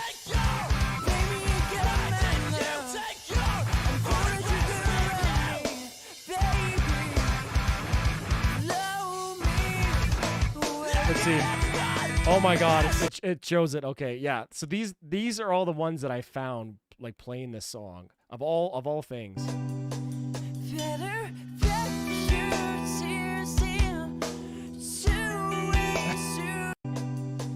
They just used that one part of the song, and I heard that. I'm like, hold on. That sounds very distinctly like mid-2000s metal, emo, screamo, whatever you want to call it. Like, oh, hell yeah.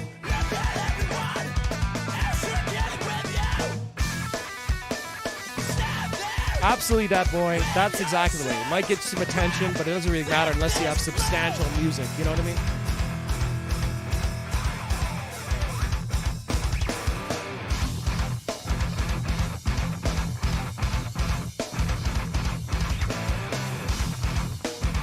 At the driving point. Exactly, buddy. Exactly is what it is.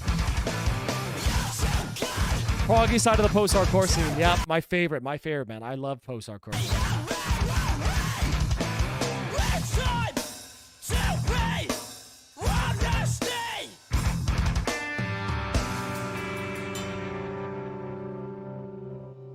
Yeah, definitely some Lexus on Fire too, for sure.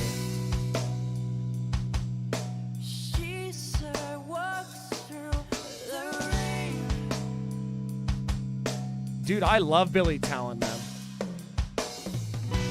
Billy Talent 2 was actually the first album that I ever purchased with like my own money. I came out 2004. I was 10 years old. Canada, it was like a huge deal. Billy Talent 4 coming out, man. Holy fuck. Yeah, I love Billy Talent. Billy Talent 1 and 2, two of my favorite albums of all time. I also really, really like Billy Talent's album before they became Billy Talent Pez, which is more of like ska, kind of like reggae punk kind of album. Very, very cool. Dude, John, that's what I'm saying. It's like, this is like a time machine back to 2005, bro.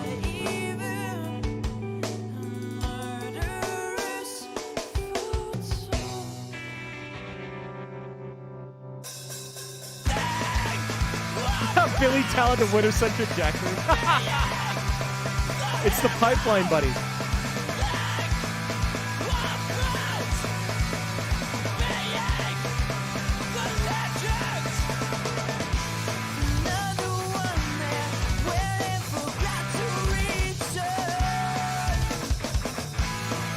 So good, man. Billy Talent's so good.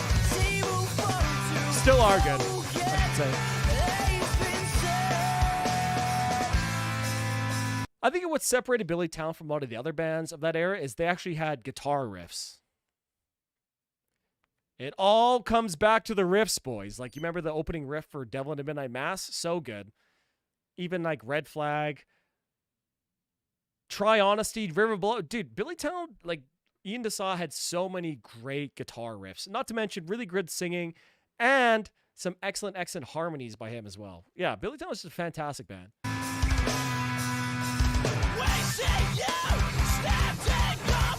Dude, this is good, right? That boy? Dude, it's so good.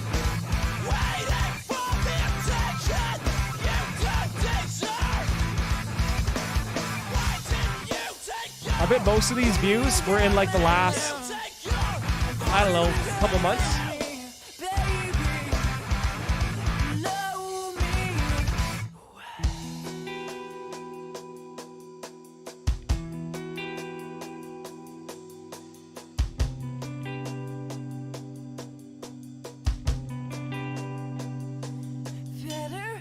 Oh, here's the main part.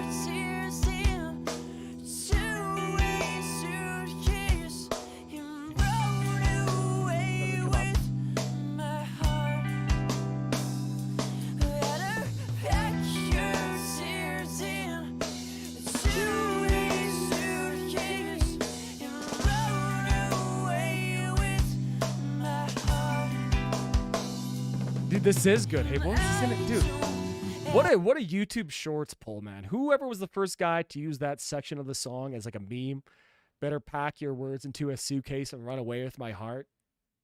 Genius, bro. This whole album's really good, too.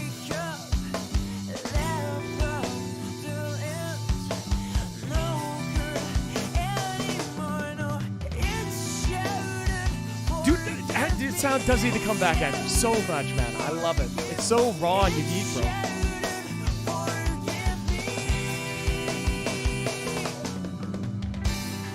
Oh my god, man. Dude, Chiodos? Oh, man.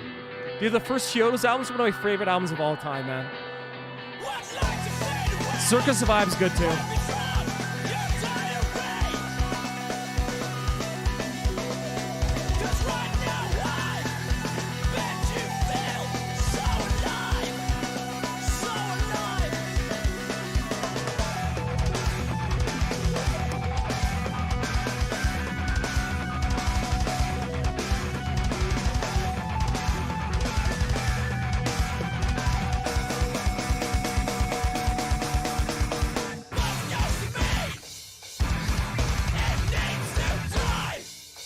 I love how raw the production is in this too, man.